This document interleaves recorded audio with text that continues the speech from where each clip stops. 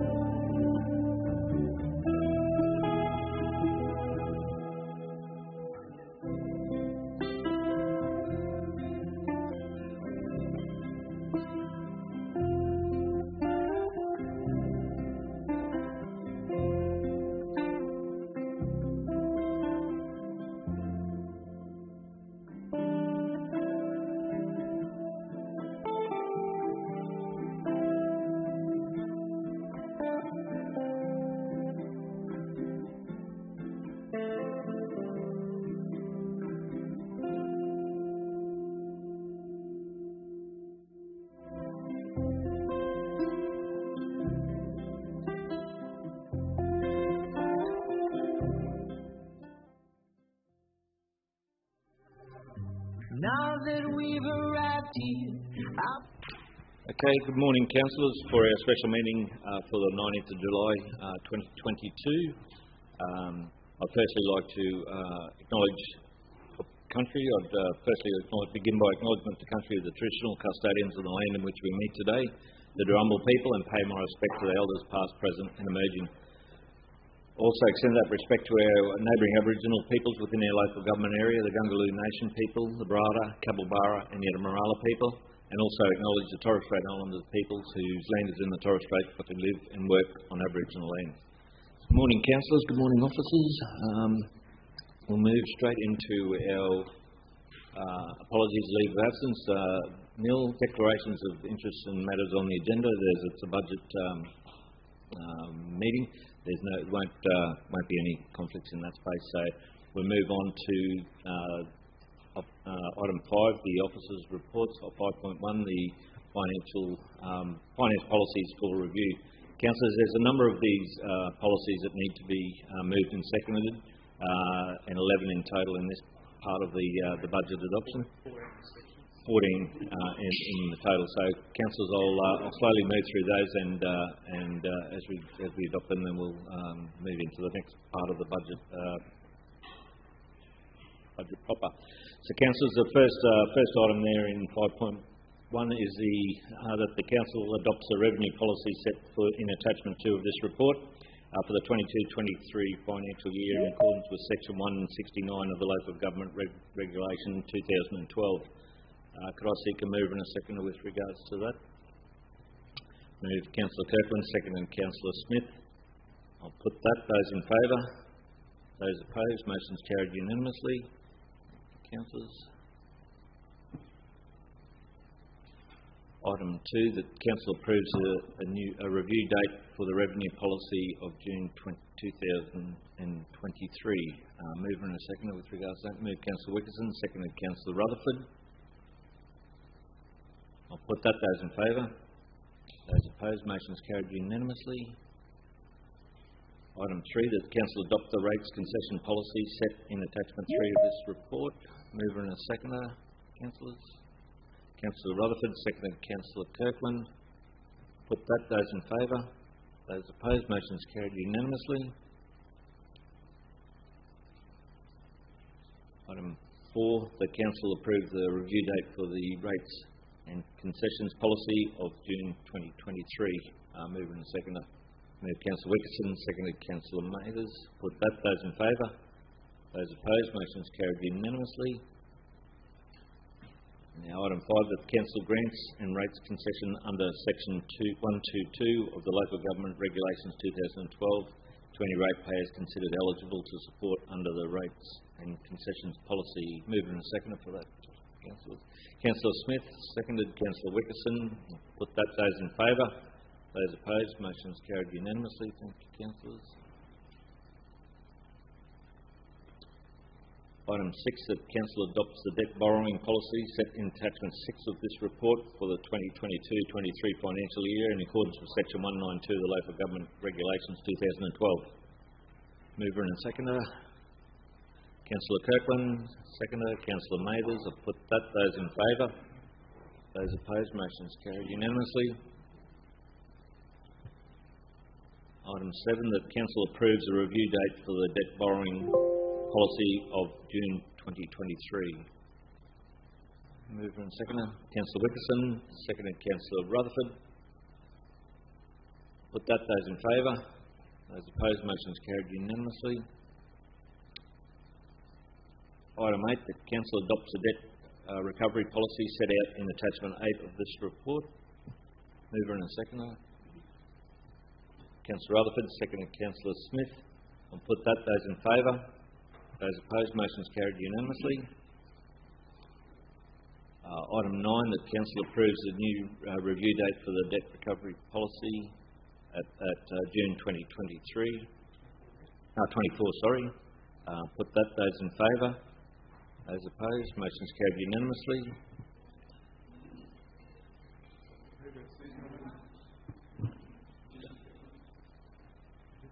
Mover and seconder with that one for the 2024. Do we have a mover and a seconder? Councillor Smith and seconded Councillor Mathers. I'll put that. Those in favour? Those opposed? Motion's carried unanimously. Item 10, that Council adopts the rates payment policy set in attachment 10 of this report. Mover and seconder. Councillor Wickerson, seconder. Councillor Kirkland. Put that. Those in favour? Those opposed? Motion's carried unanimously. Item 11, that Council approves the review date for the rates payment policy of June 2024. Councillor Kirkland. Mr Mayor, I just wanted to comment. It was great to see the addition of this particular policy to the list of policies that we adopt each year around budget time. So I think that the community will be relieved to have this one in there as set into Thank you. Okay, thanks, Councillor Kirkland. Would you happy to move? Happy to move Councillor Kirkland, seconded Councillor Wickerson. Put that. Those in favour? Those opposed? Motion is carried unanimously. Item 12, the Council adopts a rate relief hardship policy set out in attachment 11 of this report. Moved Councillor Mathers, seconded Councillor Wickerson. I'll put that. Those in favour? Motion is carried unanimously. Thank you, councillors. Item 13, that Council approves the review date for the rates relief hardship policy for June 2023. Moved Councillor Rutherford, seconded Councillor Smith. I'll put that. Those in favour? Motion is carried unanimously. And item 14, that the Council grant rates concession under Section 122 of the Local Government Regulations 2012 to any ratepayers considered eligible to support under the rates relief hardship policy. Mover and a seconder. Moved Councillor Fisher, seconded Councillor Smith. I'll put that. Those in favour? Those opposed? Motion is carried unanimously. Thank you.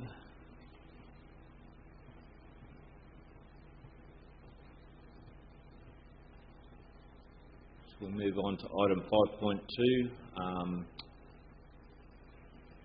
and the Officer's recommendation that the revenue statement for 2022-23 pursuant of Section 169.2 or 172 of the Local Government Regulations 2012, Council adopt the revenue statement for 2022-23 as tabled. I'm happy to move. Seek a seconder. Seconded Councillor Fisher, Deputy Mayor. I'll put that. Those in favour?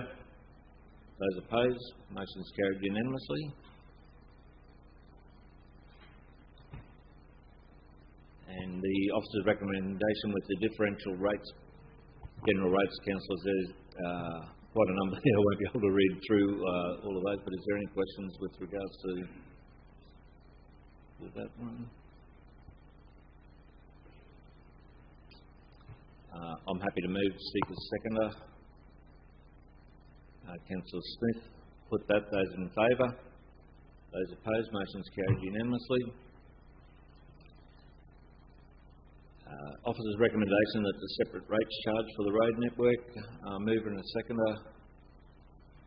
That one. Move Councillor Mathers, seconded Councillor Wickerson. I'll put that. Those in favour? Those opposed? Motion is carried unanimously.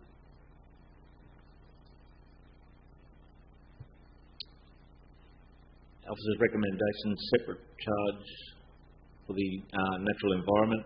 Again, there's no increase in that one. Councillors, could I seek a mover and a seconder with regards to that one? Move Councillor Kirkland, seconded Councillor Mathers. I'll put that. Those in favour? Those opposed? Motion is carried unanimously.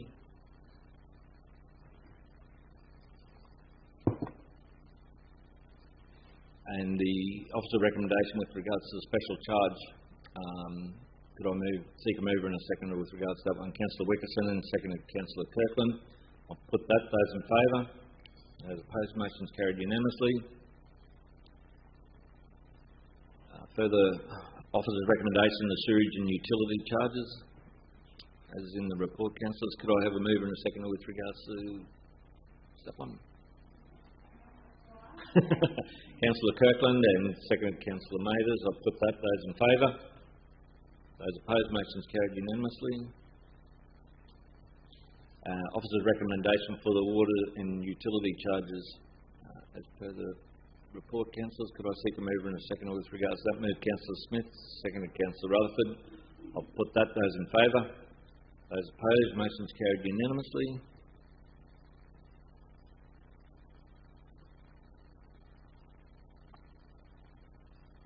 And the officer's recommendation with regards to the discount. Councillors, did I miss one? Oh, waste management, sorry. I'm reading off the board.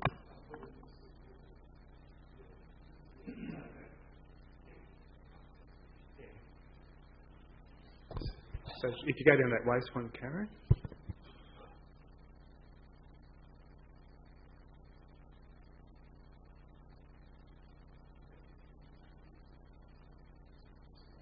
The waste one, okay. A resolution there on the waste charges. Councillors, could I have a mover and a seconder with regards to those? Councillor Kirkland, seconded Councillor Rutherford. I'll put that. Those in favour? Those opposed? Motion's carried unanimously. Thank you. Officer's recommendation for the discount. Mover and seconder. Moved Councillor Mathers, seconded Councillor Smith. I'll put that. Those in favour? Those opposed? Motion's carried unanimously. Councillors, we have a number of these ones. Officer's recommendation with regards to the interest.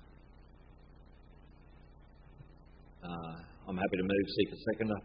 Councillor Wickerson. Put that. Those in favour? Those opposed? Motion's carried unanimously. The levy payment.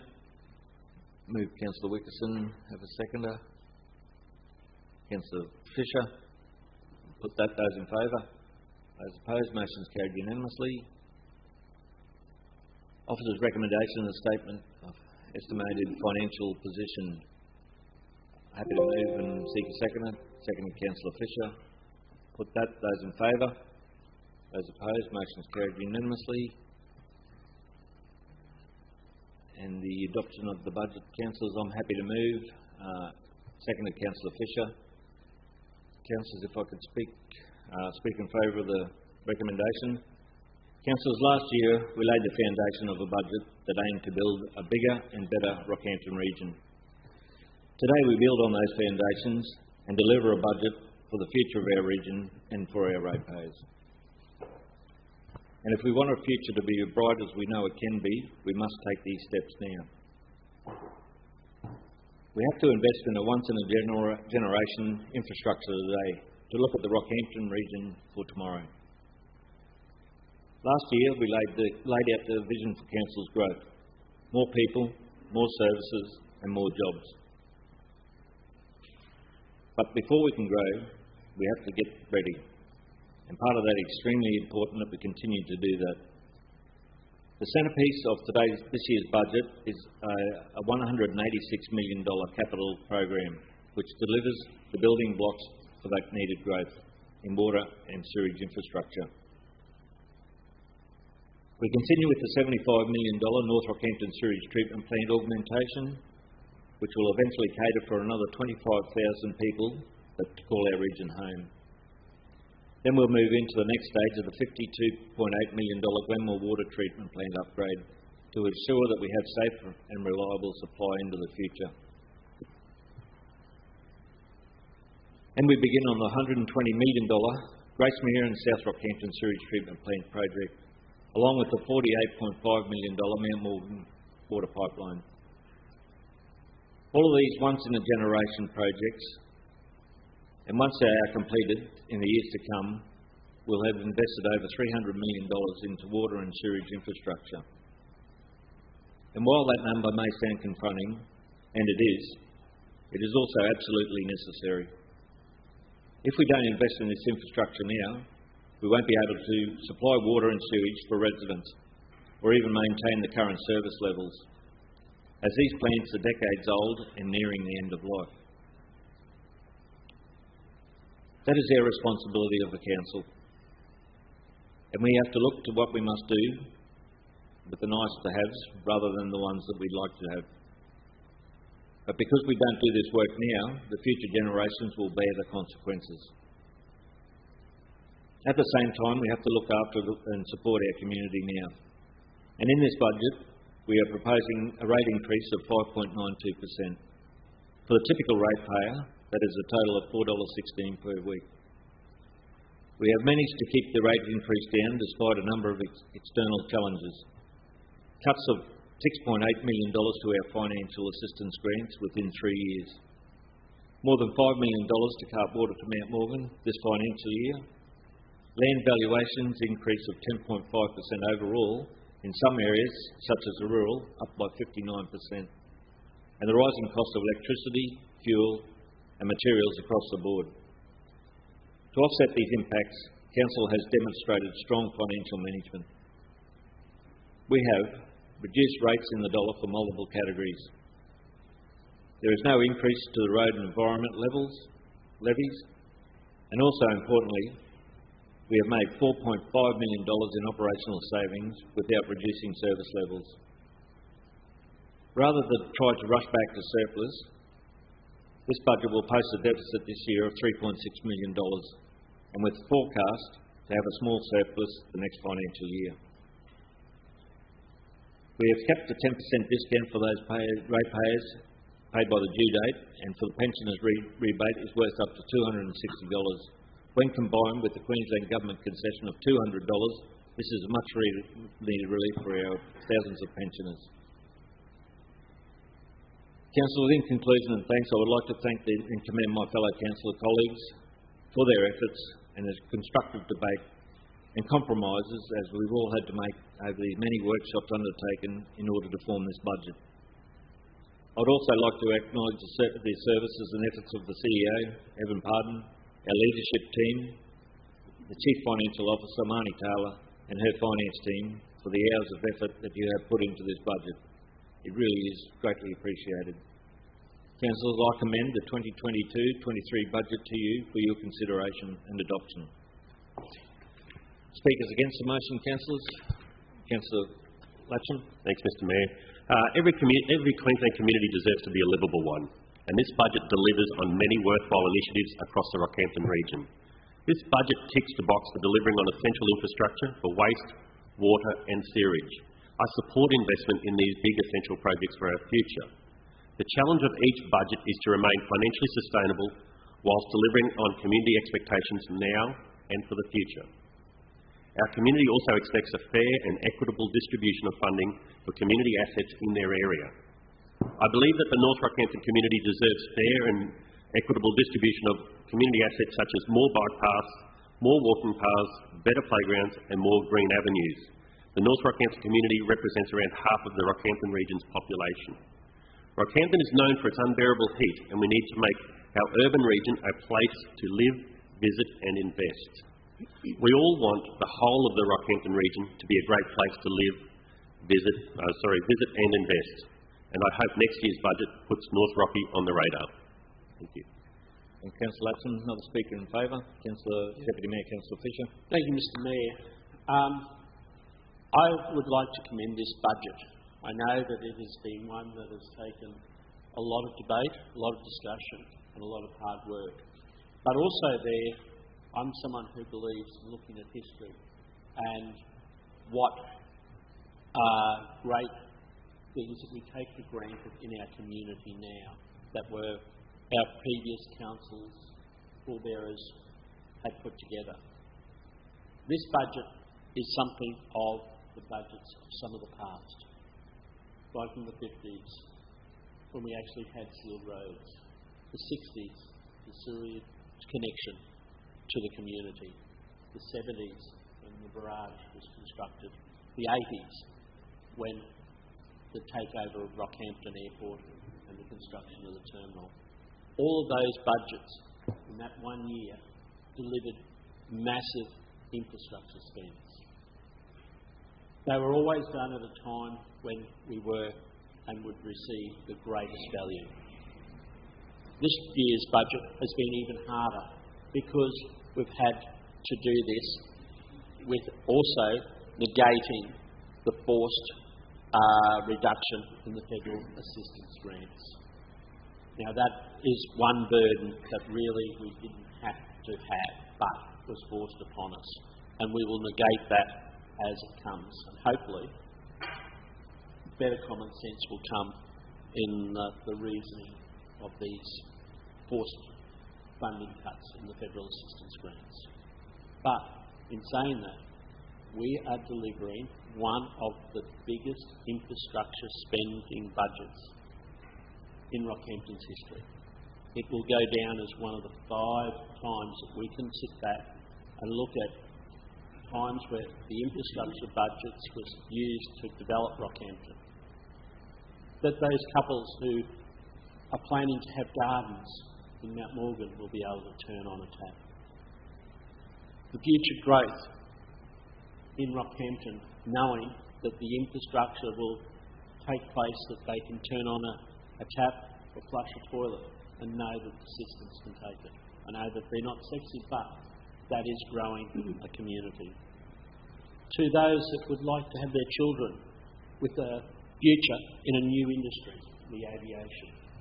All of those are key points in this year's budget. I know that we were forced to look at many changes as far as how to come up with a budget that minimised these impacts of all of the other things in the economic world at the moment. Massive inflation rises, cost of living changes due to COVID and other factors. All of these we have had to negate as we have developed this budget. So I believe, Mr Mayor, you have chaired meetings that have seen us looking at things from the bleakest point to some of the most positive. And what you are delivering today will be, I think, in history taken as one of the 5 most impressive budgets for our community. And that infrastructure spend, I think, has got to be commended. And I take great pleasure in seconding your budget. Thanks very much, Deputy Mayor. Councillor Fisher. Another speaker against the motion. Mr Mayor, not speaking against, but could I suspend standing orders to give everybody the opportunity to speak freely to this important delivery of essentially the most important decision that Council make annually? Yep. Is that okay? No, happy to do that. Yeah. So shall I get the ball Need a rolling? Or seconder or just do procedural motion? Procedural motion. Procedural motion. I'll put those in favour, councillors. Motion's carried unanimously. Thanks, Councillor Kirkland. Standing orders are suspended, and we'll need to move back into standing orders once we finish discussions. Thanks, Councillor Kirkland. Thanks, Mr Mayor, and thank you for the opportunity for all of my colleagues to have a commentary to what I truly believe is one of the most significant decisions that an elected local council can make. And I just want to say that I am so glad to finally be here from what has been a seemingly endless deliberation, in fact almost every week since February, and I want the ratepayers to know that this has been a heavily debated budget. In fact, it's the reason I've gained a couple of extra stress kilos, grey hairs, and in fact some black circles under my eyes right up until last night, going over everything. I am very invested in this particular budget as the portfolio chair and spokesperson for what is the lion's share of the capital budget program, which we have seen through Fitzroy River Water. The capital budget program, of course, being an all-time high, and not necessarily entering into that without a little bit of fear and trepidation. Where Council's legacy has previously been to focus on the delivery of community-based asset programs, I am very confident that our renewed commitment to critical infrastructure will see our region's serviceability secured for the next 20 to 30 years. Rockhampton is fast presenting as what will be the mega jobs hub of central Queensland, with a number of current and emerging programs around our region, projects I should say, and Council needs to be positioned for the future economic growth and sustainability of our community. It needs to be ready to facilitate any opportunity that comes along that could have potential to bring large economic stimulus to our region. And Council should also be financially positioned to absorb any future unforeseen economic shocks or natural disasters. Whilst I did argue along the way of that journey that this budget would not necessarily deliver on these fronts, and I did feel that we could have gone further, with the middle ground that we've found, I am happy to support where we've landed today. I'm cognizant of the economic pressures that currently concern our community. Those same economic pressures affect this organisation, complicating the task of finding those efficiencies that we demanded. I want to congratulate every single sector across Council and every level of staff, from the executive staff right through the organisation, for their diligent efforts, their hard work, their persistence, and most of all for their patience. This long period of deliberation has been challenging for everyone. Today's outcome is the result of many sleepless nights, frustrations and anxiety, and it reveals a council that is determined to stand resilient, refusing to allow negative impacts to deter our region from moving forward. I also want to thank our community for supporting each other and council along the journey. I wish to thank my fellow councillors who I know every one of you quite well now, and I know that all of you, like me, are in love with Rockhampton region. This is the place we all live. I am excited for the inclusion of a number of projects in our budget, though I think none more than the Mount Morgan pipeline. The delivery of this project will open up opportunities not just for Mount Morgan, but for the entire region, with spin-offs for increased tourism opportunity, growth and disaster resilience. So at the end of a very long argument, mostly with myself, and due to the middle ground that we have found, and I am happy today and resolved to support the overall outcome of today's budget. Thank you for the opportunity to speak, Mr. Mayor. Thank you, Councillor Kirkland, and well presented synopsis of the budget process and how we got to the position we're at today. And again, I'd like to commend the councillors for their input and working with the staff to go through many of those items as we did in those workshops to land on a budget that, uncomfortable as it is, sets the future for our region going forward. And I think that's important that we lay those foundations. Councillor Smith? Thanks, Mr. Mayor. I call this a back-to-basics budget, and I'd like to thank you for leading us through it. It's been a very difficult time, probably the most difficult one that I've felt in the last 10 years. We've done some wonderful projects in recent years that are nice to have, and I'm so happy that we've got a lot of those done. It's made the region very livable and enjoyable, with many families very happy to call home in the Rockhampton region. However, it's imperative that our water and sewage infrastructure is heavily invested in order for our region to grow, especially supporting our growth areas of Parkhurst and Gracemere. It's also important that our road networks and infrastructure is heavily invested in future budgets, as with more residents, there's more vehicles, more heavy vehicles supporting our two growth industrial areas of Gracemere and Parkhurst. Thank you. Thank you, Councillor Smith. Any other comments, councillors? Councillor Rutherford? Mr. Mayor, I commence by thanking you for your leadership in this budget, and also echoing your thoughts to our staff and the support. And it's not just our workshops and our meetings here at the table. We then all go off individually and ask the officers lots of questions. I once walked into one of our budget discussions a few years ago with a chest plate on and a hard hat, a helmet, and it was a joke at the time, but this budget, I think we almost all needed that. We've certainly spilt some blood over this budget.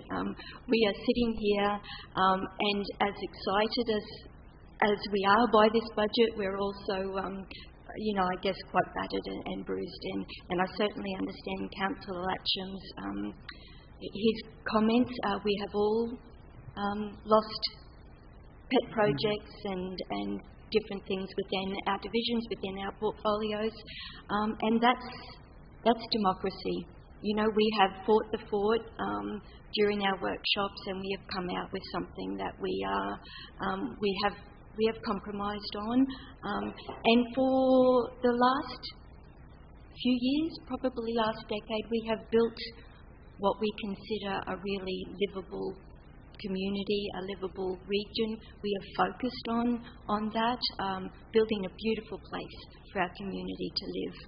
Now we're building our future, and we make no apologies for that. It's time that we make our region a place that is competitive, and that not only does everyone want to come here and live, but can accommodate that growth. So while there has been some tough losses, and there may be ways we have to think about doing things differently now, and there has been losses in all fields, even our organisation. You talked about the impact on the organisation to find efficiencies, to do things better. We have not left any surface unscratched in doing this, and we will need to continue to do that further. But we are at this point now. We have a budget that builds our future. I'm proud of that. I'm proud of this team, and I thank you for your leadership. Thank you, Councillor Rutherford. Definitely echo those comments and work that we all need to do to bring us to this point today. Councillor Wickerson. Thanks, Mayor. I'd like to start by thanking you for your leadership and guiding us through this. It has been, as others have said, a very difficult, one of the more difficult budgets that I've sat at least for a whole range of reasons, but also to thank the officers, Marnie and your team, and every general manager and every leader that we have throughout the whole organisation for finding ways that we can trim our operational costs down. And I know that hasn't been easy, and there's certainly some blood on the floor with that. I don't think we're telling the community anything by stressing how tough it is at the moment. Every time they go shopping or they fuel up their car or they try and get a tradesperson in to do their tiling, whatever, they will face the same problems that we have with rising costs for a whole range of reasons. Not everything can be blamed on COVID, but when we were talking about the wave of health impacts coming from COVID, a lot of commentators, and I agree with them, said, well, the next bigger wave was going to be that economic wave, and we're just starting to see that now. It's not going to get better in a hurry, but eventually we will see the light at the end of the tunnel. So those impacts have a range of negative impacts on the council that maybe the general public wouldn't notice. Obviously, the airport, we're getting fewer people travelling around, so that has an impact on our revenue. Again, the costs of steel, concrete, asphalt, everything we touch is going up. So I hope the community understand that. So we're faced with a challenge of how do we address those impacts. Of course, the tags we talked about, and a whole lot of other costs. Trucking water up to Mount Morgan, that's certainly unforeseen, and some of our infrastructure that's getting to end of life as well. So that was like every bus coming at once with the bad news, and some light as well. So the pipeline to Mount Morgan was a great windfall. But so to address those things, we could have not shut up shop, but cut our services right back. Well, that's no good either. So you can't run a business by selling all your equipment. You've got to keep trading through that and claw your way back. At the other end of the scale, we could have put that whole burden on the community, and I didn't see that as fair. So I think we've struck a very fair and balanced medium point in the middle where we've shared the pain around, so that we've certainly made some cuts to our own operation and our capital works that we'd love to do some of those nice-to-do projects. But we've worked through that. My analogy would be a bit like building a house or building a building. My background is design, of course. The non-sexy part of a building is all the stuff you don't see, the sewage, the infrastructure below the ground, the foundations. What we're doing is laying the foundations for the next generation and to come, hopefully the next 30, 40 years, where we've got a population increase of another 25,000 would be fantastic. If our previous campaign we've been all fairly occupied on comes off how we'd like to, that will pave the way for that as well. So that's what we need to drive for, to set the foundations for our future. And claw on ahead. It's going to be tough for a while, but I think we've laid a very fair and balanced groundwork to proceed through that and to get out the other end of it in a healthy and prosperous position. Thanks very much, Councillor Wickerson. Again, I'll echo your comments there, and I think each and every one of us had the ratepayers at the forefront of our thoughts as we worked through that budget and how we tried to manage that with the shocks that we had to deal with while preparing this budget and riding the ship, so to speak, to put us in a position where we're building a bright future for our region while having to sustain those shocks. And the biggest one, and I'll keep coming back to that, is that letter I received in December 2021 saying that we're now categorised as a minimum grants council and losing $6.8 million annually. That's $53 million in 10 years in our long-term financial plan that we've had to make adjustments to sustain that loss. That said, we're not giving up the fight. We're still going to fight as hard as we possibly can to change that, and also seek support from other levels of government for that critical infrastructure projects that we'll be delivering in the years to come, which will again help council's bottom line. But that's not saying we're comfortable with the cards we've been dealt. We'll fight as hard as we can to get support from other levels of government to help us through this. So, thank you for those comments. Councillor Mathers. Thanks very much, Mr Mayor. some evenings when I've gone home after we've gone through these deliberations, I say to myself, I wonder how Tony's going. If he, would he reconsider taking on the big chair if he knew that things were coming his way in regards to the Mount Morgan and the costs and $53 million worth of grants that we've lost and all these other costs that have come our way that we're all well aware of. And some we knew about, some we didn't. But I think it talks well for the council and leadership team the fact that when it gets to the stage that we've just got on with the job, worked out what we needed to do, and found a budget that we think is the best compromise. And let's be honest, that's exactly what this budget is a compromise. Am I 100% happy with everything where we've landed? No, I'm not, as I'm sure everyone around the table.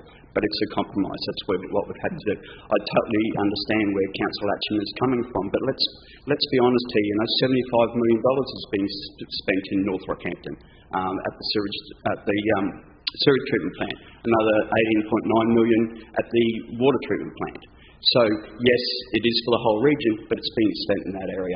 So we've all lost, we've all gained, but it is something that we've had to do. But I'd just like to once again say thanks very much for your leadership through this as well. As a new councillor, it's hard to find exactly where what's the best way to go, but you can only do what you think's right and fight for what you want to fight for. But I also want to say thanks very much to the leadership team and Marnie and the team for turning over as many rocks as we could. As we all know, the last thing that we wanted to do was put any sort of rate increase forward. But I think we knew we kept getting news about these different things like the FAGS grant, that type of thing, that we knew that it was inevitable that there would be rate rises. It was just a matter of how we could control those. So we've turned over as many rocks as we could, and I thank you very much for that, for about $4.25 million, $4.5 million that we found in cost savings. But more importantly, I really appreciate the fact of your commitment that we're going to continue over the next 12 months to look at those cost savings and those efficiencies, because I think it's very important, because the way things are going, these costs are going to affect the general public. They're going to continue to affect the Rockhampton Regional Council, and we're going to make sure that we've turned over every rock again for next year's budget, so that we're not sitting in the same position again. So thanks very much, everyone, for the effort. Okay, again, thanks, Councillor Mathers. Can I probably just think, and bear in mind that there's three new councillors. I've been on council as Councillor Rutherford for many, many years, and this is the most difficult budget we've had to deal with. So you guys I'd like to credit you for your patience and understanding as we walk through the development of this budget. It's a great learning curve, and it'll still continue. I'm still learning as we go forward, but to be dealt with a budget like this in your first term, I'd just like to thank you for your support and work helping to form this budget to where we're at today. Okay, councillors, if there are no further comments, I might seek a move that we resume standing orders. Move Councillor Kirkland.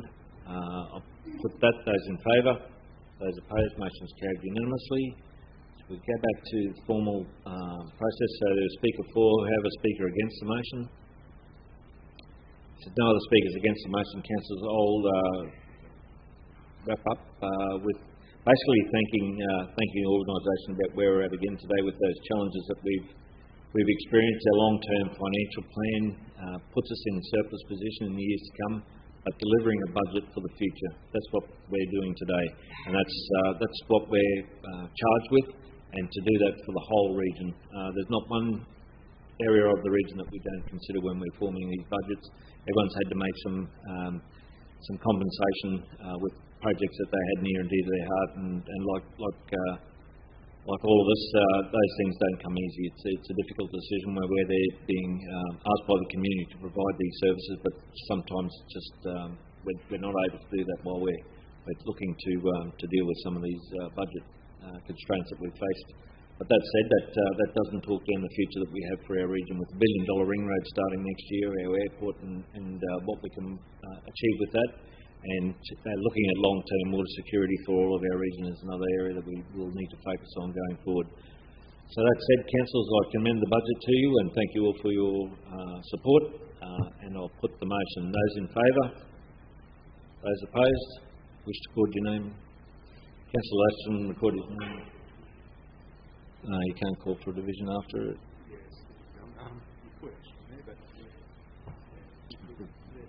Call for a division. Councillor Fisher. Those in favour, please stand. And record your name. Councillor Williams. Councillor Fisher.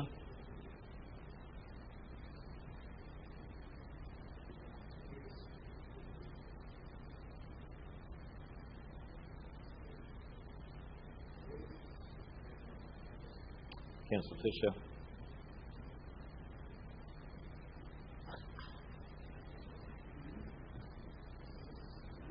Yeah. Wickerson.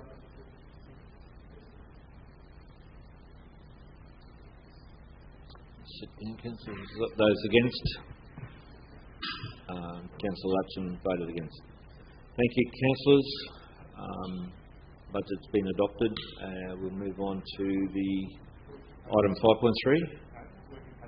Working papers. There's another recommendation there that we need to move in a second. I'm happy to move. Seconded, Councillor Fisher.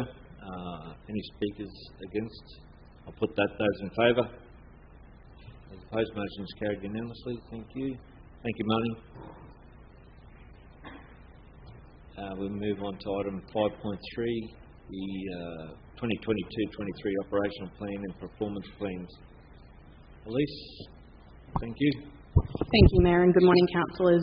The report before you is seeking adoption of Council's 2022-23 operational plan, together with the attached performance plans for each of our three business units, being Fitzroy River Water, Rockhampton Regional Waste and Recycling, as well as the Rockhampton Airport. Councillors, you'd be familiar with the contents of the draft plan. They've previously been before you for endorsement, and we've taken on the final feedback to incorporate into the final document. The operational plan sets Council's actions it will undertake over the upcoming financial year to deliver the goals that were adopted earlier this year in our new 2022-27 corporate plan. The operational plan actions and targets have been developed with the input of yourselves, which I thank you for your contributions, as well as Council's leadership team and a number of other officers within the organisation, which I'd like to just quickly take the opportunity to thank everybody for their contribution. It's been a big effort to bring the document together and finalise the contents before you today. So if there's no questions, it's recommended that our 22-23 operational plan and performance plans be adopted. Okay, councillors, any comments, questions to Elise? This is really, again, laying the how we do what we do with the budget in that operations, making sure that we achieve those goals that we have. A number of lights on there, Elise, so we'll go through those questions. Councillor Latcham and Councillor Rutherford, Councillor Kirkland. Thanks, Mr Mayor. Just reiterating my statement before. While I'm supportive of all these big projects and stuff that we're doing for our community now and for the future, my concern is the fair and equitable distribution of funding for community assets in the North Rockhampton area. So, could I just remind you, councillors, you're here for the entire region, not for individual areas. So again, that decision making needs to be brought into mind for that whole region. For sure, and that's why I haven't made a decision on divisional. I've made it on the region and representing the whole region. I don't understand, but anyway, that's your position. Councillor Kirkland? Oh, thanks. I thought you were going to go. Oh, sorry. It's okay. All good. All good. I just wanted to, again, this is, the collaboration of a lot of people, put a lot of work and a lot of effort into setting a blueprint or a template, if you like, of where we would like to head as a council. The vision, this document is the vision of where we're going. And Alyssa, it's a huge thing for you, especially in your mama position that you're in right now. So the thing with these documents is that they can be quite fluid, and that's the new word, isn't it? Since COVID came in, everything is fluid, and it is that constraints come and things happen. Things change as the year goes on, interest rates change and a number of other things economically that that may mean that we need to massage the content of this going forward. That being said, what we have here is an excellent product, and I'm happy to adopt this today. So thank you very much to the entire team, all the leadership team, all the hands that turned to bring this document together. Again, an awesome collaborative effort across the organisation. Thank you so much. Thank you, Councillor Kirkland. Again, Fitzroy River Water, Rockhampton Regional Waste and Recycling, and Rockhampton Airport are for a region. They're not north side, south side, Mount Morgan and Gracemere. We're here for the region, and it's thank you for that support in regards to that. We're not just doing waste for North Rockhampton, we do it for everywhere. Thank you. Councillor Rutherford, then Councillor Smith. Mr Mayor, Councillor Kirkland said it very eloquently. I was just going to make comment on the amount of effort and the number of hands that this document goes through. And I would like to congratulate everyone on the standard of the document. We've actually bought this document from something that just ticked the boxes for legislation to a document that is legible, readable, is that it? Understandable, usable, and for the everyday person to pick it up, be able to look at it, for us to be able to gauge how we're going, and for the community to be able to gauge how we're going as well. It's a very, very good document, and I congratulate everybody for the input that they've had into that. Thanks, Councillor Rutherford. Councillor Smith. Thanks, Mr Mayor. Along the same lines, I'd just like to congratulate the team on the production of this document. I mean, these sort of plans used to be very, very boring to read, and the inclusion of all the beautiful photos has really brought the document to life.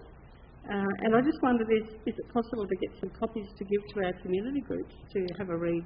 No. I'm sure a lot of people would be interested in reading through. It's very readable, very, very interesting. So thank you. No, we can do that, Councillor Smith, and you're right. It's a document that people can easily walk through and understand what the council's operations are. Councillor Mathers.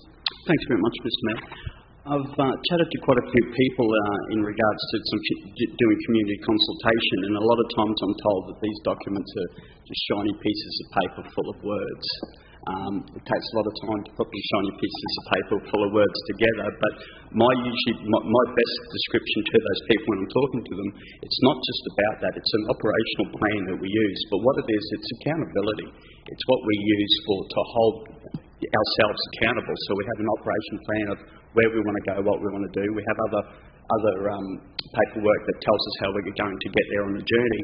But at the end of it, it's so that we can judge ourselves and hold ourselves accountable. And I think it's very important that the public understand that, and that's why we do these things.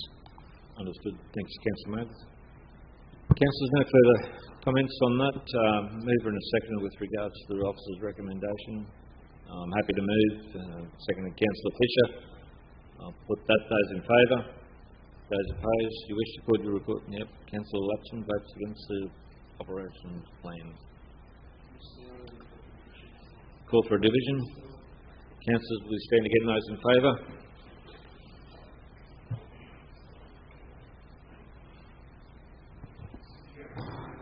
Yep. Councillor Williams, Councillor Fisher, Councillor Mathers, Councillor Wickerson, Councillor Kirkland. Thank you. Those against?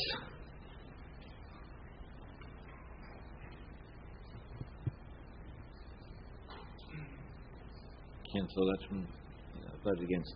Thank you. Councillors, the motion is carried. There'll be no further items on the agenda. Is there any... No, I'll close the meeting, councillors. So I'll thank everyone for your input and thanks for your time today. So I'll close the meeting. Thank you.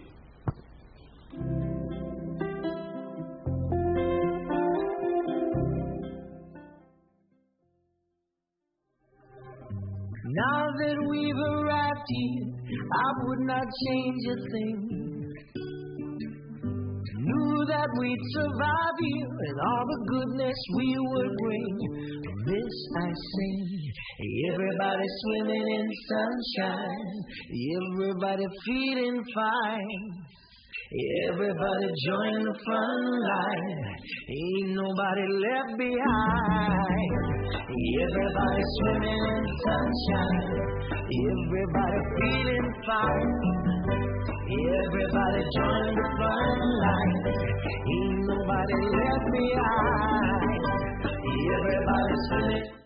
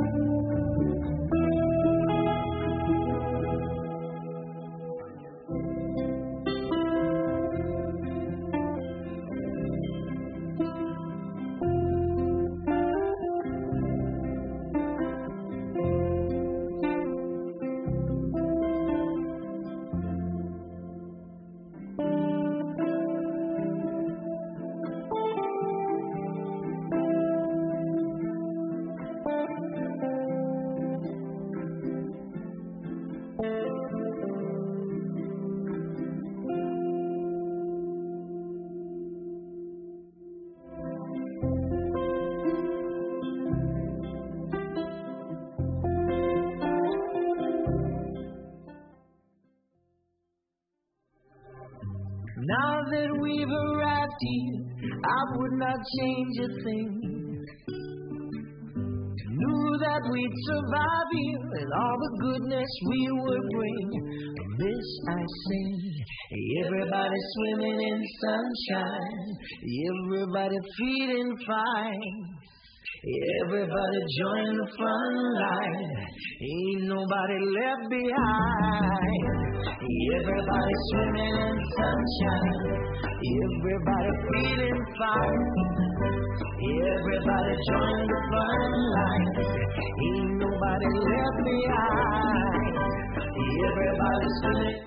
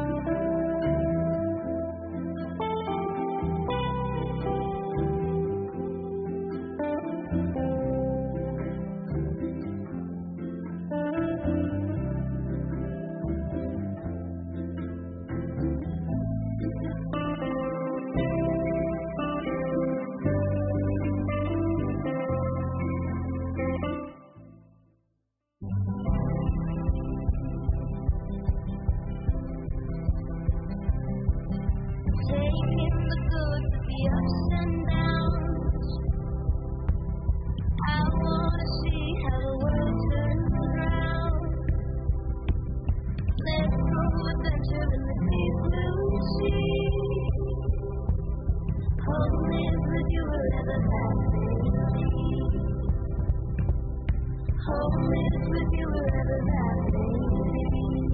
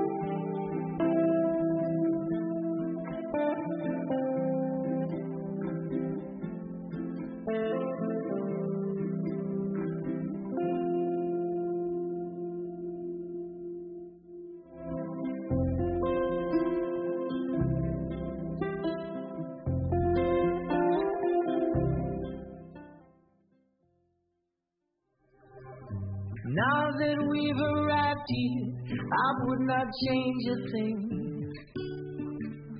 Knew that we'd survive here and all the goodness we would bring. This I sing.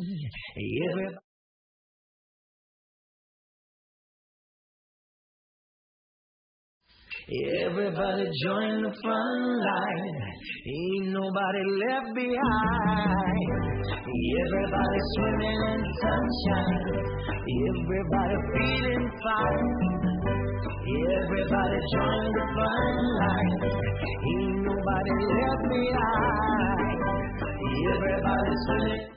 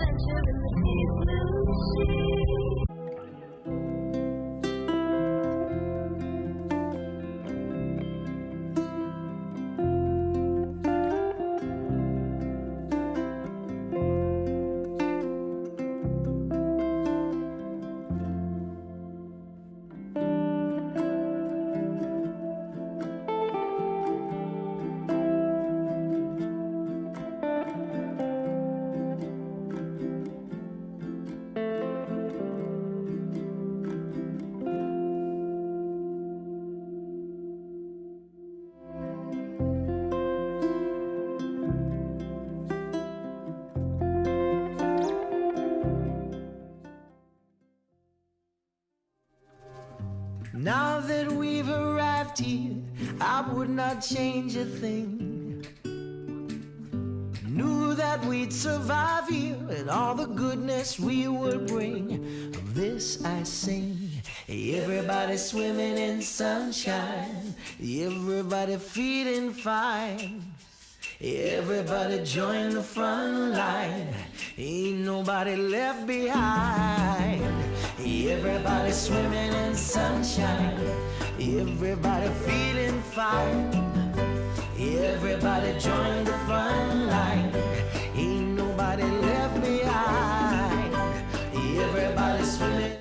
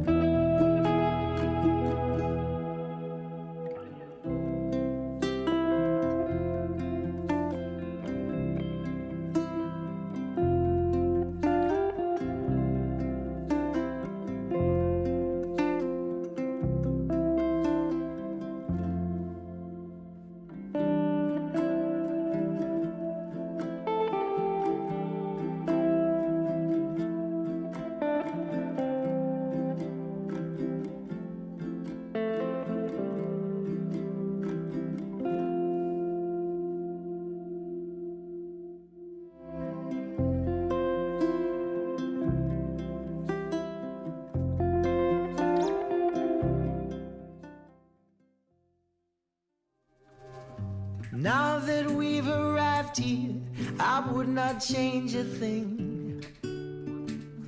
Knew that we'd survive here and all the goodness we would bring. Of this I sing. Everybody swimming in sunshine, everybody feeling fine. Everybody join the front line, ain't nobody left behind. Everybody swimming in sunshine, everybody feeling fine. Everybody join the front line, ain't nobody left behind. Everybody swimming.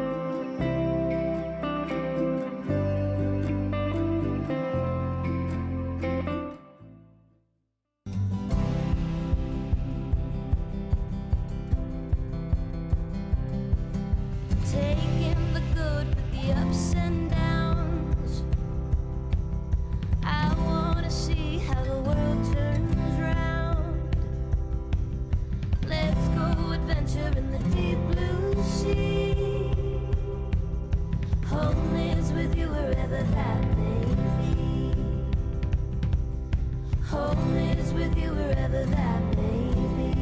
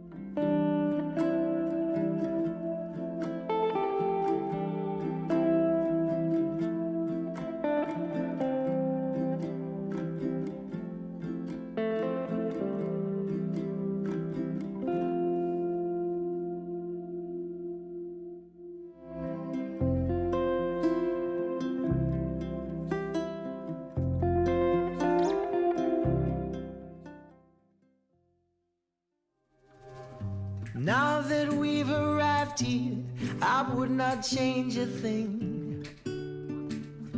Knew that we'd survive here and all the goodness we would bring. Of this I sing. Everybody swimming in sunshine, everybody feeling fine.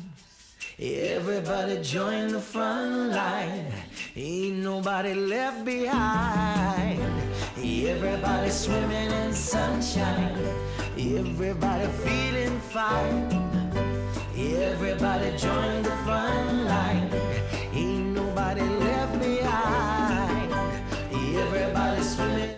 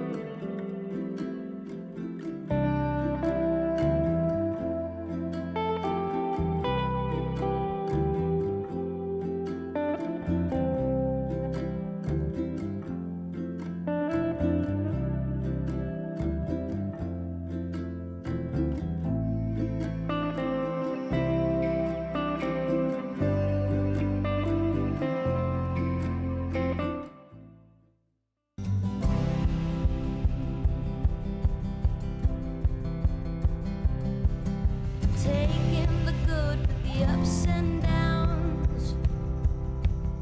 I wanna see how the world turns round. Let's go adventure in the deep blue sea. Home is with you wherever that may be. Home is with you wherever that may be.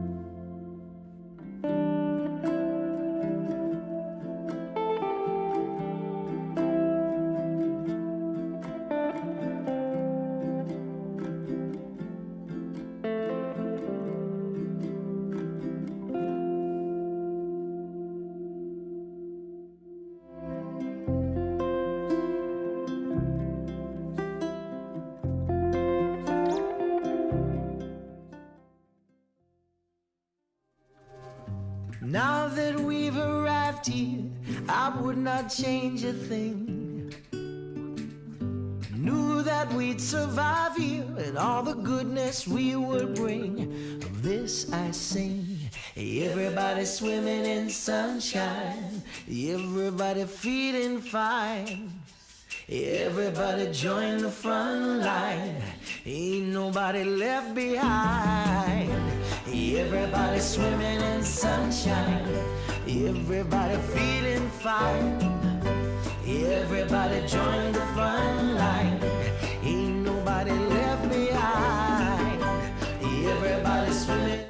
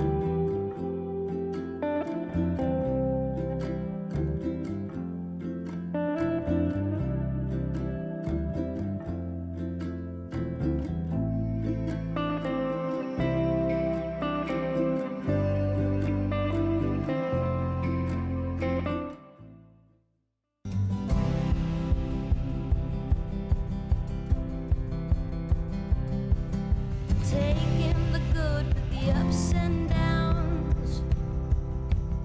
I wanna see how the world turns round. Let's go adventure in the deep blue sea.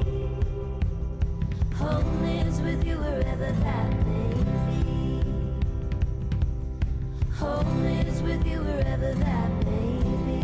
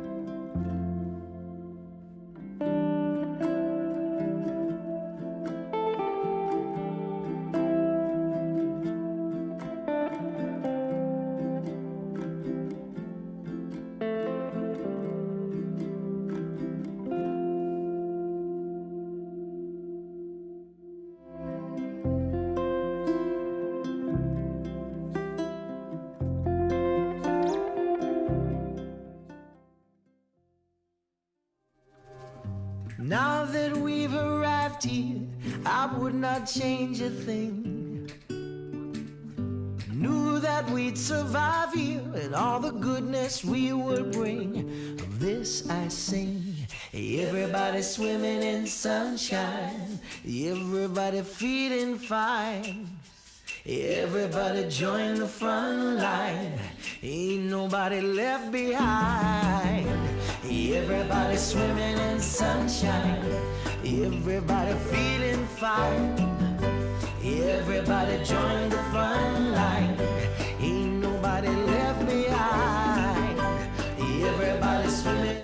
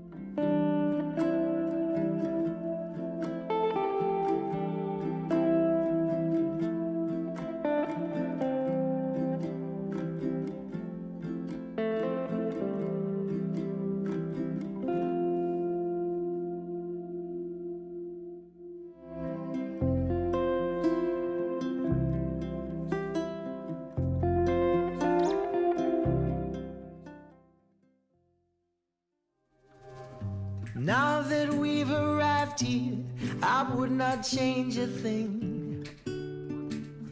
Knew that we'd survive here and all the goodness we would bring. Of this I sing. Everybody swimming in sunshine, everybody feeling fine. Everybody join the front line, ain't nobody left behind.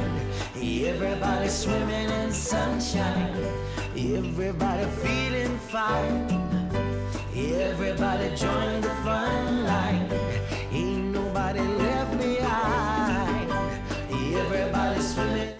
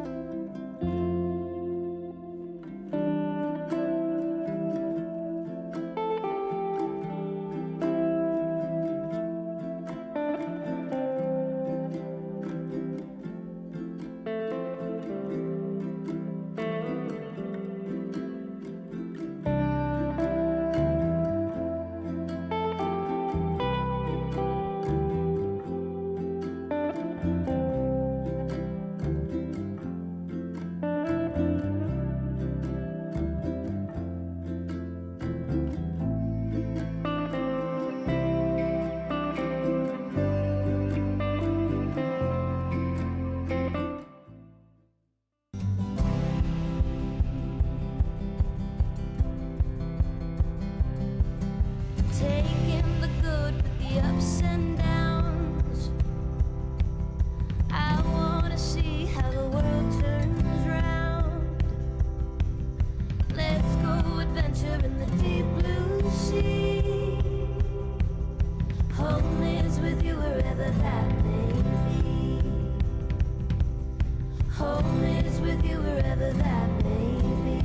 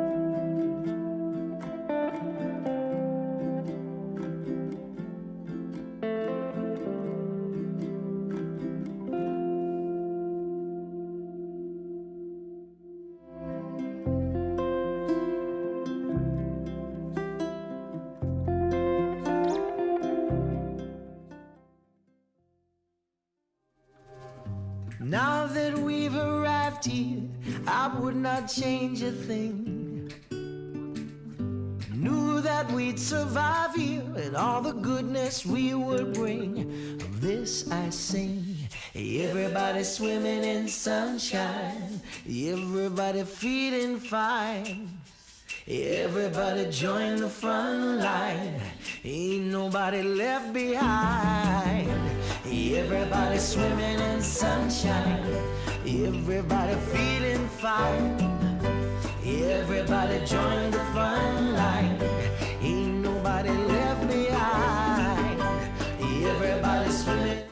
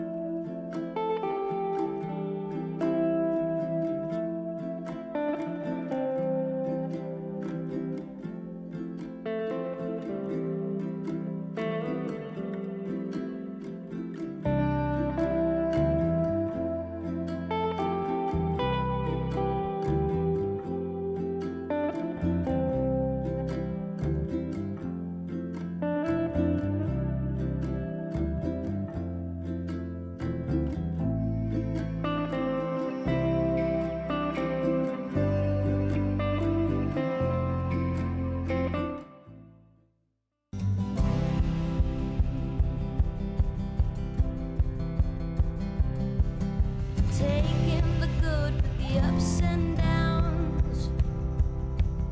I wanna see how the world turns round. Let's go adventure in the deep blue sea. Home is with you wherever that may be. Home is with you wherever that may be.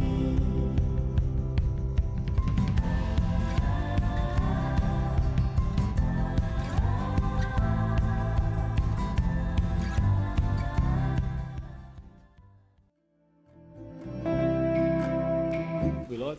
Okay, thank you. Good morning, councillors, for our communities meeting agenda for the 19th of July. Councillors, acknowledgement to country. I'd like to begin by acknowledgement to country and acknowledging the traditional custodians of the land in which we meet today, the Drummle people. Pay my respects to the elders, past, present and emerging. Also acknowledging our neighbouring Aboriginal peoples, the Gungaloo Nation, the Barada, Cabelbarra and Yetamarala people. And also acknowledging the Torres Strait Islander people whose lands are in the Torres Strait but who live and work in Aboriginal land. We have a full house in attendance. Confirmation of the previous minutes, councillors, from the communities meeting from the 21st of June 2022 be confirmed as true and accurate record of those meetings. Could I have a mover and a seconder with regards to those, please? Moved Councillor Wickerson, seconded Councillor Smith. I'll put that. Those in favour? Those opposed? Motion's carried unanimously. Declarations of interest in matters on the agenda, councillors. Is there any declarations? I haven't seen any come to the fore, but if there's something that arises throughout the course of the meeting, please let us understand.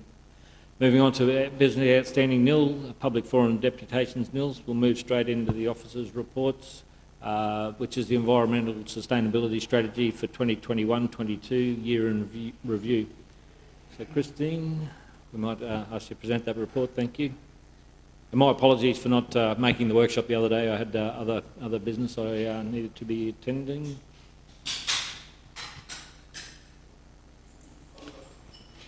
All good? All good. Okay, thanks.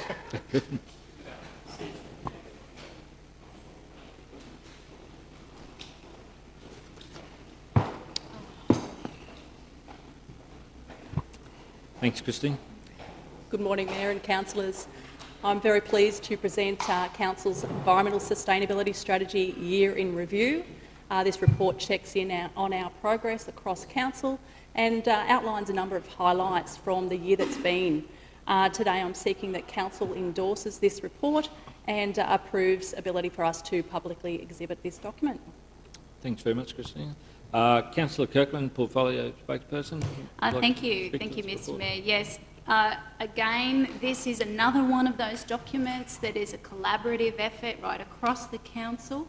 As Portfolio Chair, I'm very happy with the progress that we are making, and certainly, Christine, for your team for ensuring that we are adhering to the corporate plan and certainly the operational plan, and trying to make sure that we achieve those goals for our community and getting the messaging out and putting in strategies right across the organisation to be the leaders in this area of environmental sustainability. I think the community will be thrilled with what they read as far as the year in review, and I'm looking forward to next year's year in review. I think it's going to be even better, and I am very happy to... I want to congratulate everybody, if I haven't already done that. Congratulations to all of the executive team. If you go along to the executive meetings around the environmental strategy and the outcomes and where we're going and the plans moving forward, you'll see that it's been very robust conversation, a lot of contribution from all of our executive team as well. So councillors, executive team and staff right across the board, thank you and congratulations. Very happy to move to receive this report. Okay, thanks very much, Councillor Kirkland, and again I echo those sentiments. Councillor Wickerson. Thanks, Mayor, and I'm happy to second it, but also to commend Councillor Kirkland for her leadership and guidance with a fantastic team, fighting well above their wages. I think we've said that before, for a very tight, compact team, because you have a very good and effective way of engaging the community. So we take the community on the journey with us and give them that ownership of it and achieving great things. So we talked earlier about the operational plan, and the plan that we do for environmental sustainability is in the same boat. With my design background, plans in themselves are great, but they're only a start with it. It's when you put that plan into action, a bit like with a building. You don't want to build a building without a plan. likely to fall over. But a plan in itself is nothing until you actually build the thing. So to have the year in review and actually show the runs on the board that you're achieving with the community along for the journey is great to see that everything that we put into place is coming to fruition, and we're seeing the fruits of that throughout the broader community and region. So, yeah, well done. Thanks, Councillor Wixon, and again, thank you, and passing the baton over to Councillor Kirkland and her stewardship in this space as well. So it's in good hands, and great to see that these important part of our council is being here too. Okay, Councillor, if there's no further comment or questions, we'll put that. Those in favour? Those opposed? Motion's carried unanimously. So thanks very much, Christina. Thank you and the team for that. Moving on to item 8.2, the Gold Award 2022 Art Purchase and Supplier Provisions. John, would you like to speak to that report, please? Through the Chair, good morning, Council. Here before you we have a report that seeks approval for the acquisition of 4 artworks from the 2022 Gold Award for Rockhampton Museum of Art collection under local government regulations. Because these, of course, come from a sole provider with one artist, we must seek approval from the Council table. So we recommend that Council approve the recommendation for the Rockhampton Museum of Art Board for the acquisition of the 4 artworks for inclusion in the Rockhampton Museum of Art collection, and approve the artists or their represented gallery as the sole suppliers in accordance with the local government regulations. Just some background: since 2012, the Rockhampton Museum of Art has been supported by the Rockhampton Museum of Art Philanthropy Board, who put work into raising funds to support the Gold Trust, which of course funds the Gold Award itself. Council had approved the expenditure of those monies in last calendar year prior to the awarding of the Gold Award to Wendy Sharp. Along the way, that provides an opportunity for Council to continue its collecting of contemporary Australian art. These funds are completely funded by donations supported by the Rockhampton Philanthropic Board, and we've got the works listed there, and I put the report to Council for decision. Thanks very much, John. Councillor Wickerson. Thanks, Mayor. Happy to support this. It shows that the community are also as excited as we are about the culture and the arts with our new gallery by their continued contribution to this fund that allows us to continue to grow a collection that we have. And every time I see that we're acquiring new artworks, I think back to Rex Pilbeam and his journeys around the nation. I think collecting up-and-coming artists at the time that are now every student of art learns those names, so Stobel and all the others. So I think these artists, if you look at their CVs and resumes that came with this great report, John, thank you, you see that they're probably the next generation of up-and-coming artists, if not already there. So it's continuing to grow our collection so that it is representative of a diversity of art across the nation. Art's a funny thing that not every piece will always appeal to every single person, but that's probably one of the beauties of it, is that diversity there. And it's good that we're continuing to foster that and to grow it. So well done. Yep. Thank you very much. Thanks very much, Councillor Wixon. Councillor Fisher, then Councillor Kirkland. Yes, Mr Mayor, I really endorse this, and probably one of the opportunities was to go out to Winton this year representing you in the art exhibition at the Walsingham Matilda Centre. And one of the things that we do have is across Central Queensland a great emerging art society, and that it's not just the existing artists but the emerging, these young artists, and the support that gets. And I think that we should be supporting this. We should, someday there I would love to see an exhibition of emerging Central Queensland artists, and maybe 10 or 15 years' time that their works is actually coming to council for purchase for the art gallery. But this is sort of just something that quite often gets overlooked, and probably in the next few days, Mr Mayor, that probably the art gallery will receive some probably unfair comment by those in the community there that don't realise what an actual treasure it is to the Rockhampton community. So I'd like to get in support this, but also there just to say that we have got something there that is providing a future for those young people there that are artistically talented in all of central Queensland. That's it, and I think again, yeah, Councillor Fisher having a facility now to be able to display, that's the other key in the mix of that as well. John? Through the chair, I can just let you know that only yesterday I was speaking with officers at the Rockhampton Museum of Art about planning for the Baton Award, which is in fact our award and competition for emerging artists within the Central Queensland region. So less than 24 hours ago we were talking about the programming of when the next Baton Award would be, and that's to achieve exactly what you'd been discussing, Councillor Fisher. Thanks, John. Councillor Kirkland and Councillor Smith. Councillor Kirkland. Thanks, Mr Mayor. Yesterday I was actually downtown in East Street Mall there, and I met some visitors to our region, and we were talking about the art gallery, and we were talking about how amazing and the quality of it, the fact that it is an international standard art gallery in every sense, and we were talking about things like what they see when they go in there, and the comment has been made to me previously that art is meant to stimulate conversation, and we chatted about that and we laughed that there is certainly art that definitely stimulates conversation, and that's what art is about. It's to expand our thinking, it's to challenge our thinking, and I want to congratulate the Philanthropy Board, because the fact that they go out and do fundraising to bring product to this facility is in fact a blessing for our community, because if it weren't for the Philanthropy Board, we would be footed with the bill and the decision making of art. And I'm here to tell you that my experience in art would not be enough to make the right decisions around what art pieces that we have. And the Philanthropy Board are very much invested in that area, and they too are appreciators of art to a very depth that we potentially aren't here at the council table. So congratulations to the Philanthropy Board.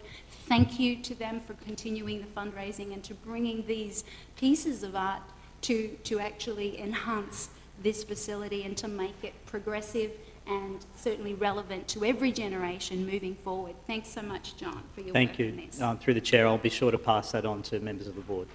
Yeah, and thank you, Councillor Kirkroth. Again, I think it's building the future, these projects as well, for our collection and our facility there that we can be proud of, and so in hand, and then in turn people to the town can be very proud of as well. Thank you, Councillor Smith. Yeah, thanks, Mr Mayor. Normally when we're going to buy an art piece, you look at it and I can't make head and tail of them, but these four are really good. I have seen them up on the wall, but just seeing the photos of them, you can really relate to them. They're probably the best standard that I've seen that we're going to purchase, so very exciting. Oh, that's great. Thank you, Councillor Smith. So we have a mover, Councillor Wickerson and Councillor Fisher. Happy to second. Any further speakers? I'll put that. Those in favour? Those opposed? Motion's carried unanimously. Thanks very much, John, and pass on those comments back to the team. Okay, item 8.3, plaques and memorials policy. Councillors, I've had quite a number of letters and comments about recognising people and their achievements and how we do that going forward. So I think there's probably more work that we need to do, or we can work together on after this policy is developed. I think there's great opportunity there to do that recognition. So I'll hand over to Steve, who's happy to present that report. Thanks very much, Steve. No problem. Thank you, Mayor, Deputy Mayor and Councillors. Good morning.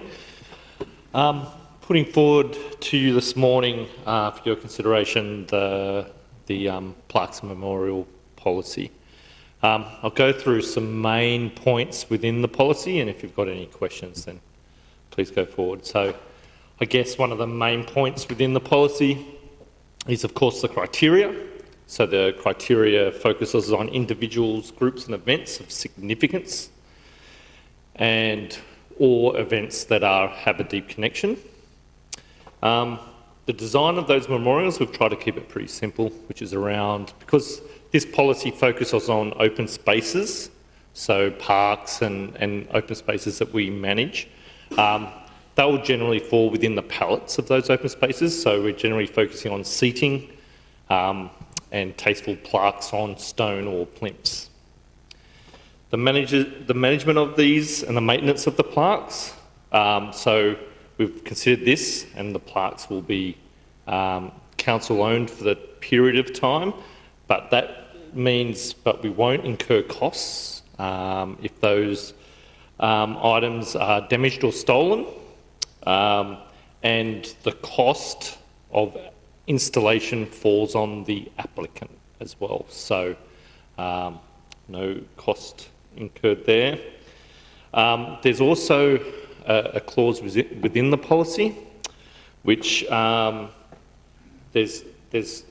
not in perpetuity that the location, it's up to 10 years that this memorial will sit in place, and then council can consider its relocation or movement after that time. That's to protect council, just in case, for example, we're in a park like Kershaw Garden and there was a memorial where we wanted to put a big playground, we would have the opportunity to move that to a better location that doesn't inhibit the design or the location of a playground or something like that.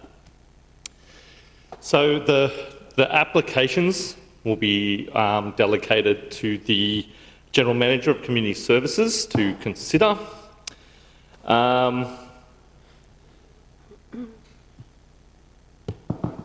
So it will be a written application by the applicant that will come through, and it will have to go through and meet the main criteria there, which is how the person is, how it is significant to the site. It's in the report through the criteria section, but if you have any questions, please let me know.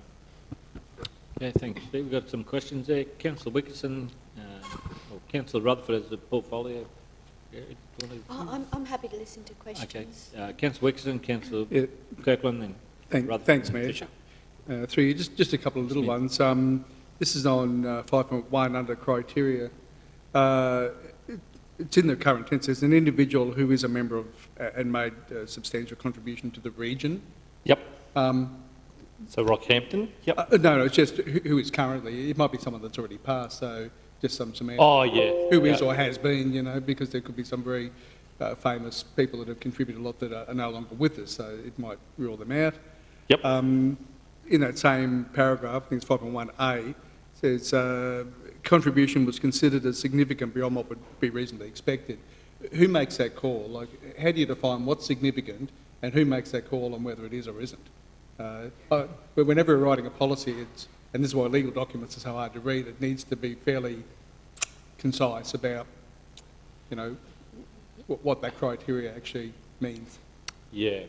Alicia, do you want? Yeah, so the guidelines basically delegate that task to myself to make a judgment. If I draw upon the experience of one that came through previously, I guess I've got the means within my control to do a bit of research around that to make judgment and to be then able to substantiate things that they might be able to say in their application. So I guess we've got the History Centre, which is in the library, as well as sort of some judgment. John's left the room, but in terms of his area, over what is historically significant. Yep. Yeah, no, thank you. That's what I'd like to hear. I think we're the same one that's sort of ongoing, I guess. They're very persistent. I think that's done. Persistent applicant, but we have to be careful sometimes that the history that the descendants may recall may not be as accurate or as outstanding as. And so I was pleased to see in there that it's got to be above and what might otherwise be seen as an outstanding contribution. And I wanted to think also about what plaques and that we have around the place, if they were being considered now, whether they'd make the grade basically. And one that Councillor Rutherford and I looked at the other day is down in Hewish Drive, and it's a memorial to youth suicide people. Very moving and very touching, and at the moment they want council to consider expanding that. Very tragically, they're out of spaces on it, so it needs to be bigger to have more names applied to it. It's fairly simple in design. We're going to give them a hand to enhance that a little bit, but with their full blessing. It's not just Indigenous people, I imagine. It's for everyone. It wouldn't comply with this policy, so I'm just anxious. So yeah, there is scope to look at things beyond the policy. Through the chair, this is where it's their initiative that they want to do a memorial, it doesn't preclude us from jumping on, and where council might want to do a memorial, and let's say the Rod Laver Arena is the classic one, so it doesn't preclude us from doing something special anyway for anything. Yeah. If council sees fit to do that. I was going to talk about the Rod Laver one, so thank you for that. And the final one, Mr Mayor, is just about the specifications, procedure and standards for it. I understand and agree that the plaque should be fairly modest in nature. I think it's only about 150 by 130 millimetres or so.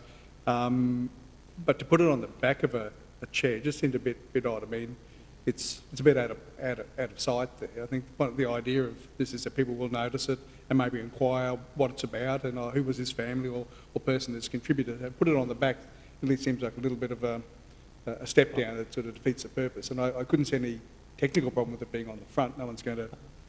through the chair, it's on the backrest of the chair, so I would be on the backrest, not at the vertical, yeah, front of the back, or at the front on the concrete plinth. So it's either on the backrest or the concrete plinth, just depending on what is the best way to. So that was my impression. I'm like, how did you get that impression? Yeah, so that was the plan. Yep. On the front of the backrest. Yeah, on the front of the back. I'll be quiet now, Mr Mayor. No, I was thinking. Yeah, good question, Councillor, because I think we all learned from that one. Councillor Kirkland. Thank you, Mr Mayor. A couple of things. Firstly, in 5.2, design and construction, might be 5.1. Forgive me, I've just got a headache and it's making my eyes blurry. So, plaques and memorials, it's 5.2. Plaques and memorials are supplied and installed by council to ensure a consistent standard of design materials. But within the costings, budget implications, it says that council is not going to be installing those. I just, as a layman, would read that and get confused. Yeah, so through the process, through the application process, there'll be constant communication. So pretty much we give them a quote. So if their application is successful, they'll get a quote, they pay the money, we install. But we install it, we buy the furniture to our standard and specifications. So the applicant doesn't get to choose if it's an angel or anything like we choose, we put and we install, but we on cost that. There may be from time to time, I could imagine that there might be that we've paid a company and the invoice hasn't been paid, but generally through processing, the invoice should be paid before we install. Yeah, okay. I think it's right that we have a policy around this because there is a lot of grey to it, and there certainly needs to be conversation back to those people that are requesting these types of memorials. One of the things I've noticed in the community, though, with a number of the memorials that we actually have existing, is that they've fallen into a state of disrepair and not necessarily even relevant to the generations now who don't know what that memorial was all about. I'm wondering about maintenance, number one, ongoing maintenance of these things. Have we got someone's going to go and polish those little copper things, the plaques? Is that going to be on council's remit, or is it up to the people who put the memorial in there to look after it? So that's the first question. I do have a follow-up after you've answered that. Yep, so maintenance falls on us, like polishing and different things. We haven't gone into that detail, but if it's in a park and it was dirty or grass had grown over it or whatever, of course we have to maintain and make sure. It's like a park bench. So if a park bench was dirty, we would clean that park bench. It just becomes a piece of furniture within that park. Yeah. Yep. I mean, we see a lot of these brass plaques that just fall into disrepair. They get green all over them, and the oxidisation and whatever else, and then they become completely illegible. And I don't know whether 10 years is the period that it takes to do that, or whether it's 2, 3, 4 or 5. So I would assume that would need to be on the remit of our parks team to actually incorporate polishing those plaques as part of maintenance. Is that something that we're looking at doing? Polishing, it hasn't gone to that detail, but within the policy it does say maintain. So if it was unlegible, someone would have to clean that so it would be legible. Yeah.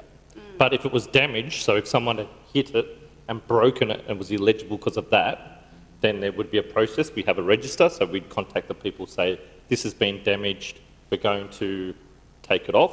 Then it would be up to the applicant to put that back into place at their expense.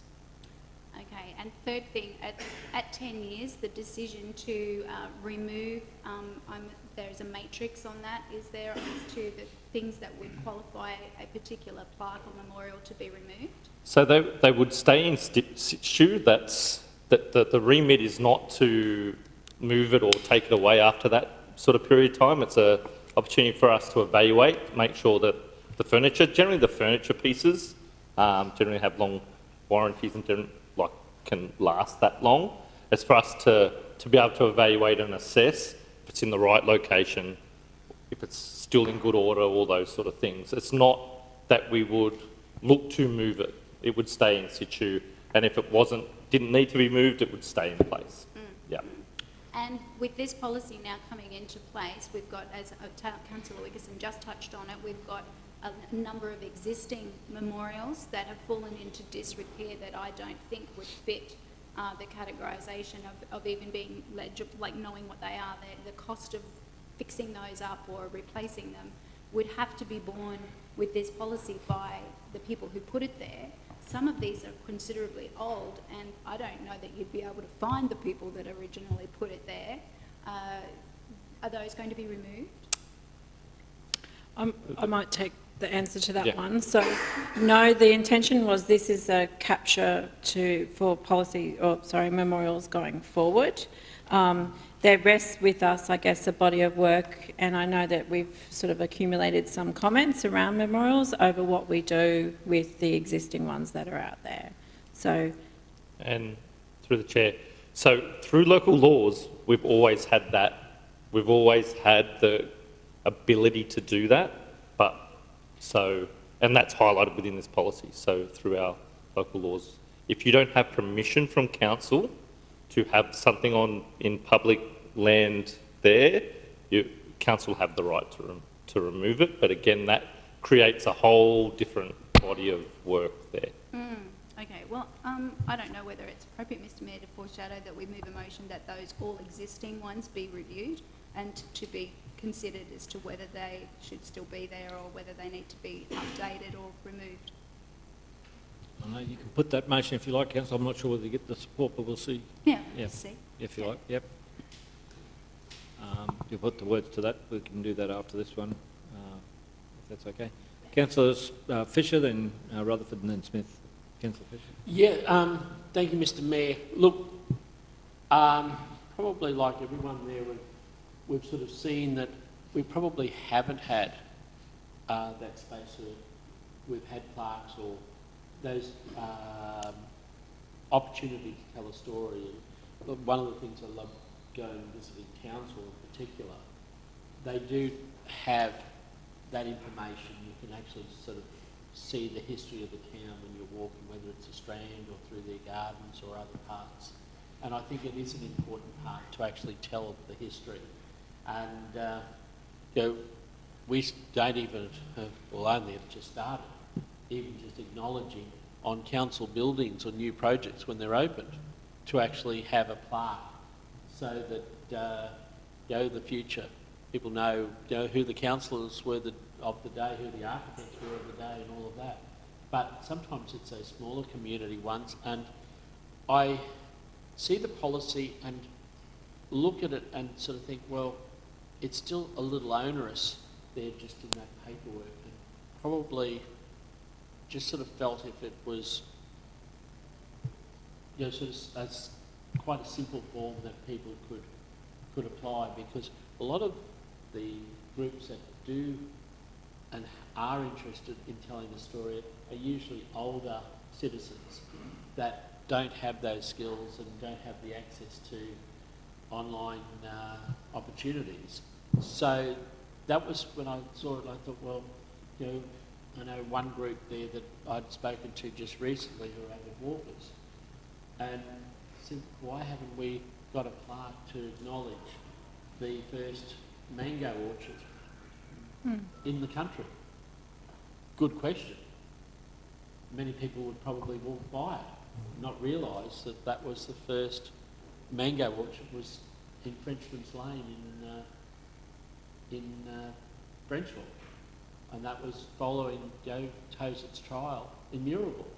So there are those ones, but I just feel that we need a little bit, just make it simple, make it something there that can still, Alicia, go through the due diligence, but just to make it a little easier. So really, just in responding to the simple, like it's a pretty simple process, Councillor Fisher. So we're asking someone to write in, talk about how they meet the criteria, so outline why this significance and needs recognition, what the location they want to put it in, and the type that they want. How much more simple can we get than that? I mean, you can't just... Like, we want them to acknowledge that significance in their own right. Yeah, how else? I mean, we need some base information, and that's all we're basically collecting. There will be a form and everything that supports this. Yeah. Yep. Rather than, quite often it all seems too much, but if there was a standard form that they've just got to fill in a couple of points, add associated documents. But that's what I was sort of getting to. Yeah, right. So yeah, there will be a form on the website that enables that. But yeah. So it could be as simple as one 60s page. and over group there that have a couple of ideas like that, but do not want to get into a sort of writing a submission, but something that they could go into customer service centre, pick up a letter, pick up the document, fill that out with their own information, and that would be simple. Yeah, and I guess to a degree, because of they'll have the cost and there's this process, for it to be significant enough for someone to do that, I guess helps us manage, and we're not going to have plaques and different things all over our public domains as well. It will help manage that the significant, like, things that are worth being there will be there, telling those kind of stories that you mentioned. No, I think that'd be good. You don't want it to be like the Capricorn Coast when I think there's a plaque for every time the wind change directions. But to actually tell a story, I think, is really important. Thanks for that. Thanks, Councillor Fisher. Councillor Rutherford. Thanks, Mr Mayor. I've been trying to put this into practical examples in my head to see how it would work, and I'm a little concerned. I think it will need to be a fluid policy. There's that word again, just popped up. And I don't know how that happens because fluid and policies don't go together at all. And I just keep thinking, normally when someone is killed or they die in a particular circumstance, there is an outpouring of grief at the place that happened. Now, I don't know if that happened to be, and I'm guessing with this, if that's on the side of the road, this policy doesn't capture that, that's left separately. However, if that happened to be in a park or somewhere else, that outpouring of grief would happen in that location. Are we as a council going to say that that can't happen, and once things die down, you have to wait, 15 months? 15, yep. Before you can even consider whether that person, can have a permanent plaque, and are we really going to take away a cross that may have been put there, or a rock or something else? And personally, for me, I don't see we can. I think that is really heartless to do that. So you can be memorialised on the side of a road, but you can't be memorialised, in a really tragic circumstance. And you can see that happen. It's what our society seems to do now. So my concern is that we're going to come in as Big Brother and go, hold on, you know, flowers are dying, teddy bears are fading, you know, we'll take it away and nothing will be left of that. And I don't think there is any human compassion to do that. I think we have to allow for something. So this policy only allows for a significant contribution.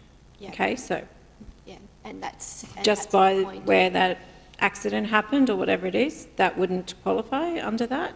I'd probably throw to Aaron whether we've had that circumstance now where we've had to remove things, but we certainly, they would be problematic for the ongoing maintenance and mowing and different pieces. And there's also, when you come across those things, either on the side of the road or the park or anything, there's that, it's not always a pleasant experience to have for other people using that park also. But have we had that situation? They're more, through the chair, thanks Alicia, they are more an exception than the rule. Yeah.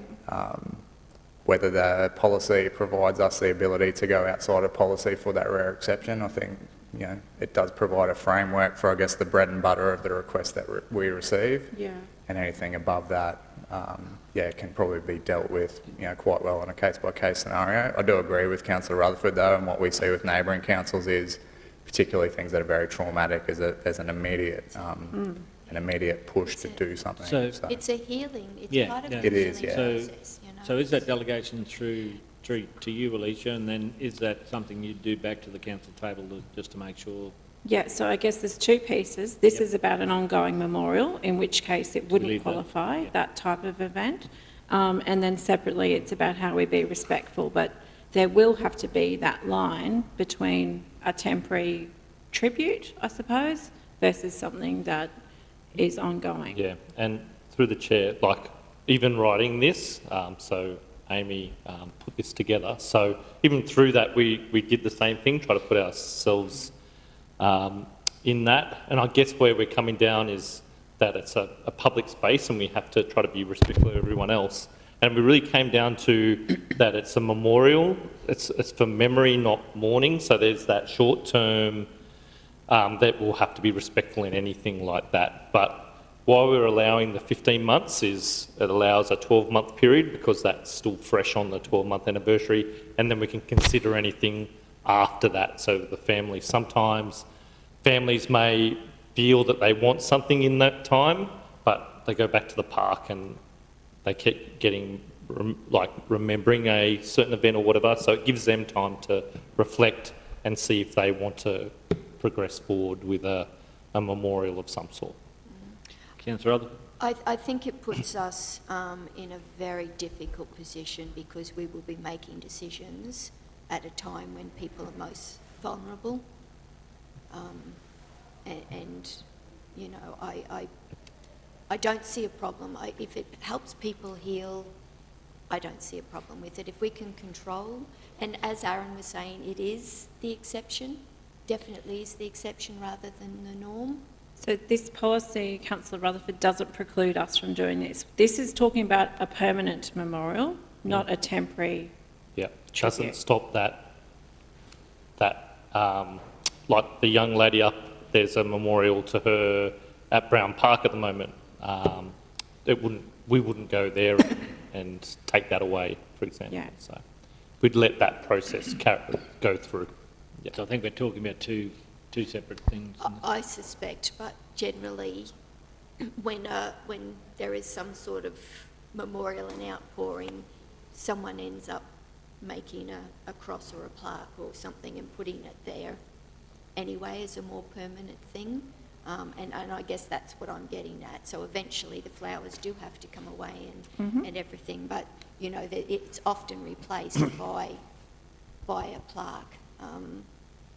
And under this policy we'd be going, no. And that's correct. So when we've workshopped this policy, we've all agreed that it needs to have a substantial effort. It's not a free-for-all. So this is the guidance that Council's given to get to this point. I'm happy to take, you know, if we open it up for a free-for-all so that there is no criteria that anyone wants to pay, it's quite a different scenario. I'm not talking about a free-for-all. I'm talking about someone who's died in tragic circumstances. at a location. Yep. Yeah. You know, I think... Would you like to widen the criteria, Councillor Rutherford? Well, that's what I'm saying. I'm just worried that there's going to be something, and that's what there'll be an exceptional circumstance where we as a council have to show some sort of compassion.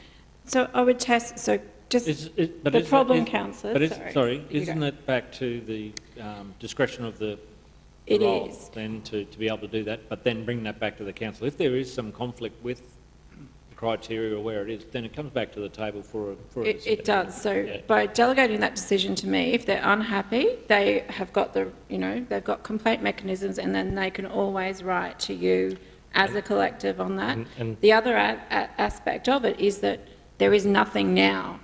So that is our problem, is that we have these ad hoc, everything has been done ad hoc. So this is about putting a position in place that helps us deal with those things. And through the chair, and that's why we haven't made it just a ticker box, and that's why Alicia will be involved in the process. So it will be actually assessed by a person, not someone going, do they meet that, do they meet that, do they meet that?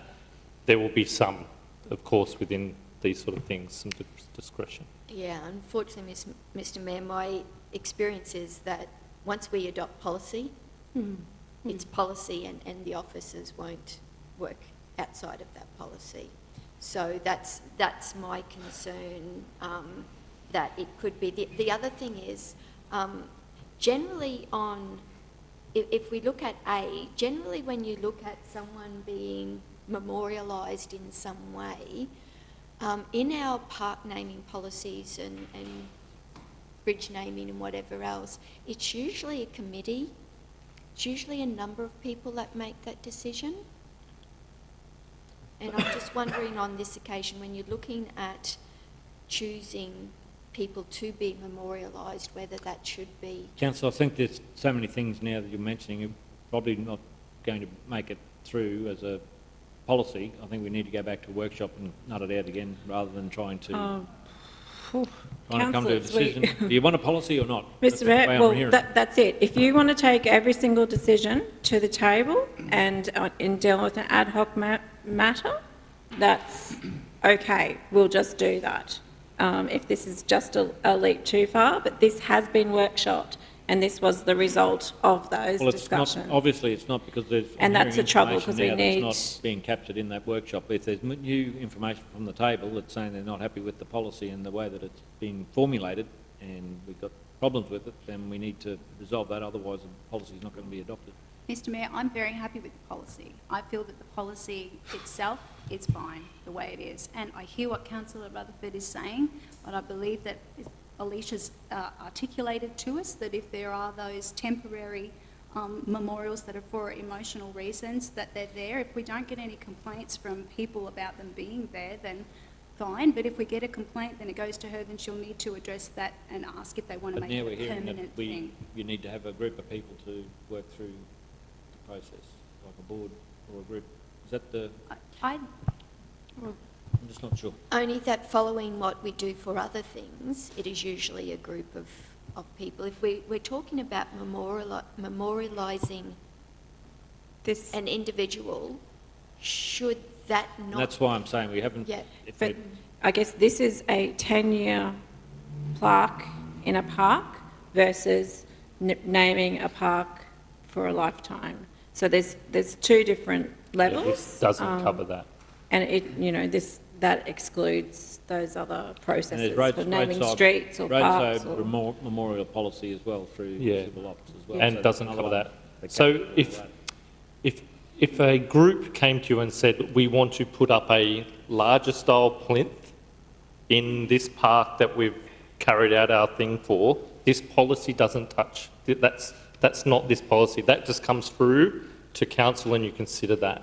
This is, and it's when a event or a group or a person, and we get approached, and we do get approached, people want to put in a memorial for that person because for the reason that they outline, so they would have to fall in. So to a chair or to the standard that so it would be what they could do on a plaque this size, so nice and tasteful, done. If they wanted over and above that, that would be a different consideration. So if there was a war memorial or something other than that over and above this, then that would come to the table for consideration. Councillor Rutherford? No, Mr Mayor, I'm just saying that I believe there'll be issues because most of these will be driven by people at a time when they are at their most vulnerable. What change do need to be to resolve that then? Through the chair, that's why we've done that. Like, that's why we've put that 15-month time period. We're not saying like they could approach us straight away and say we want to do this, and then we can explain that it will be like within 15 months they can come back and we can explain to them the reasons for that. But it doesn't take away those short-term, temporary outpourings of emotion or anything at particular sites.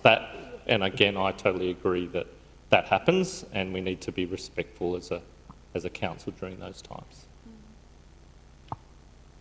Councillor Smith?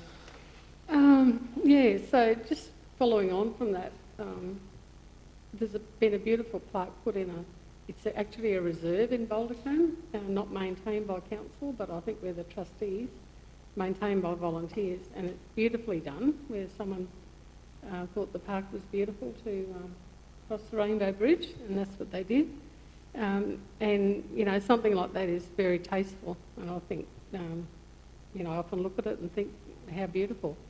When I read the policy, when we were workshopping it, I didn't think we were all agreeable about the 10-year thing, but I know it's been explained today, but I just thought of, you know, the bust of Rod Laver. I mean, you know, fancy moving that after 10 years and saying, well, it's only there for 10 years, you know, something like that.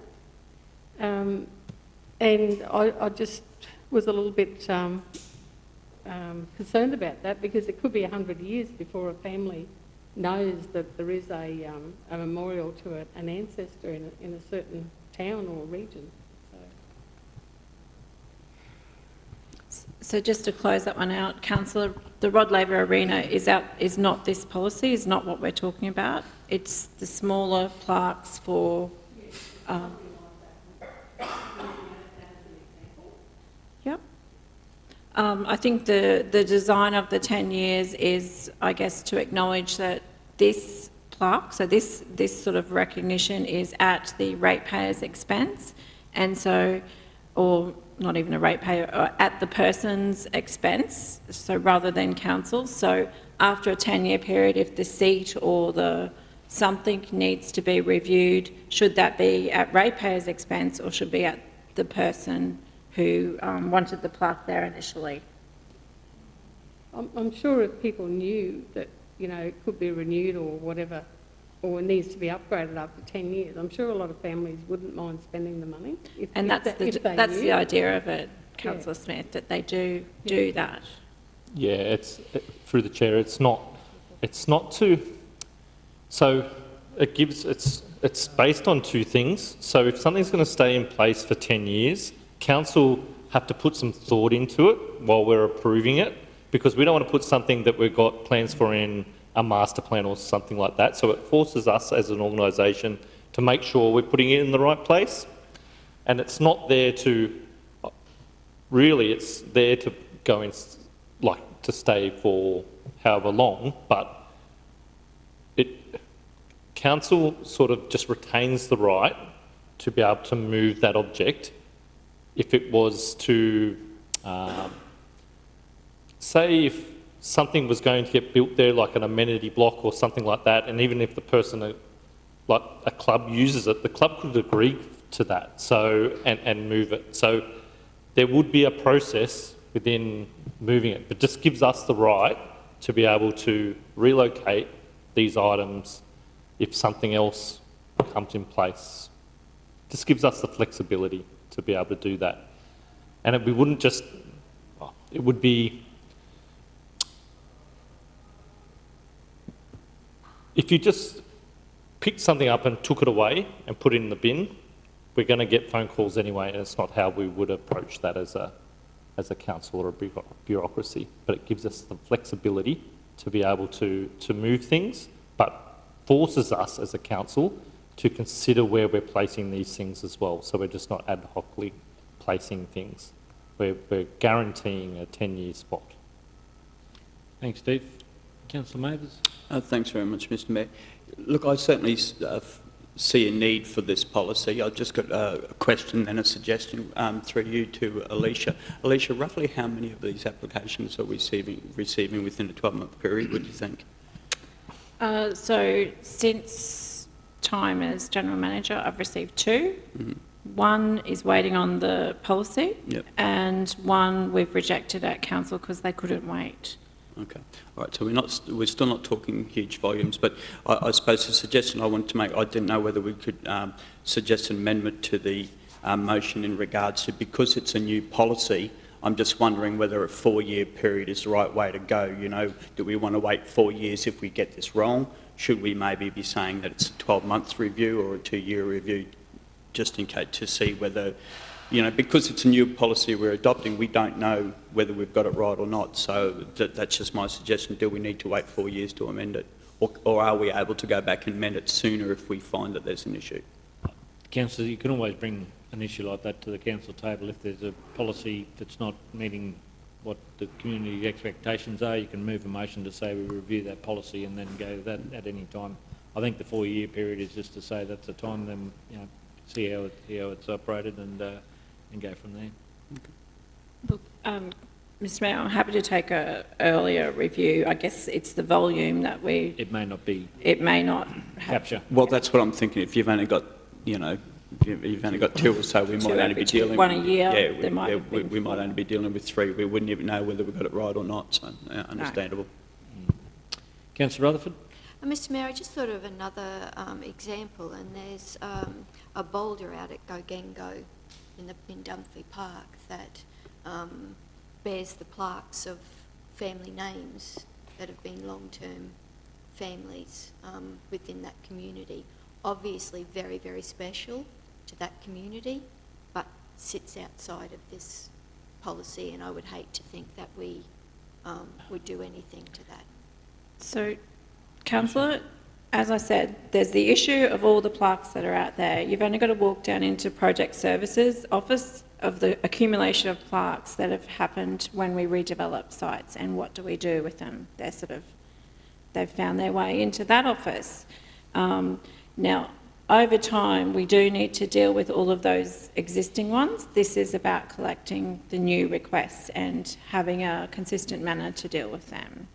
But yeah, taking point, there's any number out there. You know, the one that you mentioned, Councillor Smith, I'd say they've just done that without any involvement with council whatsoever. Yeah, so. This policy is to go forward, and there will be a register of those. So if they go through this, there'll be a register. So say in the 10, 20 years' time, we'd be able to contact the person and know at least when that application was done, who was responsible and the contact details for that. At the moment, we don't have that mechanism. So this policy isn't retrospect. This is going forward. But what Councillor Rutherford's saying, going forward, does that mean that there's no more plaques to go on that boulder? Sorry? Councillor Rutherford's saying, going forward, if that boulder's out there with numerous plaques on it, yep, does that preclude another plaque? Yeah, it doesn't preclude someone coming to do something different. This is so if they want to go over and above that... No. Sorry, Steve. So there's another plaque to go on to that same boulder. Oh, okay. Does this policy preclude that then? Is that I can't see it like we would... Yeah, they'd have to go through the process and tell us why that they would want to do that. You know, my guess is that boulder's happened without any involvement in council whatsoever, and if someone comes and puts a plaque on there, you know, that would probably happen even without we know, certainly in some of those outer areas. But there's always the risk that you've got a boulder there with one family and another family rocks up to put their plaque on it and they've offended the first family, and that's when we would more likely get involved in those sort of disputes. A lot happens in the region that we don't necessarily have the resources to actively pursue and hunt down those people that are not following the letter of the law. No, my point was that I believe that boulder is Gogengo's history. Well, that's great. I believe that's where, you know, the long-term family members, it's their history. Yeah, and this policy is not to dispute any of that or take away from that. I guess there's a whole body of work which we've talked to councillors that there's a lot around our history in terms of what we delve into and what we don't delve into in terms of significance in the region. This is just about channeling new requests. And when we workshopped this, it was quite prescriptive, and we've broadened that to try to make sure that we don't just, it's not, it doesn't really narrow it that far. So we've made it broad. The only actual prescribed thing is that 15-month timeline that we've put in here. Everything else is objective and has to be written and described within the criteria by the person, by the applicant, to why they want to do that. Thanks, Steve.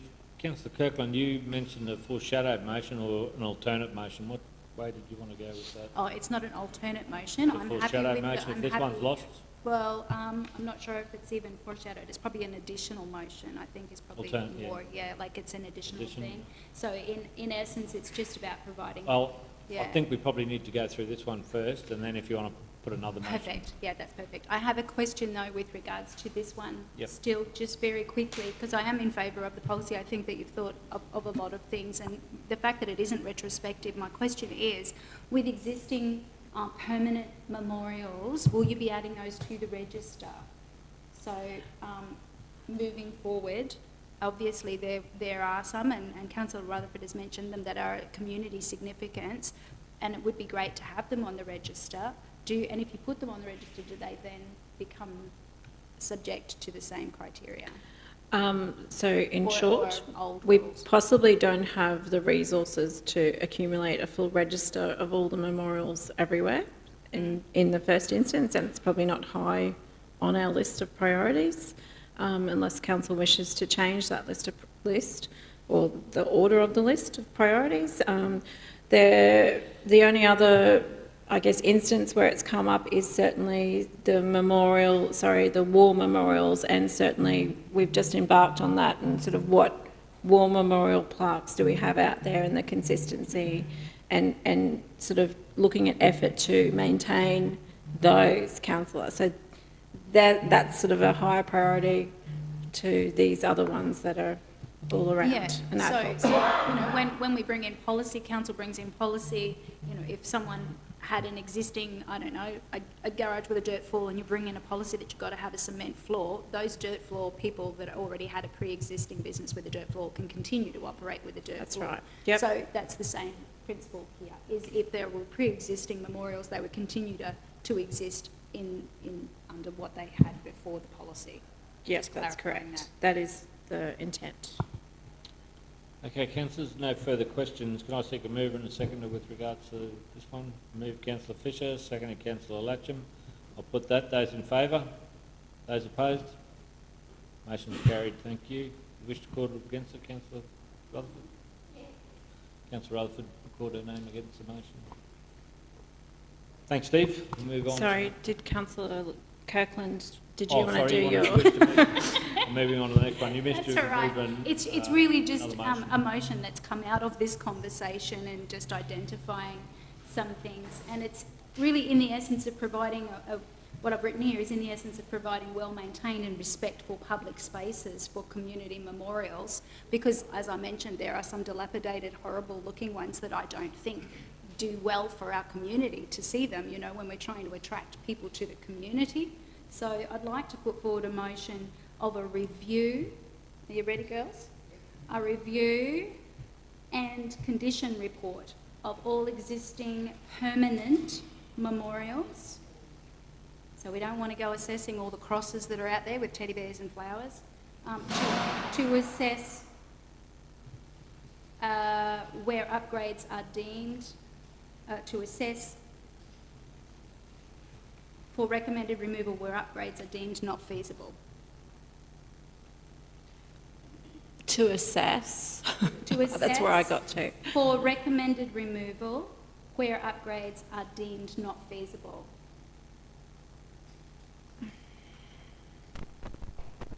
And I'm happy for councillors to massage that around if they kind of agree but don't agree with the exact wording.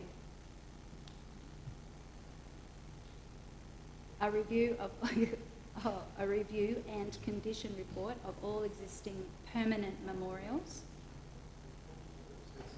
to assess for recommended removal when upgrades are deemed not feasible. Councillor Mathers. Thanks, Mr Mayor. Mr Mayor, I understand exactly what Councillor Kirkland's trying to do here, but I think there's far more important things that council need to be spending their time on than going around assessing memorials. You're speaking against the motion, Councillor Jones.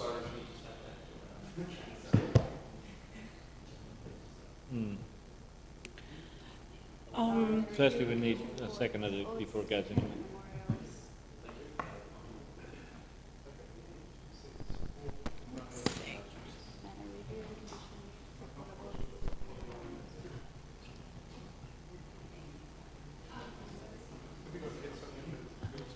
Yeah, I think because I haven't got the word that in front of it. So if you put That council review, that council review.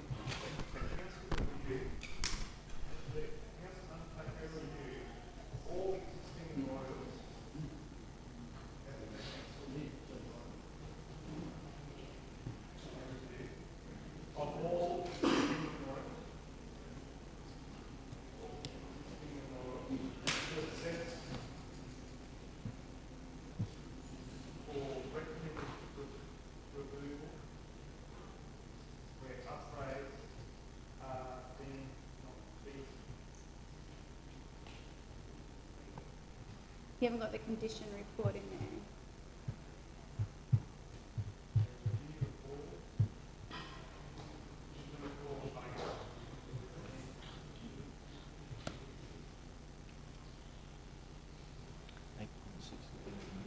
The Pearl one? Yeah. Yeah. It'll come to council.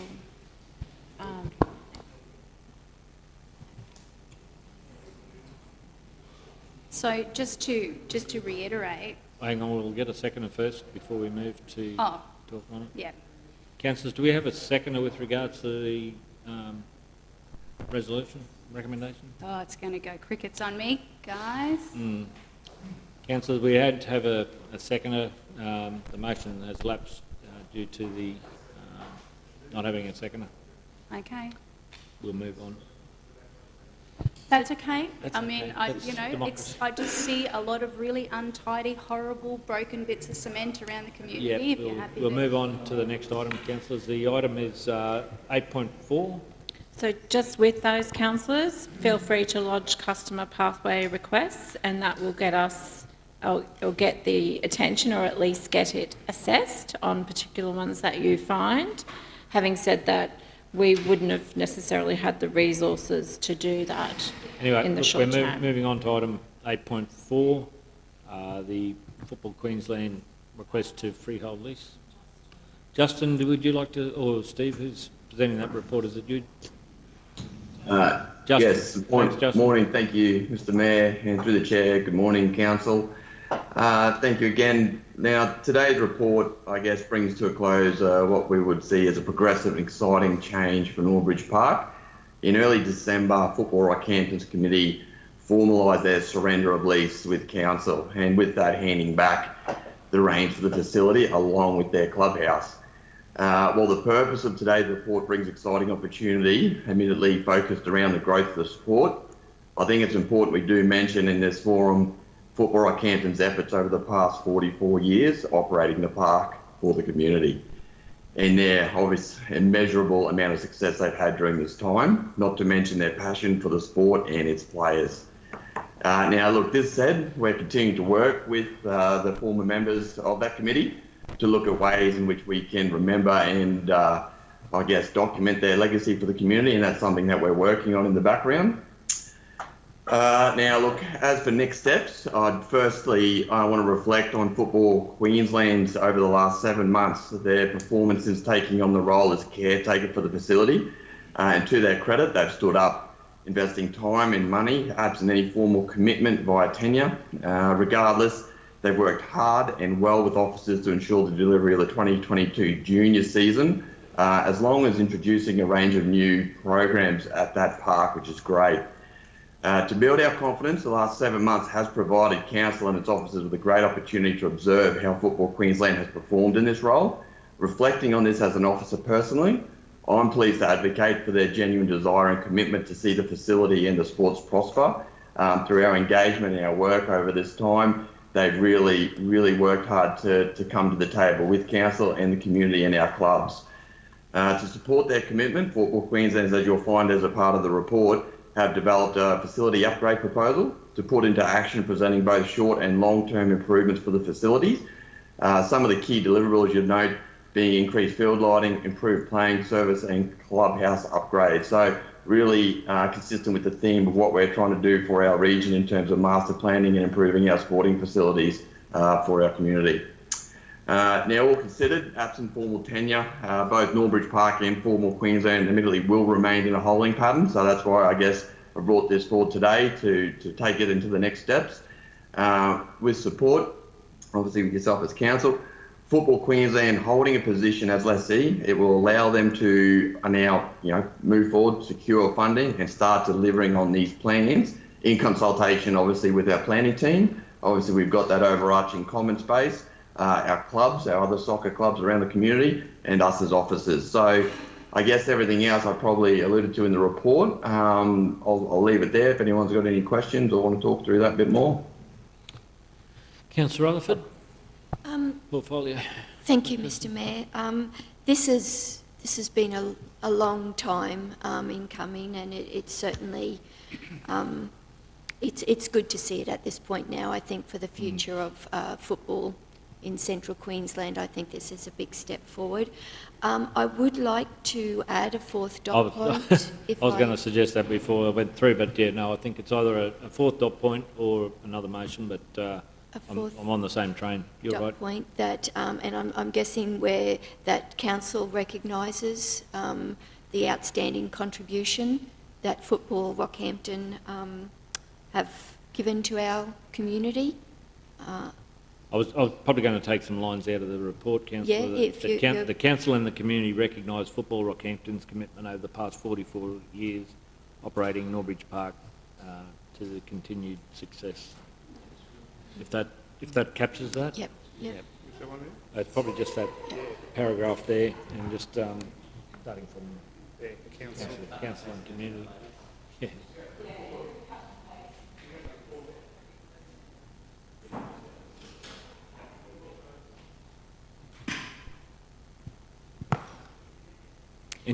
Yes, thanks, Councillor Rutherford. Just a question on the proposed clubhouse, or to Justin. Justin, the clubhouse probably, and it's hard to see what materials that it's made out of, but I think there are a lot of learnings to be taken from the building on Touch Football have in regards to floods, that it's steel frame, rock block, so when flood comes through, it just gets hosed out and everything's okay. I'm a little bit concerned about the plans for this building and that it hasn't taken into account the extreme flooding in that area. I think I see air conditioner units that are on the ground, wooden verandas and the like, and I just think maybe there are some learnings to be had from Touch Football when we look at a new building being placed down there. Yes, through the chair. Thank you, Councillor. You're spot on, and that's something we certainly went back to Football Queensland initially when they submitted that. So obviously times have changed even since when Cyril Connell and Northbridge first developed their clubhouse, and obviously Northbridge is a rock block solution as well.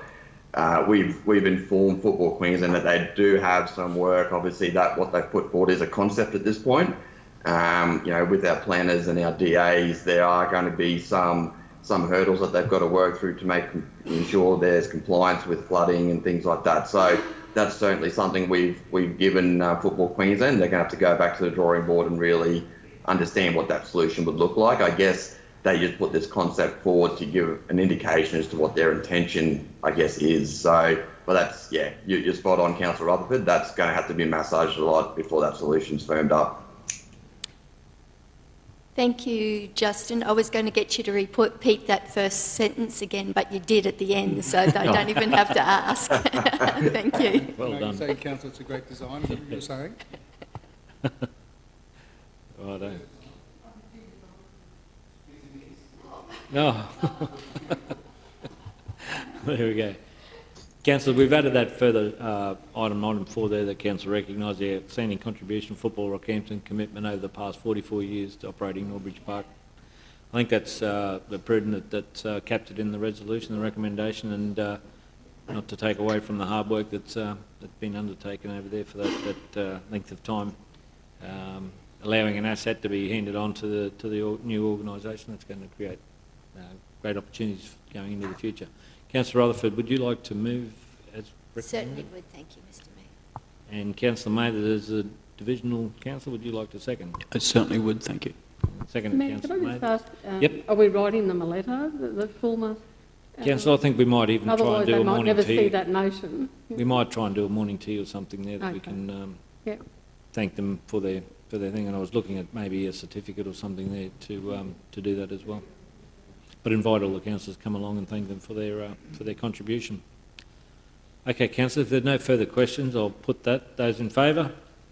Those opposed? Motion's carried unanimously. Thank you.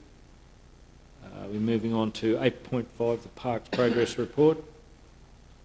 And thanks very much, Aaron. Yeah, thanks, Mayor and Councillors. As previously discussed at our Community Services Committee meeting on the 17th of May, an undertaking was given from officers to provide bi-monthly updates in relation to park service standards. And recommendation today is this report be received, and it outlines actions achieved since that last meeting back in May. So to summarise our actions since that time, a full day was held with councillors inspecting a number of our parks and medians with an objective to share information around a number of issues and projects and initiatives that we're undertaking. Councillors have requested further inspections, which is presently proposed for this Friday, and we'll take that from there. Examples of schedules were provided and outlined that these are currently under review, particularly in relation to North Rockhampton. Ultimately, we will be providing full schedules for the entire area to council. Further to this, several strategic planning sessions have been undertaken with the Parks Management team. And as we just to reiterate from our earlier meeting, this is going to be a team effort for our whole section. What we have landed on and what we've developed as a team is a goal, and our common goal is to grow great spaces that everyone enjoys and that we are proud of. Underneath this goal, we'll set a number of actions, and we'll keep council updated as those mature and are developed and implemented. Within our goal, we've got 4 pillars for improvement, which we've outlined here in the report, and these being improved stakeholder engagement and communications, happy, proud and engaged people, again reiterating back to this being a staff-led and staff-involved approach, robust resourcing processes, and established systems processes as decision-making tools. As I said, a number of actions have been identified and prioritised, and we will share those in future reports to the committee. Additional to that, we've got additional resourcing with a business improvement officer, communities. That position will initially focus on the park service standards. The position has recently commenced and will be a key role in implementing a lot of those actions rolling forward. As an addition to that, and attached to the report, we've got some information regarding tree planting. As I understand, there was some discussions and queries raised around this and how we allocate resources to tree planting, and a strategy has been drafted by the Community Master Planning team, will be brought forward to future committee meetings, I believe in the first quarter of this financial year. would like to highlight that in particular relation to Gracemere tree planting, this has been prioritised for increased planting going forward, and attached to the report outlines what we have done the last 2 financial years, but also that our plans in this space going forward. So by my rough count, we've got 111 trees proposed for Gracemere for this financial year, and that's about 1/3 of our total program. So yeah, nice short sweet report, but happy to take questions or comments on that. And yeah, happy to provide that update, and as previously agreed, these will be bi-monthly going forward. Thanks very much, Aaron. Councillor Rutherford is the portfolio spokesperson. Thanks, Mr Mayor. I guess this is a work in progress, which councillors are taking part in at the moment. We've got another bus tour scheduled for Friday as well to have a look at some other areas. So it's a great start, and we'll continue to work on this. Aaron and I contacted Alicia the other day. Thank you for the photos of the tree planting. Obviously, we know seeing things is the best way of understanding.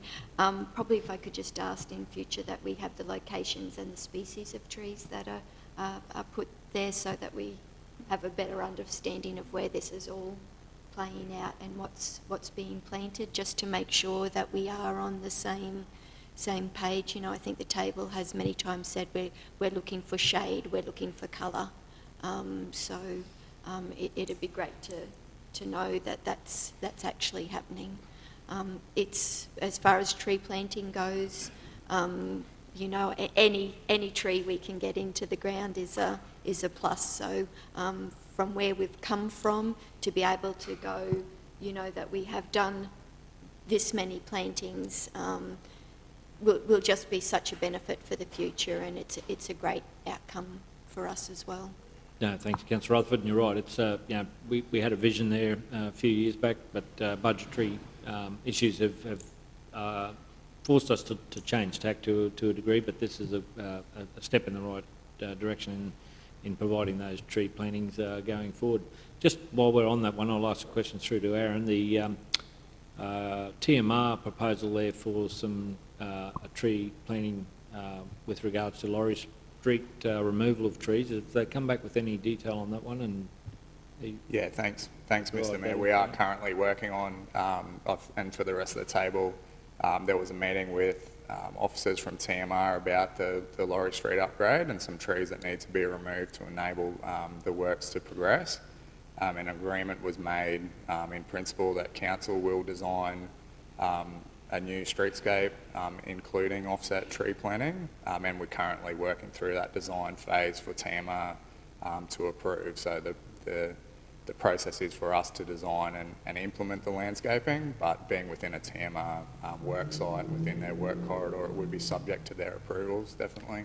Can I suggest Councillor Rutherford and Councillor Smith be updated as that design and planning? Yeah, definitely, Mayor. Yeah, as plans progress, we will certainly share those. Yes. Okay, thank you. Now I've got Deputy Mayor Councillor Fisher, Councillor Smith, and then Councillor Kirkland. Thank you. Thank you, Mr Mayor. This is progressing really well. I think during the bus tours has been really good. One probably question, and I know I've raised it a number of times, is the separation of the canopy, our shade trees of canopy trees, with the large spreading canopy, as to the tree planting, and would really like to see that separation, because I know we're planting lots of trees, and you're doing some great work in some of the parks that have been screaming for some trees for the future. And but a lot of it is, that Benke Park and those where you've got that broad canopy of shade, to actually reduce our radiant heat and that as well. But would like to actually see a separation. So when we're talking about a tree planting, it's either a canopy trees or tree planting, so that, as Councillor Rutherford said, we really need that canopy across the town, but of actually having those separated so that we know we can go to our community and say, well, this park is going to have a broad canopy planting in the future, and I think the public will really like it. But I would just like to see if we can move with that separation, so that we know ourselves as just tree that may be a more pyramid shape or something like that, as to one that will give us a broad canopy.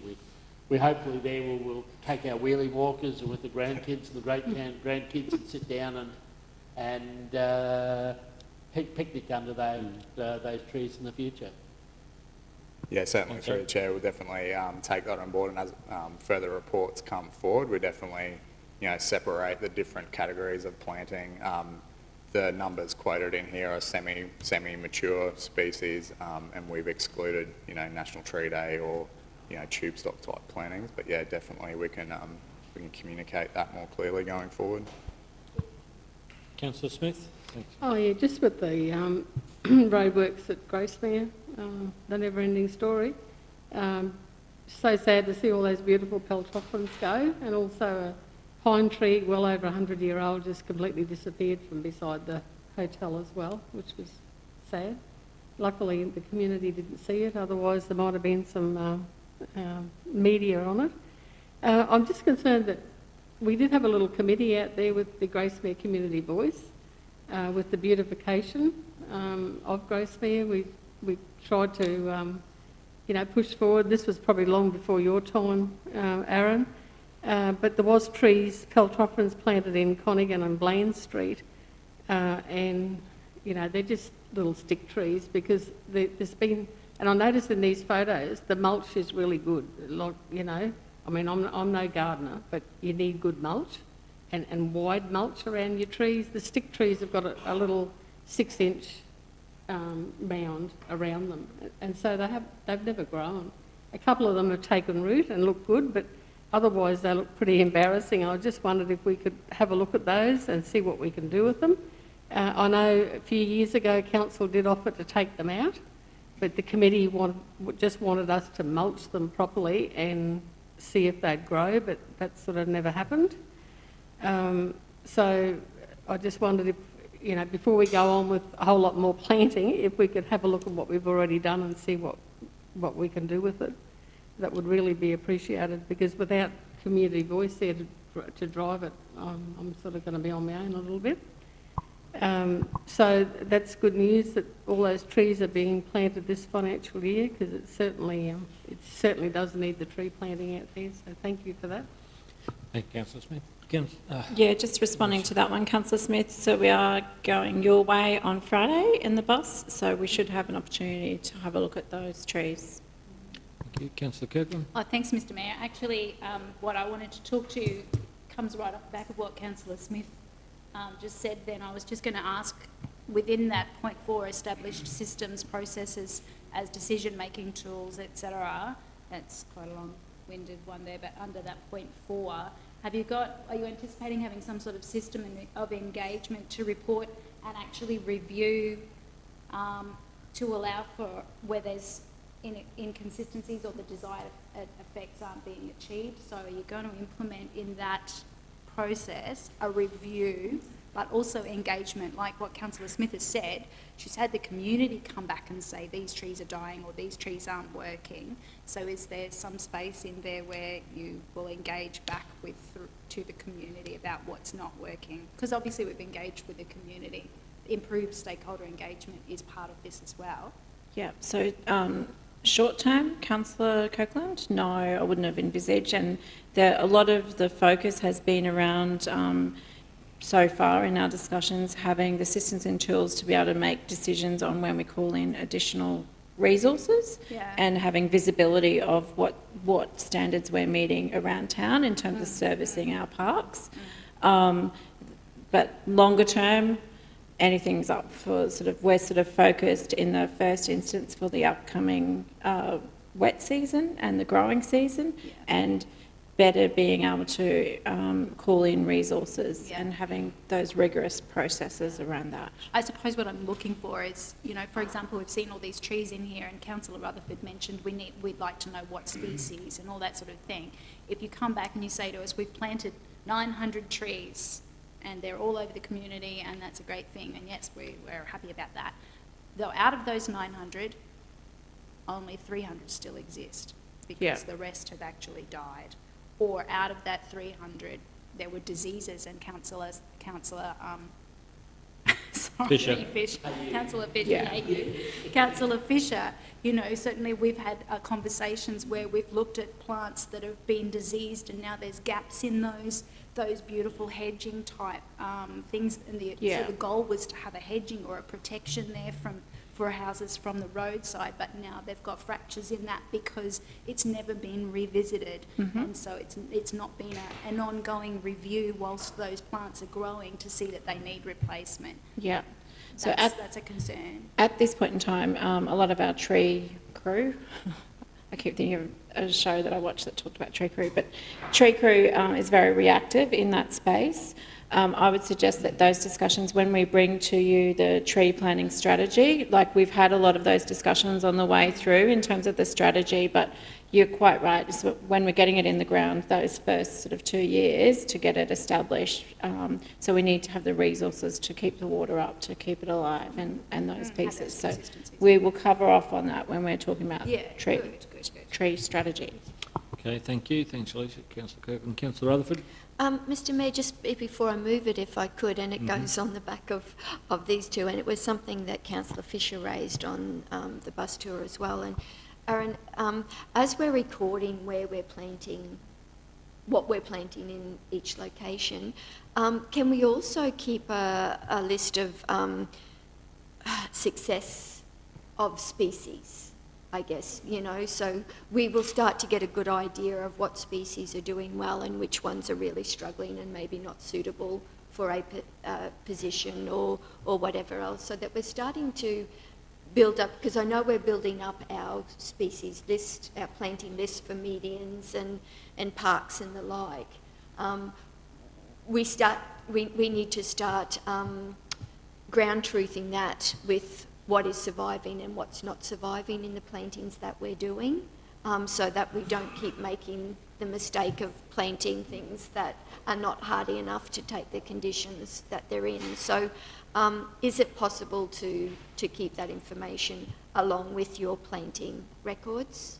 Yeah, certainly possible, Councillor Rutherford, and certainly through improving our work management systems, things like follow-up maintenance, formative pruning when the tree's young, keeping the water up and things like that, certainly front of mind. And our production rate is a nice sustainable level where we can continue to take the appropriate care. We certainly could put more in the ground, but this is about making sure that what we do is successful in those first couple of years, which is imperative to the tree, you know, to the tree's longevity and health. So yeah, it's certainly part of our objectives in that space, yes. Yeah, and that's great to hear, Mr Mayor. That they say the definition of insanity is doing the same thing over and over and expecting a different answer or a different result. So, it's good that we're starting to, think more about the longevity of what we're doing. Yeah, thank you. Happy to move. Happy to move. Councillor, and seconded Councillor Fisher. And again, I'd probably like to commend Alicia and Aaron on that one. And I think that inclusion of a business improvement officer is going to make a world of difference in that space. So good work, and hopefully we can see those results in the years to come. So move Councillor Rutherford, seconded Councillor Fisher. I'll put that. Those in favour? Those opposed? Motion's carried unanimously. Thank you. Councillor, we've come to the end of our agenda items. We have 2 items to be dealt with in closed session. So could I seek a mover and a seconder with, in accordance with provisions of section 254J3 of the Local Government Regulations 2012? It's been removed off the agenda, Councillor. Yeah, so just catching up, there was some drawings that were meant to come to be able to issue a late report. Those never came through, so we will discuss those at Tuesday next week for that meeting. Yep. A local government may resolve to close the meeting to the public to discuss confidential items, and that the councillors and members consider necessary to close the meeting. Councillor Rutherford? Mr Mayor, just some advice, please. I'm not sure why 13.2 fits within the... Can you just keep the door open until we go into closed session? It hasn't been voted on yet. Within the category of closed session. And my concern is, given that this is community that are requesting to do something, if we're in closed session and they can't see the reports or hear officers' comments and listen to the difficulties or how we work through this, then how do we go back to them? Because everything we talk about and discuss is closed. So how do we then go back to the community On this one? with an answer? So through the chair and back to Councillor Rutherford, this one was possibly borderline because we'll be talking about, I guess, the occupation of the potential buildings should transfer take place that are on the are actually sole traders. There is a commercial element in that, but equally happy to talk about that in open session if So we'll if we take like. some guidance from the CEO.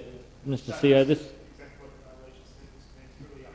up to the council if Yeah, they could do so it. cool. Councillors, yeah, okay. Look, I support Councillor Rutherford. I think it's one that you know, there's been some community issues and concerns about this one. So I think doing it in open session would allow that free-flowing transparency of discussion to occur.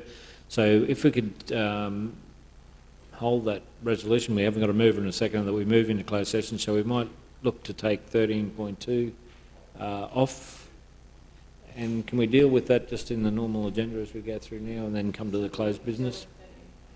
13.2 first and then we'll move into closed session. So we just remove that off the list and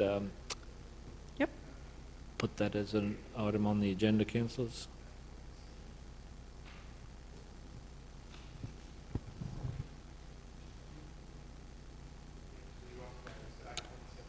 Okay, item 8.7, councillors, is a property matter, so we might just need to get that out of our agendas as enclosed, but it'll be an open discussion on what's being said in that space. So, who will lead us on that one, Emma councillors? J, did you want to present this one?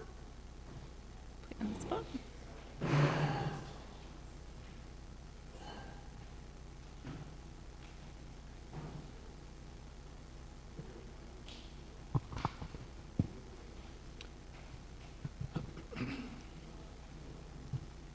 Thanks, Emma Jane. Yep. So good afternoon, Mayor, Councillors. So this report is in relation to 78 East Street in Mount Morgan. So previously it was resolved that the dwelling and the small church, or I think they call it the church hall, was to be disposed of as part of the property disposal project. However, we since received a proposal from the Mount Morgan Citizens Club related to potential future use of the project, or of the site, sorry. Their proposal proposes the following: so the small church hall house a museum, the large church house an art gallery, and the dwelling be tenanted to a groundskeeper, and that the grounds be used to host community markets. Their proposal suggests that, or says that they will raise the funds to support this project, but they would like council to consider a small donation that we would have otherwise used to dispose of the premises. There are a couple of considerations to take on board. One of them is that the land is zoned residential, so an MCU will be required. In doing the MCU, that would have to also be funded in addition to the funds that they had suggested that the buildings cost to bring up to standard.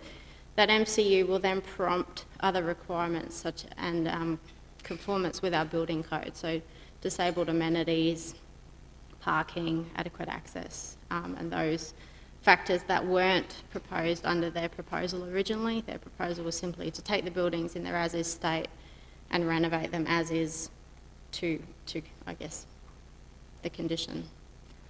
The other one is that other consideration is the large church that's there does have quite a large significant value of assets inside of it, which I guess is a factor if we were to, so they would like us to gift them the buildings and the land and allow them to proceed with their project.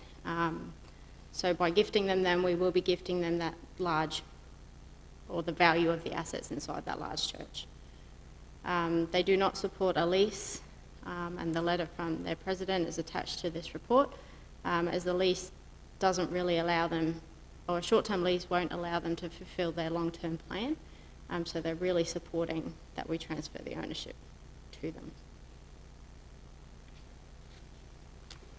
Okay, questions, councillors? Councillor Kirkland? What was the value of the artefacts that are in the large church? We haven't had them valued specifically or individually, but they are original to the site. So they're the original pews of the church, and there's some lecterns, a piano, so not sure, but that building itself is in reasonable condition as well, so the repair costs of that building are not, they're substantial but not that substantial to bring up to standard. So sorry, previously, Councillor. can I just ask, previously the buildings were owned by the community. We took possession of them and took possession of those artefacts along with that. Now the community are requesting to have the buildings restored back to them along with those artefacts. Is that basically what we're looking at? So just the first part, in terms of the valuation, so we have purchased the land and the buildings and the contents for $75,000. So if you talked about how much is it worth, the whole collective is worth $75,000. And I'll throw to Kelly. Who owned the buildings beforehand?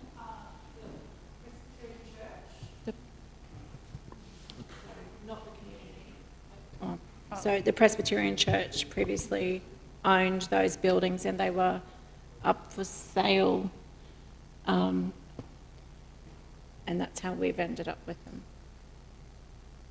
Okay. But Councillor Rutherford, you've got a bit of history on why with the intent? Yes, Rutherford.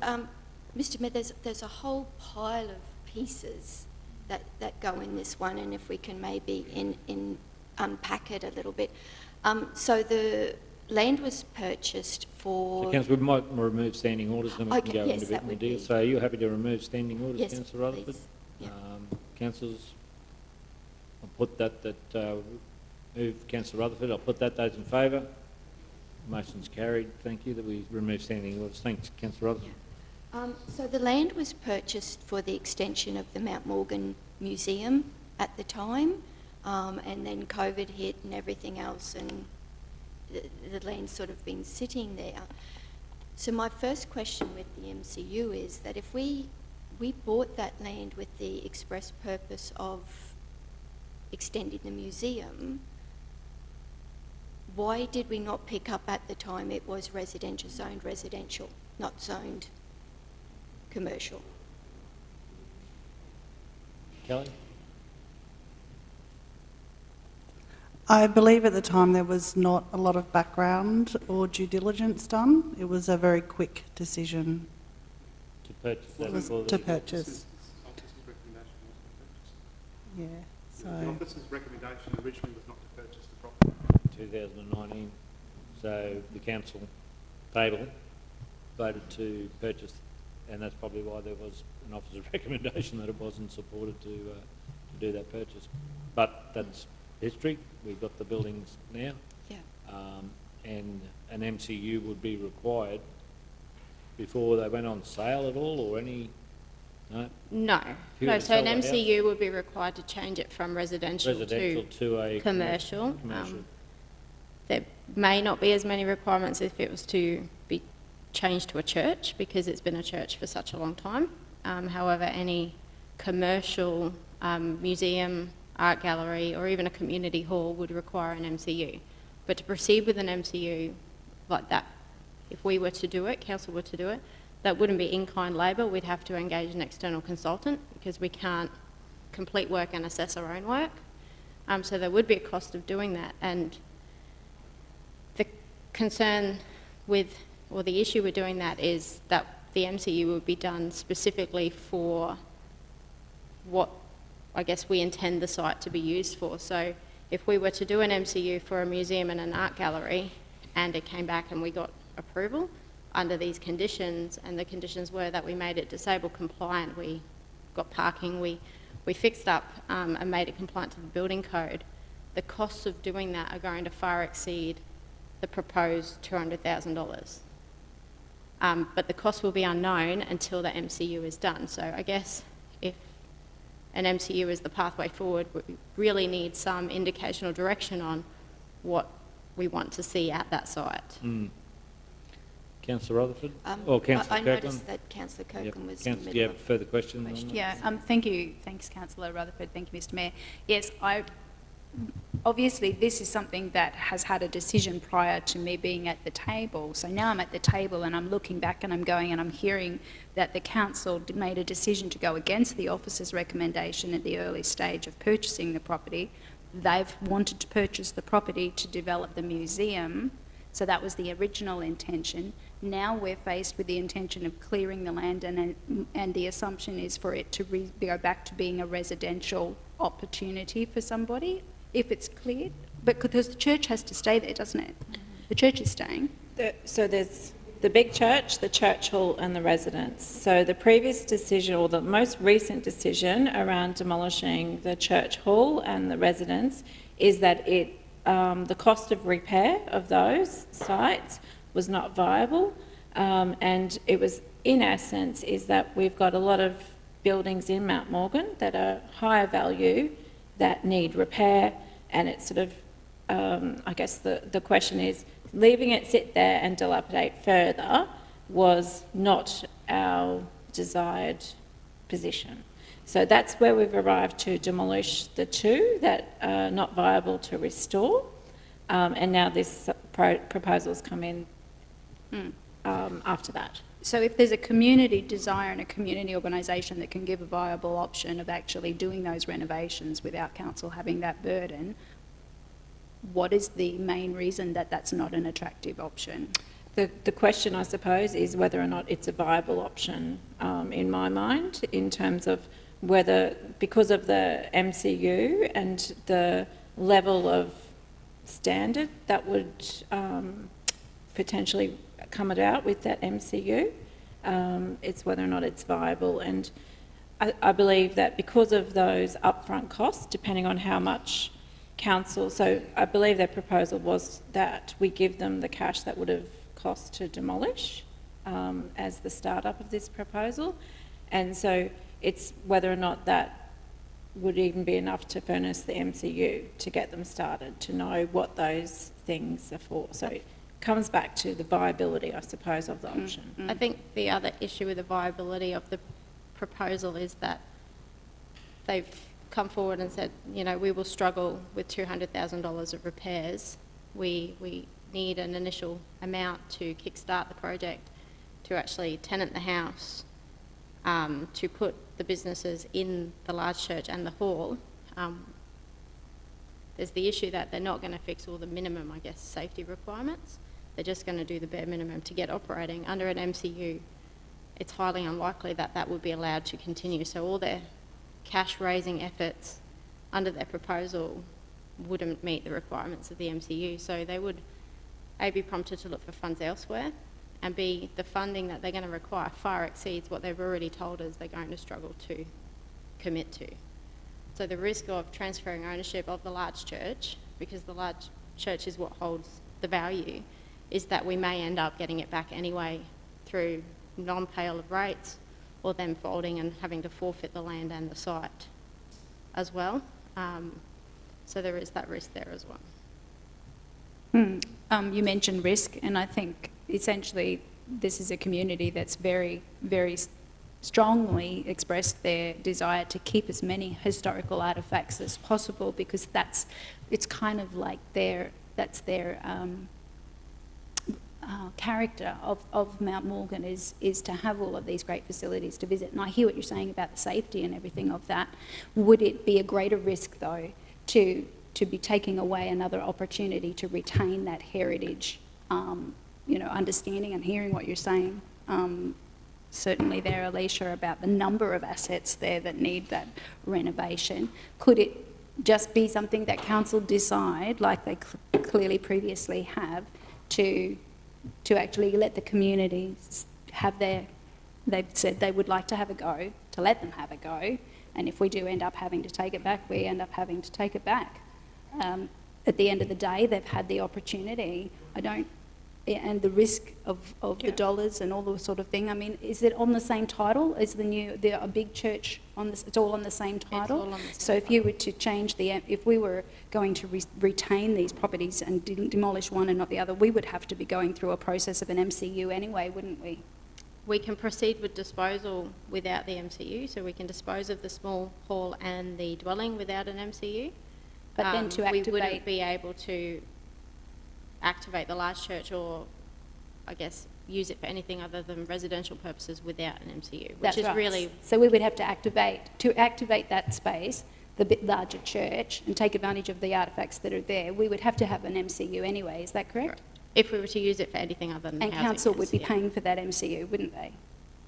If it was under Council. If we were going to activate it, yes. And I guess this is, we've bought the site without any clear future intentions sort of or budget accordingly to actually activate that.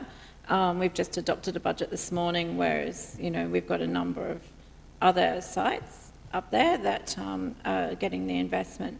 The other aspect is just, you know, this assessor kind of, the last thing that we want is them to go ahead and not follow, like fix the things up, operate, and then not be compliant with our town plan as well. 100%, because we wouldn't want be having the community exposed to a building that's presenting a risk to them. Yep. And yet I think that there is within the capacity, is it within our capacity to give some lenience and give them a time frame that they need to bring that compliance to a position of being safe? Or is it got to happen before they turn the key and go back into the building? I would have to take advice from the planners on that one, but you know, typically when we implement our town plan, you know, there's, like I think we've raised it earlier today, where there's, you know, there's as of right because they've been operating. When something like this is new, we wouldn't want this. We want people to comply. Oh, I'm not saying we don't want them to comply. I'm just saying the length of time for? Yeah, do they have like a time frame that they can't go into the building until this and this has been done? That's what you're saying, MJ, is that right? Yeah, and so if they're saying we can do that, give us a little bit of money to do that. So if I look at other businesses that are not compliant, we certainly work with them.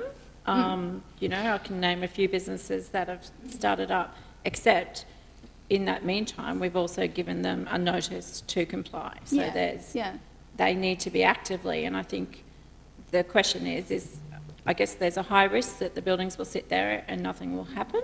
And is that okay to council? The other aspect is we've just used $75,000 worth of funds, I guess, to buy it from an organisation which we're now gifting back to the community, plus potential monies for the demolition. And it's like, is that best use of ratepayers' funds to look through, and that I guess that lens. The other aspect is there was also a suggestion, and we had this discussion with Councillor Rutherford, is that the people that potentially, you know, to put a caretaker in there rent-free or businesses in there, then they're potentially benefiting, like businesses are benefiting from our gift. So that was the commercial element that we talked, you know. So that $75,000 was spent back in 2019, correct? And so that's done and dusted. And the property as it is right now is worth nothing to us. The large church, except the large value, church, which we don't know how much it is because we haven't had it valued. The contents, no, we haven't, no. The last valuation we had on the land and the site came in at, it was valued at, I think it was about 85,000, but that was done a couple of years ago. Yeah, okay, thank you. Councillor Rutherford, then Councillor Mathers. Mr Mayor, the large church remains no matter what. So we have to do something, and Alicia has said there's other buildings that are a higher priority in Mount Morgan, and there will be. So do we sit back and do nothing and continue to let it dilapidate to the point that it ends up the same as the little hall beside it? The little hall beside it, once it's demolished, there's not enough land there to, even if we were to subdivide into separate portions, there's not enough land necessarily to do anything with. The question, or the thought that goes through my mind is, even in our planning scheme, I think we got it wrong. I'm not sure why that would be residential, because it's actually the CBD. It's Mount Morgan CBD. So why is that strip zoned residential when it is It's probably historically been that way from the CBD? And can we, so there's one residence there in that whole block. Sorry, my guess is that the last town plan, the residence was possibly being used, but the churches wasn't, so that would be my guess as to why it got deemed residential. I'm not sure. We haven't got a planner on board. It's probably a question we take on notice, but it's maybe more historical than a definite change on occupancy. And could we change the planning scheme to reflect that as Mount Morgan CBD? You need to do an amendment to the planning scheme, which doesn't happen. Or something. So I'd have to, unless it's part of that process, but that's a couple of year process in it. Would it be a minor amendment rather than a major amendment?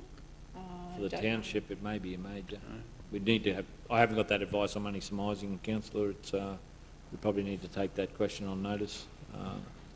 So there is an opportunity to deal with the dwelling and church separately. So we can subdivide the dwelling and deal with that as a separate lot.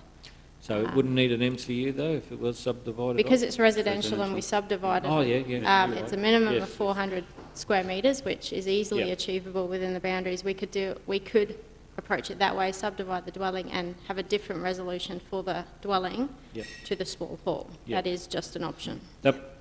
We were up there doing some campaigning, and that was my thoughts at that building. We're in a bit of a bind for property and people accommodation.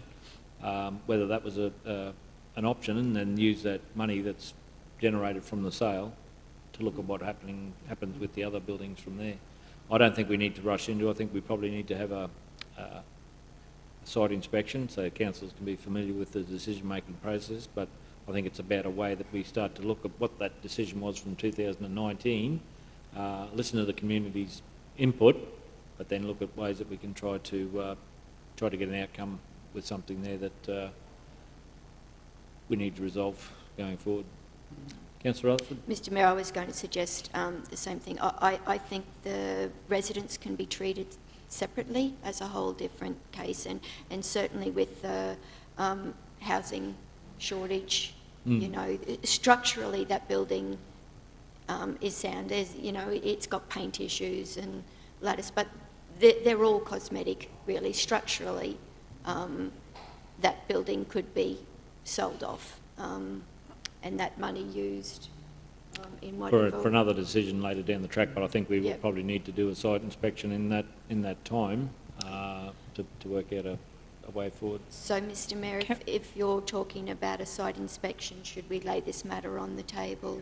Well, can I just close out that particular comment, Councillor Rutherford? So the advice with that residence with black mould, what is required with that, MJ?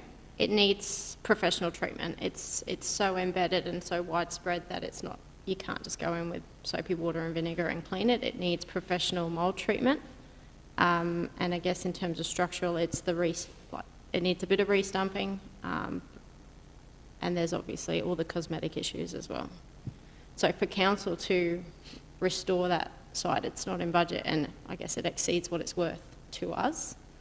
But again, so have we got dollar figures on that? Why do we need to restore it?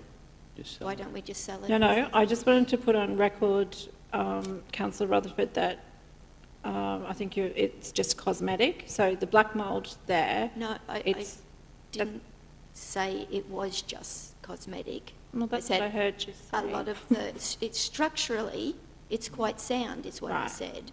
And a lot of the issues are cosmetic. And if you read the report, that's what the report says. Okay, right. I think we probably, my view is we need to go for lay the matter on the table, go up for a site inspection, so we all got a better understanding of what buildings are, and then we can start to talk about a way forward.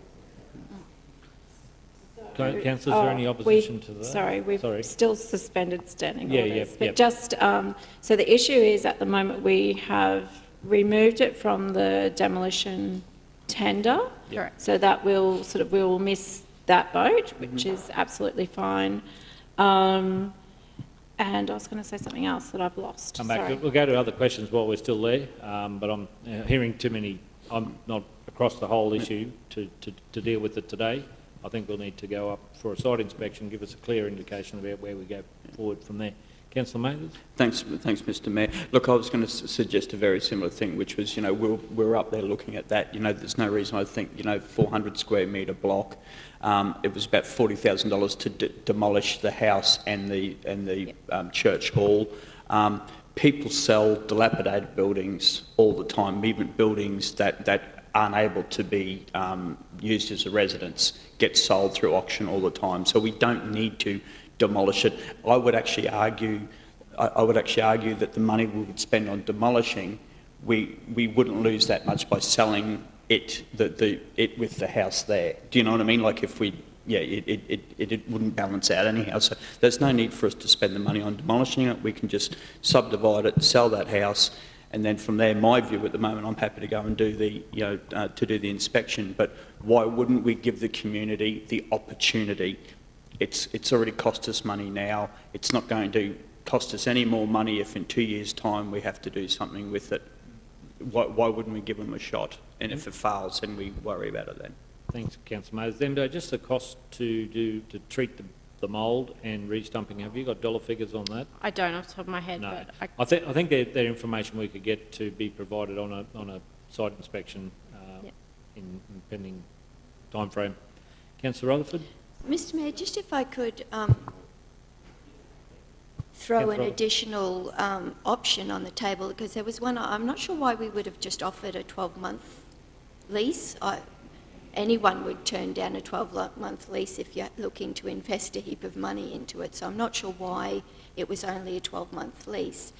But the other option that I thought we could consider is gifting the buildings and retaining the land. So we have those sorts of options already happening all over our parks, where we have private ownership of buildings and they just lease the land that they sit on with a metre around the outside. So why cannot that be one of the options available for this? I'm happy to take that on board. Through the chair, the lease option is very risky for council because we know that their proposal intends to do the bare minimum for them to get to inhabit them, but they're not necessarily to our standards. So if someone was to get hurt, we would bear the liability of that. So leasing is risky, knowing that the condition that the buildings, including the old church, it does need some repairs. Knowing they're in that condition, it is quite risky to us to lease. So I guess lease is not favourable. We do expose ourselves there. Sorry, Mr Mayor, I understand that with the lease of the buildings, but why can we not hand ownership of the buildings over and not the land? That's, yeah. So to me, that would be the option that we would be looking at. I think there's more information there that we can get some of those answers to before we come to a decision today, but the councillors are getting a lot of nods to say that we leave the matter lay on the table until we do a site inspection and get a lot of those things, and some of those questions answered. But we're still in, we need to resume the meeting before we step back into the thing. Councillor Rutherford? Move, resume standing orders. Move, Councillor Rutherford, we resume standing orders. I'll put that. Those in favour? Those opposed? Motion's carried. And councillors, there's a further to the recommendation that the matter lay on the table pending a site inspection. I'm happy to move as such and seek a seconder. Sorry? Yeah, take that, yeah. Move myself, seconding Councillor Rutherford. Put that. Those in favour? Opposed? Motion's carried unanimously. Thank you, councillors. Thank you, MD. We've got some scars from previous things that council had done. We've just got to make sure that we're crossing the T's and dotting the I's in Mount Morgan. That said, Council, we do have an item to be dealt with in closed session, and in accordance with the provisions of the Section 254J3 of the Local Government Regulations 2012, the local government may resolve to close the meeting to the public to discuss confidential items such as councillors and members considered necessary to close the meeting. Could I seek a mover and a seconder with regards to that? Move Councillor Wickerson, seconded Councillor Mathers. I'll put that. Those in favour? Motion is carried unanimously. And that the committee, that the meeting move into closed session to discuss from the public in which considered confidential in accordance with Section 254J3 of the Local Government Act for the reasons indicated. YWCA facility future options. Mover and a seconder. Move Councillor Kirkland, seconded Councillor Fisher. I'll put that. Those in favour? Opposed? Motion is carried unanimously. Thank you, councillors.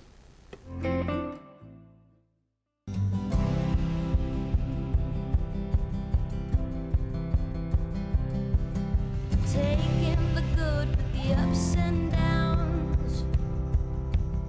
I wanna see how the world turns round. Let's go adventure in the deep blue sea. Home is with you wherever that may be. Home is with you wherever that may be.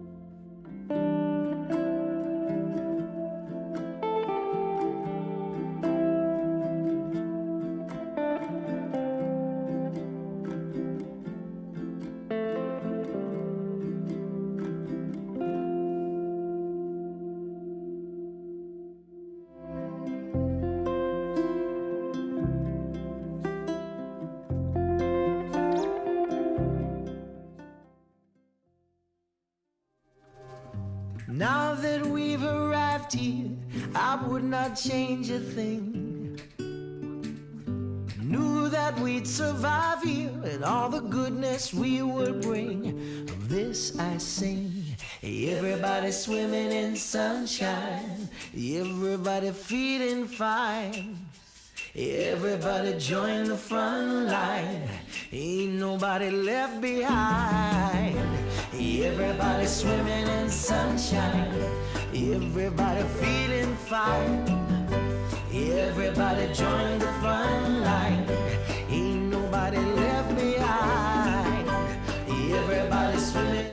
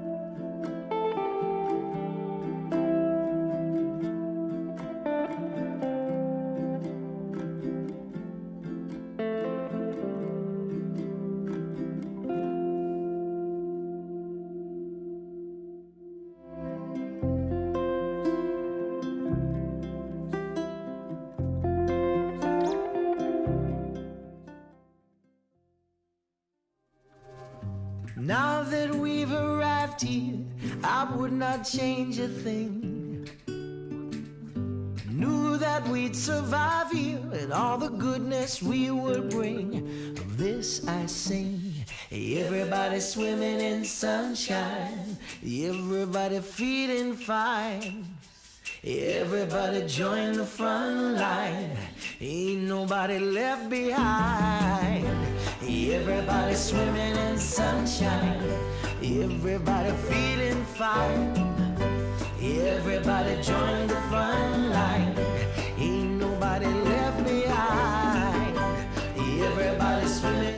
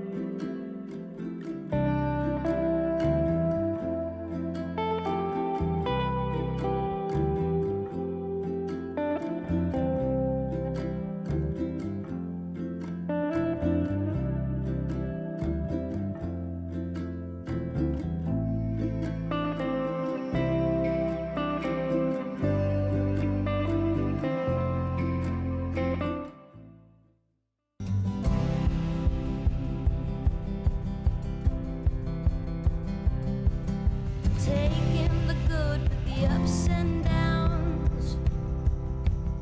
I wanna see how the world turns round. Let's go adventure in the deep blue sea. Home is with you wherever that may be. Home is with you wherever that may be.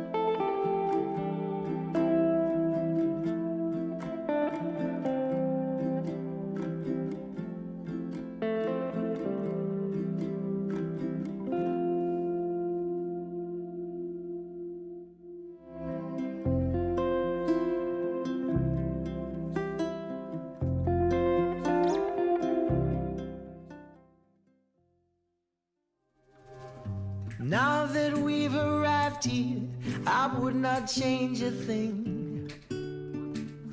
Knew that we'd survive here and all the goodness we would bring. Of this I sing.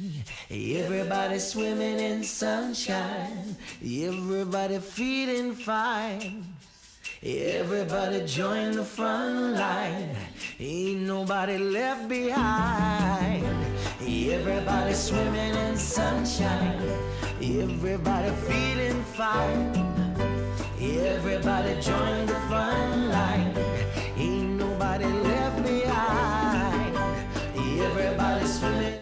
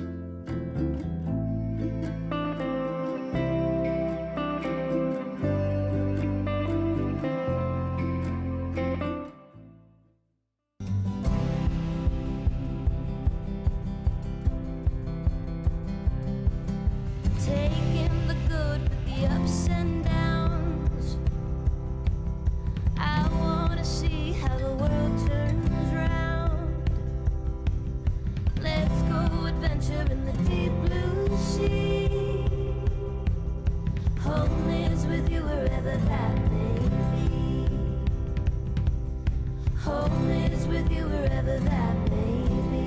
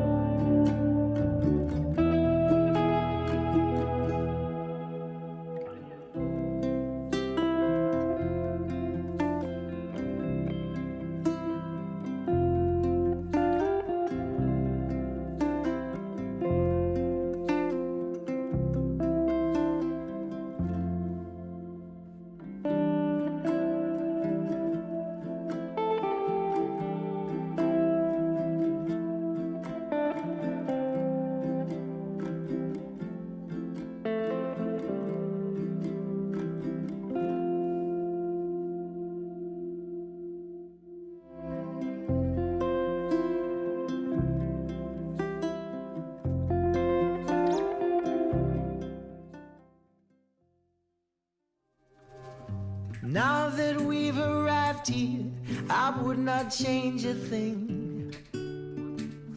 Knew that we'd survive here and all the goodness.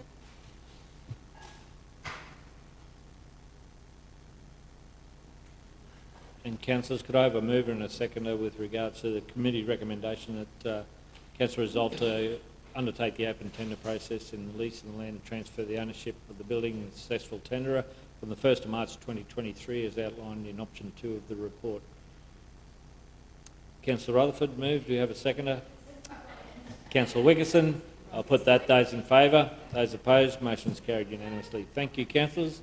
Councillors, that brings us to the end of our community's committee.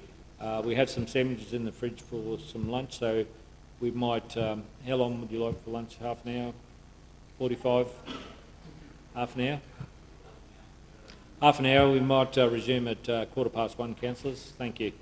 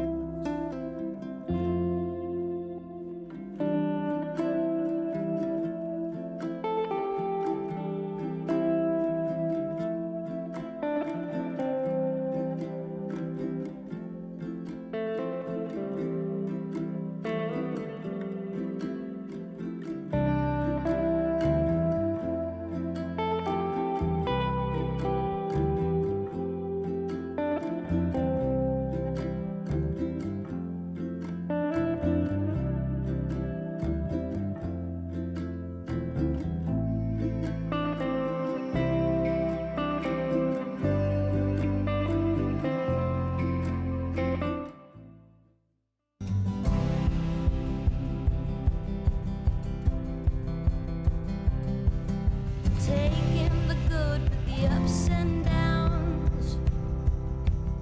I wanna see how the world turns round. Let's go adventure in the deep blue sea. Home is with you wherever that may be. Home is with you wherever that may be.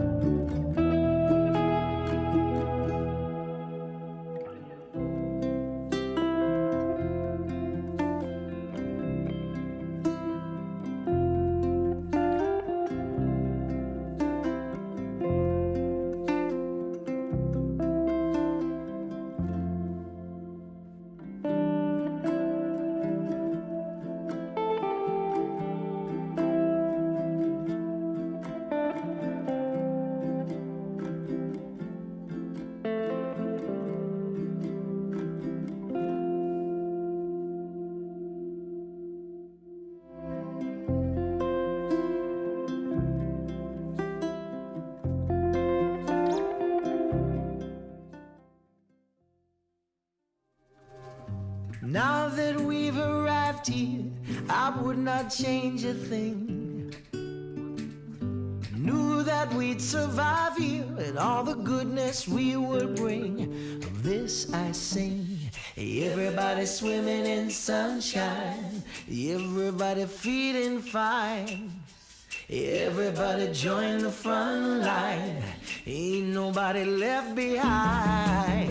Everybody swimming in sunshine, everybody feeling fine. Everybody join the front line, ain't nobody left behind. Everybody swimming.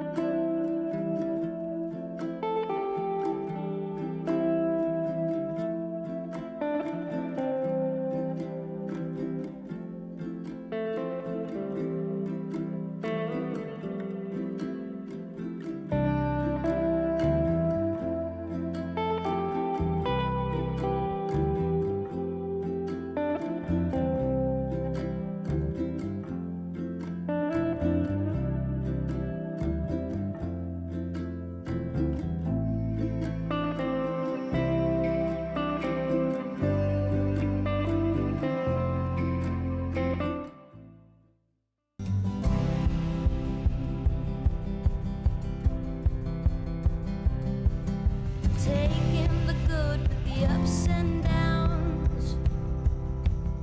I wanna see how the world turns round.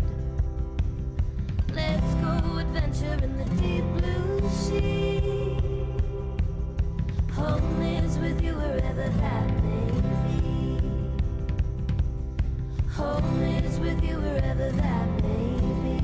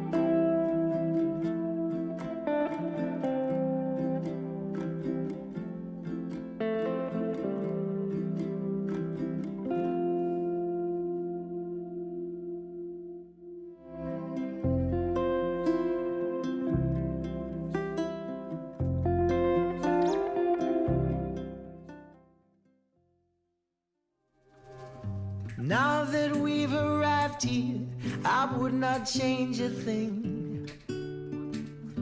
Knew that we'd survive here and all the goodness we would bring. Of this I sing. Everybody swimming in sunshine, everybody feeling fine.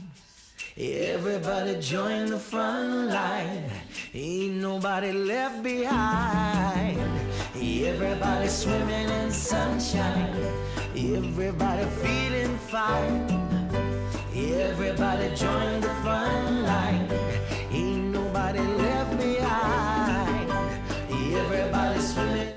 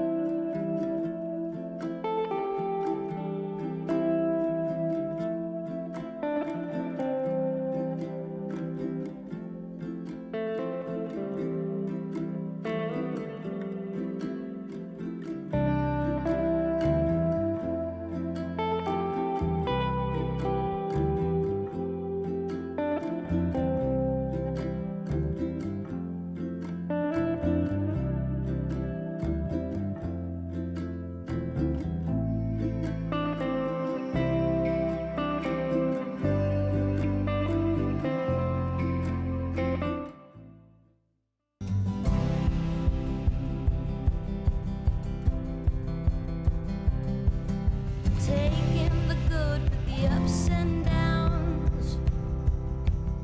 I wanna see how the world turns round.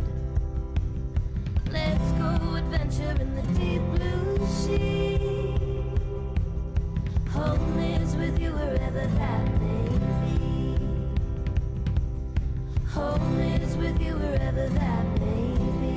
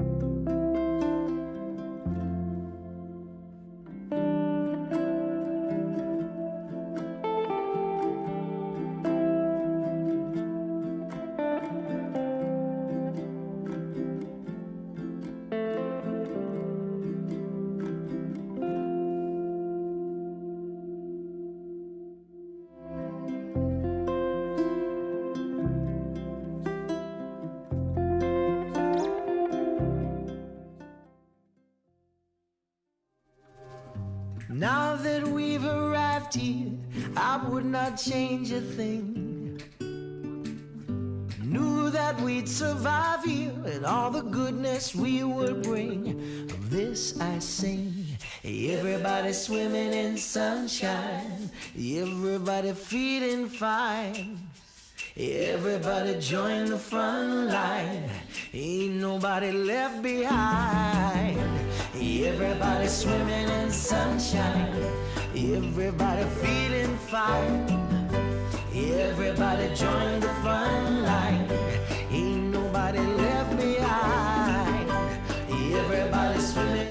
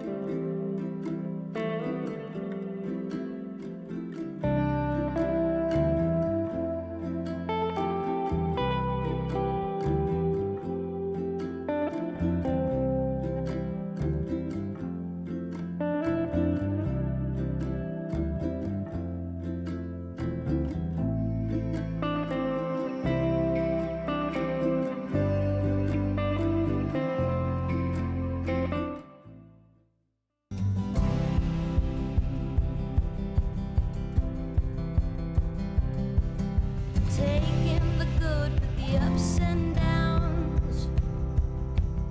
I wanna see how the world turns round. Let's go adventure in the deep blue sea. Home is with you wherever that may be. Home is with you wherever that may be.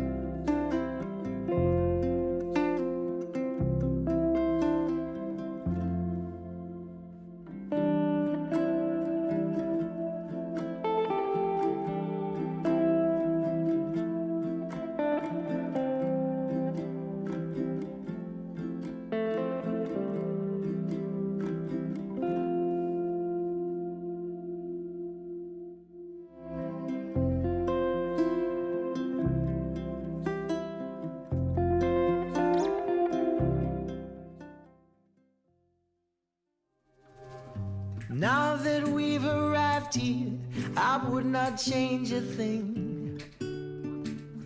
Knew that we'd survive here and all the goodness we would bring.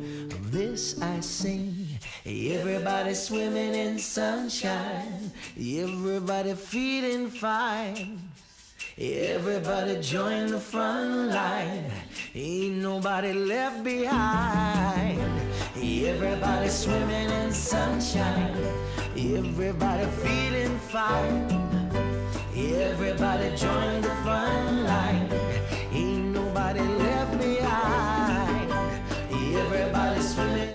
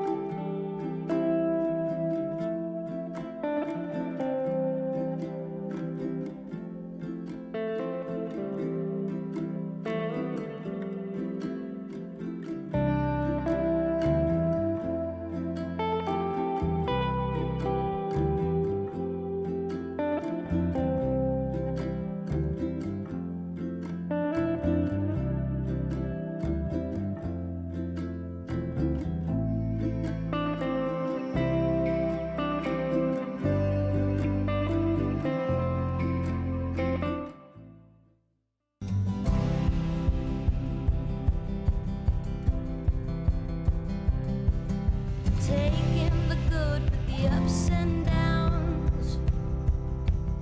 I wanna see how the world turns round. Let's go adventure in the deep blue sea. Home is with you wherever that may be. Home is with you wherever that may be.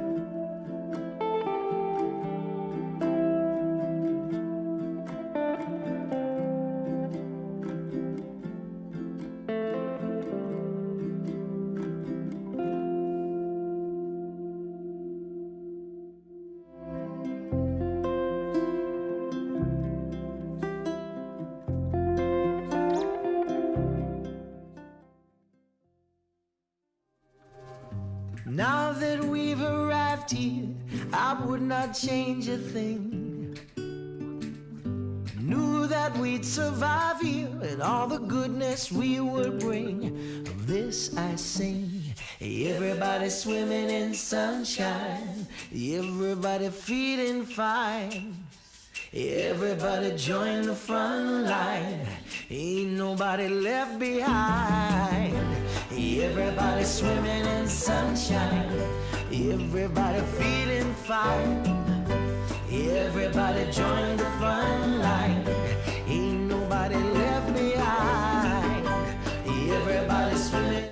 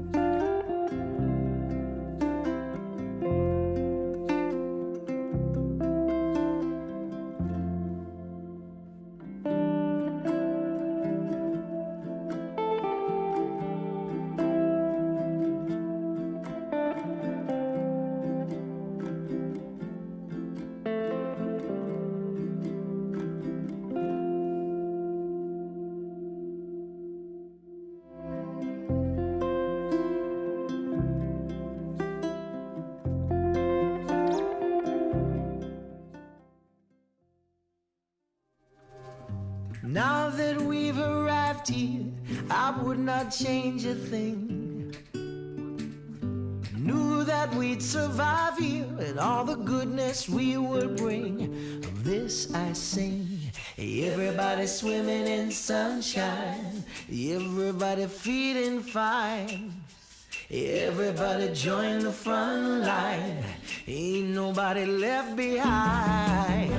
Everybody swimming in sunshine, everybody feeling fine. Everybody join the front line, ain't nobody left behind. Everybody swimming.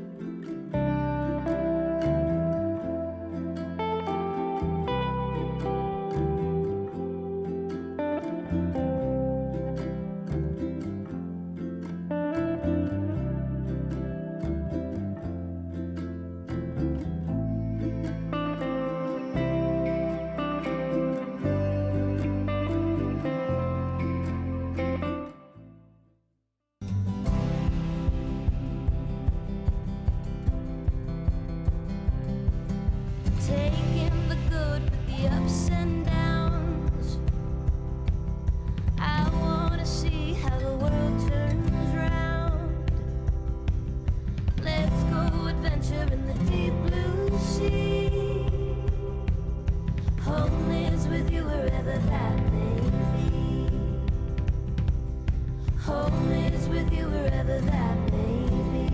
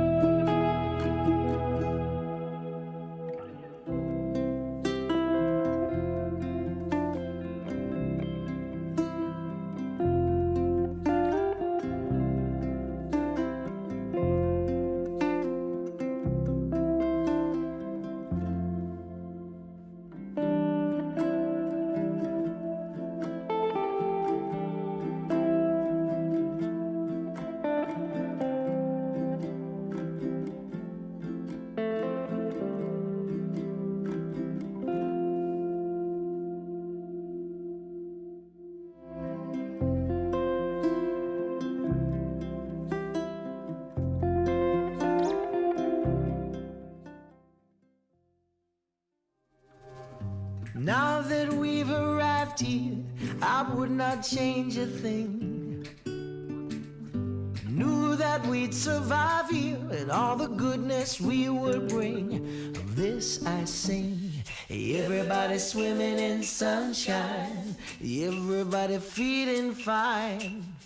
Everybody join the front line, ain't nobody left behind.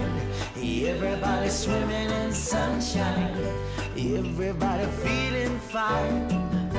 Everybody join the front line, ain't nobody left behind. Everybody swimming.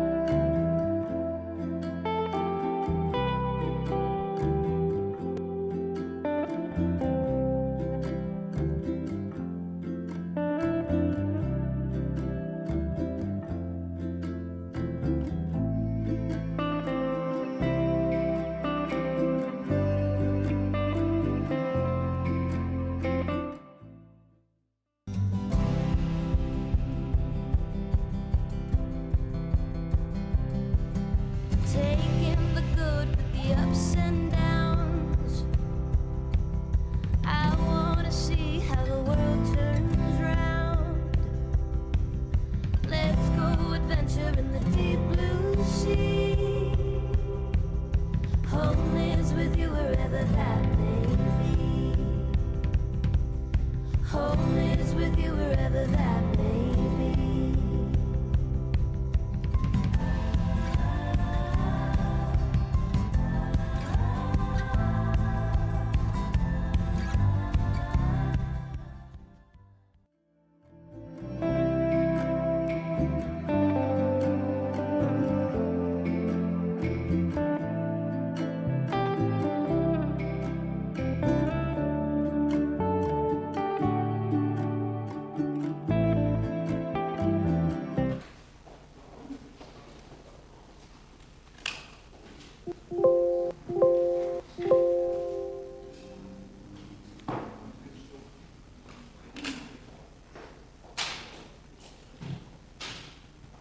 Are we right to go?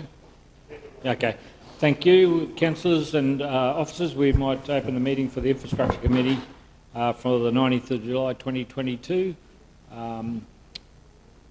Apologies, leave of absence. I think Councillor Fisher just ducked out for a minute, so we'll leave that open at this stage. I haven't heard whether he's away for a longer time or not. Councillors are seeking a mover and a seconder with regards to the confirmation of the previous minutes from the 21st of June. Moved Councillor Wickerson, seconded Councillor Mathers. Put that. Those in favour? Opposed? Motion's carried unanimously. Thank you, councillors. Public forum deputations nil. Declarations of matters on the agenda. Councillor Smith. Yes, thanks. 10.1, capital delivery of projects. It talks about the Mount Morgan water security. And also 10.2, with the rail trail discussion, as you know, I've missed all the discussions and I've never been able to follow the map properly to see actually where the rail trail goes. I now believe it's not going past my brother's place, but it does go through my cousin's property. So just for something different. So at the present time, I will declare a conflict of interest until I can review the map properly. Okay, so jumping out of one frying pan into another. Yeah. And the first one with the water cutting is 10.1 is capital delivery of projects. It's the Mount Morgan water security is listed. okay. Well, if we don't raise that item during our discussions, if there's questions that come on to that water security one, then we'll acknowledge that and declare that conflict there, councillor. But the other one was to deal with the Mount Morgan rail trail, that you still believe that you have a conflict there with the relative. Can we grab those details and so we can put that down for... Do you want to put the declaration out there? So Councillor Smith declared a declarable conflict of interest, Councillor Smith? Yep, as your...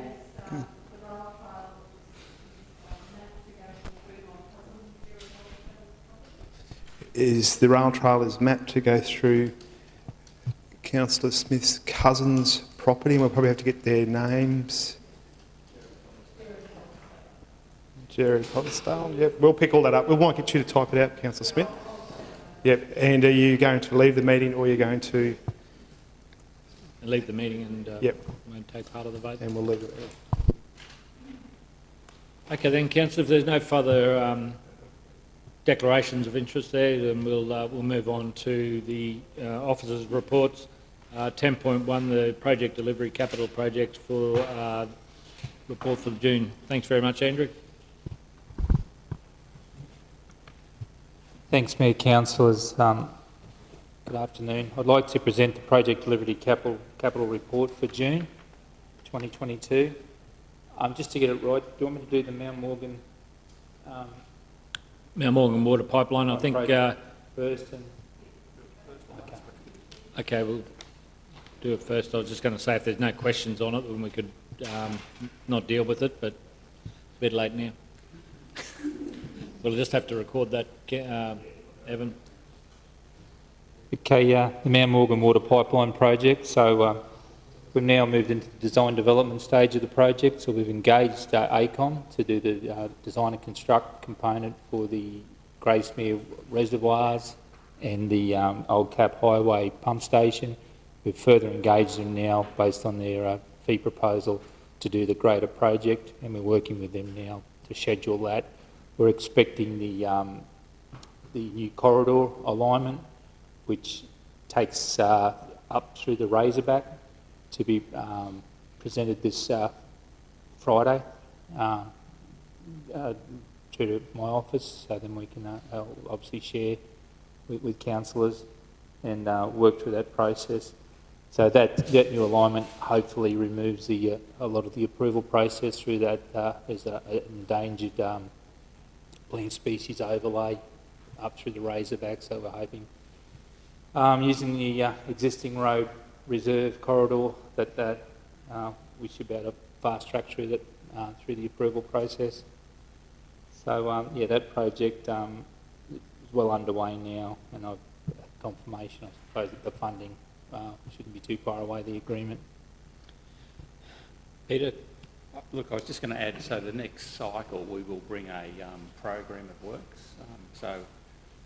Evan and I met with the Director General last Friday, which was successful in terms of allowing us to proceed without, preparing the funding agreement in parallel so that we don't have any risk of expenditure. So we will bring back a timetable. We're just trying to compress, obviously, as much as we can, because every month is a significant saving in terms of carding. So we'll come back the next cycle with a program. Yeah, okay. Okay, we might invite Councillor, if there are no questions, Andrew, on any of that, councillors, we might invite Councillor Smith back to the meeting to go through the rest of those major projects. Project delivery team. Thank you. Hail damage insurance claims, so that project is progressing well. We've just done some minor works to be done at the Elfin House childcare facility. The awning was completed over the weekend, and there's some capping and flashings to be completed there. We're programmed now for the Lakes Creek landfill, the offices there to happen on the weekend, and then moving on further next week to the bigger building near the waste transfer station, for it to be scheduled to be commenced. Kershaw Gardens, the majority of that work is now completed with the exception of the covered shelters, so that's all's remaining there. And Victoria Park, the couple of little shade structures there are still to be to commence, and they will happen straight after Kershaw Gardens is finished. And the North Rockhampton sewage treatment plant, so that's obviously been awarded, however, it's programmed a little further down. The Alliance maintenance facility out at the airport, so that project also is progressing well. They're hoping to prime seal the taxiway junction tomorrow, obviously pending weather, and then further do the apron sealing the next couple of weeks. They've just got a couple of sections left in the concrete pavement that they have to finish. Work is well underway on the hangar itself. In the office area, they've now completed all the plasterboard sheeting, and the electrical fit-out's now underway. So we're looking at, I think, early October to have the civil works component finished, and then early New Year, February, March, would be the official opening of the facility out there. Botanic Gardens, Councillor Kirkland, thanks, Andrew. I'll just grab a question. Sorry, Andrew, I don't mean to backtrack. The Kershaw Gardens, does that include the fixing of the bridges that were damaged by the e-scooters? Is that in there? Is that in No, this is hail damage only, so it's the roof structures. So who's doing that? Is it Parks? Facilities, yeah, Parks, not this group. Yep, thank you. Sorry. Botanic Gardens and Zoo redevelopment, so package 2, which is a visitor hub, so that's basically at 90% design package complete. So we're currently reviewing the package and putting together some tender documents for a issue for construction final package to go out mid-August. We will obviously bring that to council on completion of that design. Package 3 is the playground, so the orders have been placed on Urban Play for that package. They are fabricating. We have had to do a little bit of work around the tree zones and the historic trees up there, so we've had to just manipulate the layout a little bit to help with the approval of staying out of the tree protection zones. Package 4, so there's work on a new, repurposing of an enclosure for a gibbon enclosure, so that's currently underway with some structural steel modifications, and we're hoping that'll be complete early August for the gibbons to come late August. Another question, Andrew, Councillor Kirkland. Yeah, just on package 3, the playground, just Yep. with that, construction of materials and all that sort of thing, and the delays that we're experiencing with that, has there been any conversation around that, whether there's any contingency for that? Is there going to be a time delay I because of haven't, it? through the Chair, Councillor, I haven't heard of any issues in relation to supply chain Awesome. and I'm excited about fabrication. So I know that they obviously fabricate overseas. I think it's Germany, but I don't believe there's an issue at the moment. So. And we've been out to tender for other refurbishment work on the enclosures. That's currently being reviewed. So that's the Eagles enclosure and a couple of others I can't recall at the moment. Glenmore Water Treatment Plant. So we had the tour out there the other day, so everyone's sort of seen the work that's happening out there. The footings for that dosing shed have now been poured, and they're setting up now for the slab for that shed.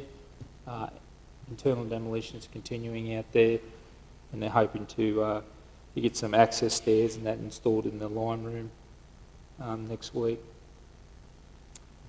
Gracemere and South Rockhampton STP strategy. So there's been a fair bit of work done in that area. So we've preliminary designs now been received for the Arthur Street pump station. So we're just working through a review of that. The recycled water pump station at South Rocky, designs basically, prelim design's been finished, we've reviewed it, and I think we'll receive that in the next couple of weeks. Dewatering of the sludge lagoons has commenced, so they've started out at Gracemere, and then South Rocky and North Rocky will happen as well.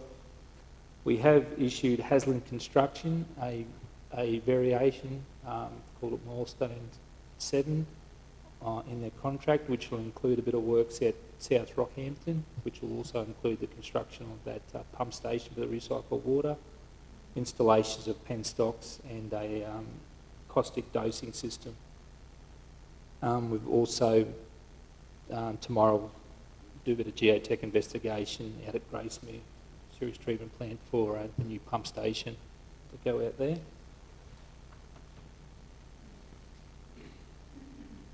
Glenmore Water Treatment Solar Farm, so we've now, as of yesterday, received all the tracking system, and we have now reconciled the termination of Solgen's contract.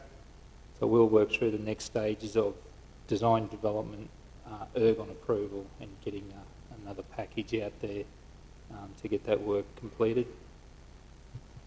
Mount Morgan Pool, we received... Yeah, sorry, Councillor Fisher. Sorry, Andrew. No, that's okay.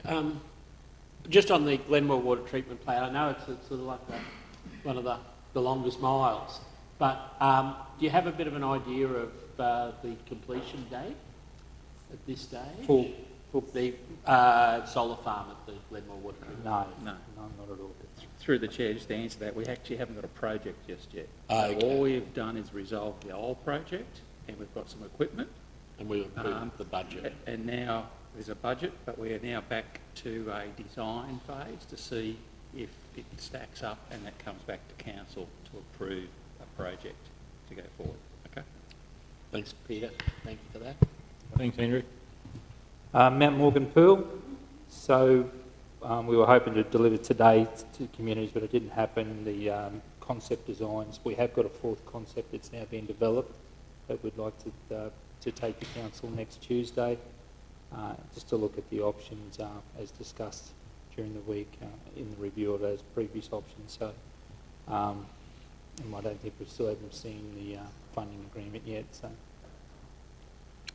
North Rockhampton Sewage Treatment Plant, work's continuing over there.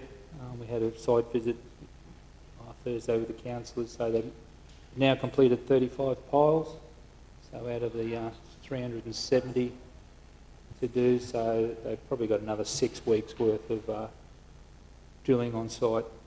So that work will continue. The riverbank, That's all, that hasn't run any difficulties at all, Andrew, with that work? I know once they start doing those types of projects, they always have things that come out of the blue. No, touching wood while I'm saying all this. But, Yeah, our only difficulty was those piles of soil that you've seen around, which had asbestos in it. So, but we've managed, we've taken that from the contractor, that risk, and we're obviously monitoring those piles because it's going through asbestos as well. But at the moment, it's all okay. It's all good. Okay, thank you. Councillor Kirkland? Oh, I just wanting to ask, was it 300 or 500 piles that they're doing at there? It was 750, it's down to 370. 370. Give or take, we've still got a couple of other structures. We'll look at an ergon transformer platform, so there might be another 10 for that. So. Yeah. Oh, okay. Well, not understanding the purpose and the benefit of more piles versus less piles. Okay. Can you explain? 'Cause that's a bit... The original design was based on 750 piles, and two things happen. When we get to the final point of construction, the actual contractor assesses how they can do their piling, and they offer up alternatives. And also what happens is designers tend to over-design, so we actually had a review of how that should be done and how we could do that. So there's piles normally, the piling designs normally change from this concept to actually the physical build quite often. Okay. Just out of curiosity, how many piles were at the Art Museum? Oh. It was like 700, wasn't it? The Art Museum piles, I forget the number, Andrew? Art Museum piles, how many were there?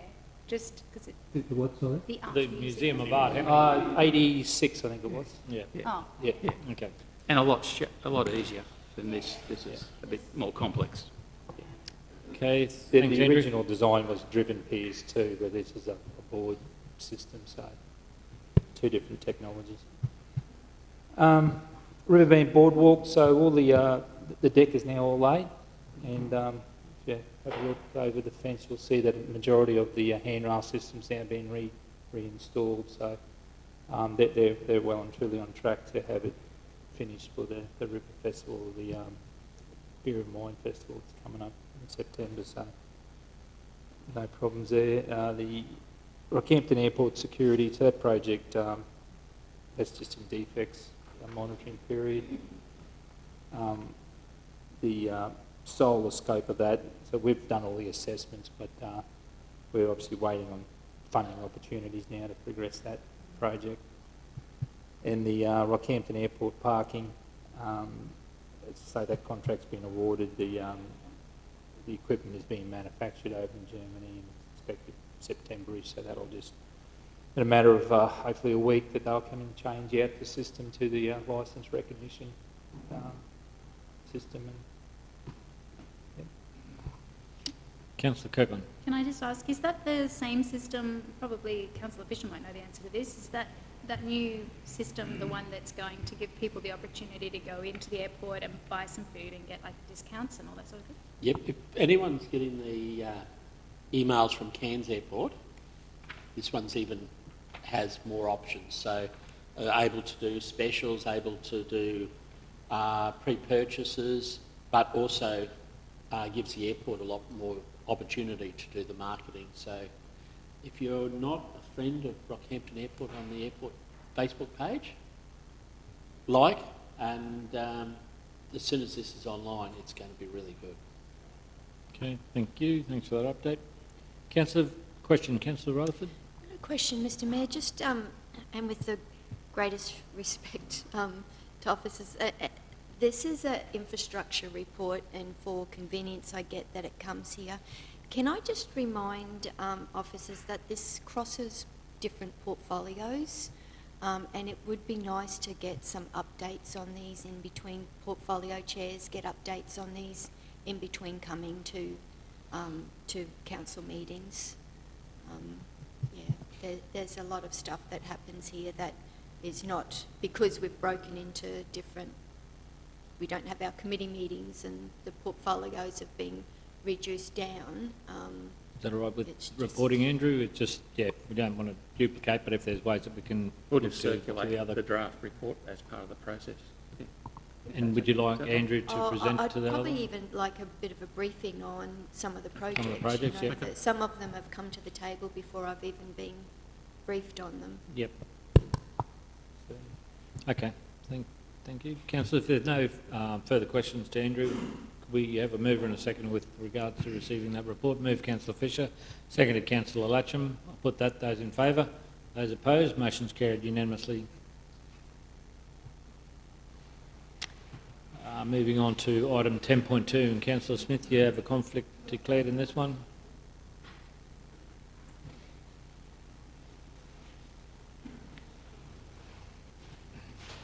So, Jamie, the Mount Morgan Rail Trail feasibility study, we might wait for that door just to close and then we'll go into that report if that's okay. Thank you.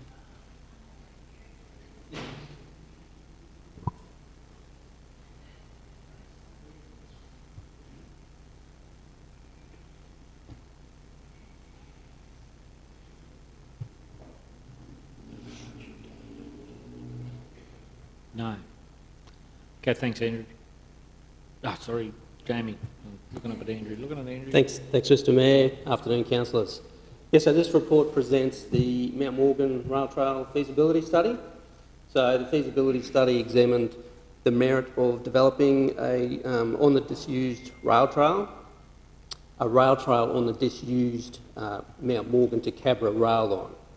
So the rail trail would begin at the Mount Morgan railway station, located at Railway Parade Mount Morgan, and finish at Cedric Archer Park, Gracemere. So the proposed rail trail would provide a recreational route for a range of users and cover a distance of around 29 kilometres. Construction of the rail trail estimated to cost around $13 million, and during construction it's estimated that 24 direct local jobs, 37 indirect jobs would be created, injecting around $11 million into the regional economy. So rail trail user numbers are estimated to be in the order of 20,000 per year once the project is fully completed, with visitor spending estimated to be approximately $1.4 million per year. So the ongoing costs to maintain the rail trail have been estimated at around $148,000 per year. And over a 30-year period, the rail trail is expected to deliver a net present value of $14 million, with an estimated benefit cost ratio of around 2 over that same period. So these findings of the feasibility study confirm that the rail trail on the existing rail corridor is technically feasible and would provide a significant return on investment. So in terms of community support, we've had several rounds of consultation and there's generally strong community support. So in general, people who were not adjoining landowners were very supportive of the project and indicated that they would use the trail if it was delivered. And of course, as we've presented to council previously, there is some concerns from adjoining landowners. They raised a number of issues and appeared to be strongly opposed to the proposal. So a lot of those were around disruption to their farm management, farming practices, concerns around safety, trespass liabilities, behaviour of trail users, those type of things. Got some lights there, Jamie. Might go to some questions. Councillor Kirkland and Councillor Mathers. Oh, thank you, Mr Mayor. Yeah, I think I might have mentioned this last time we had a chat around this, Jamie, is the fact that there's a number of rail trails that would appear to have been a collaborative effort from communities, even through the construction phase, but certainly post-construction into the maintenance phase. Is there capacity with what we're doing to align ourselves with a similar collaborative effort from the community organisations that might be the users? I'm thinking about, Mount Archer and certainly the bike trails up there and how they are maintained by the users. And it's a really successful program. And then in comparison, we've got the bike trails in Mount Morgan that are not maintained by users and that are now currently overgrown and not actually being maintained or used by anybody. I would hate for us to endorse this and go through a similar outcome where we've just got something that's overgrown and not being used. Where the users are keen to use it, I think that we should be encouraging them and you know, they can take ownership of that to a degree. Is there capacity for us to incorporate that as part of this plan? Yeah, through the chair. Councillor, so yes, there certainly would be capacity. I think that was one of the recommendations in the feasibility study, was to look at volunteers, if we can form some sort of community groups. We haven't established anything as such at the moment. We know there are members of the Mount Morgan community that are very proactive in regards to the rail trail, so it would certainly be something that we would look at establishing if this was to go Yeah, I would imagine, ahead. you know, cycling groups and walking groups and all kinds, I'm sure they're all out there, lots of people that would say, yep, we're happy to be a part of that maintenance program. I don't know how you facilitate it, it sounds like a big job to me, but good luck. That being said, I'm just cautious around endorsing something that's just going to be a white elephant. It's a bit hard. I think funding will be the challenge to start with before we contemplate user groups. Councillor Mathers, then Councillor Rutherford. Thanks very much, Mr. Mayor. Look, I've got a question, but I've got a similar concern also with same as what Councillor Kirkland's got in regards. So I think this is going to be a fantastic project, and you know, we need to make sure that it's shovel ready. So if we do find some money, we can move with it. But you know, I think the long-term success of this will totally depend on the social groups that are involved in it. But Mr. Mayor, just through you to Jamie, the question I did have in regards to when you have worked at that estimated benefit cost ratio and over the 30-year period and the cost involved, what have you allowed for actually maintenance of the rail trail in those equations? Through the chair, so maintenance, what have we allowed for in maintenance? Yeah, so that about 150,000. Oh, yeah, sorry, no, sorry, that was, it was too, that was in the report. I'm sorry, that just slipped out of my mind, yes, yeah, sorry, I did see that. Councillor Rutherford? Mr Mayor, I probably disagree with Councillor Mather's statement about having it shovel ready. My concern is that if it is too shovel ready and money comes, it will jump ahead of projects that we have already prioritised, and when you look at some of the things that we need to spend our money on, this is a lovely nice rail trail's always quite good. Both councillors have touched on the bike tracks at Mount Morgan and the fact that, you know, all the promises that were delivered with them, that now we can't even maintain them properly. You know, I would be really reluctant to go down a path of building something like this without, you know, having these plans and whether we can even commit 150,000 in maintenance every year. I just don't know. And when we talk about there is support out there for it, most definitely. Of course there is when it's not in your backyard, the people's backyard that it goes through, and this is not just about the inconvenience of maybe having sporting lights up or, you know, whistles going on a Sunday afternoon. This is cattle properties. This is people's livelihoods that, you know, if we don't stay on top of weeds and they're transferred from one property to the next, becomes a major issue. So it's not something we can go, let's suck it and see, let's hope that we can do the maintenance.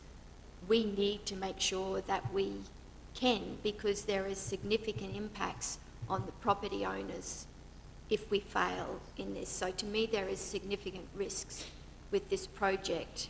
And I will come back to the point that I think we have a lot of higher priorities, and I would hate to see us all of a sudden go, oh, someone thinks that this is a good project, and it jumps ahead of everything else that we've got to do. Jamie? Yeah, so through the chair, yeah, that's a very valid point that we do, that we would maintain it, and whether we'd have to allow, that's right, sufficient funds to do that.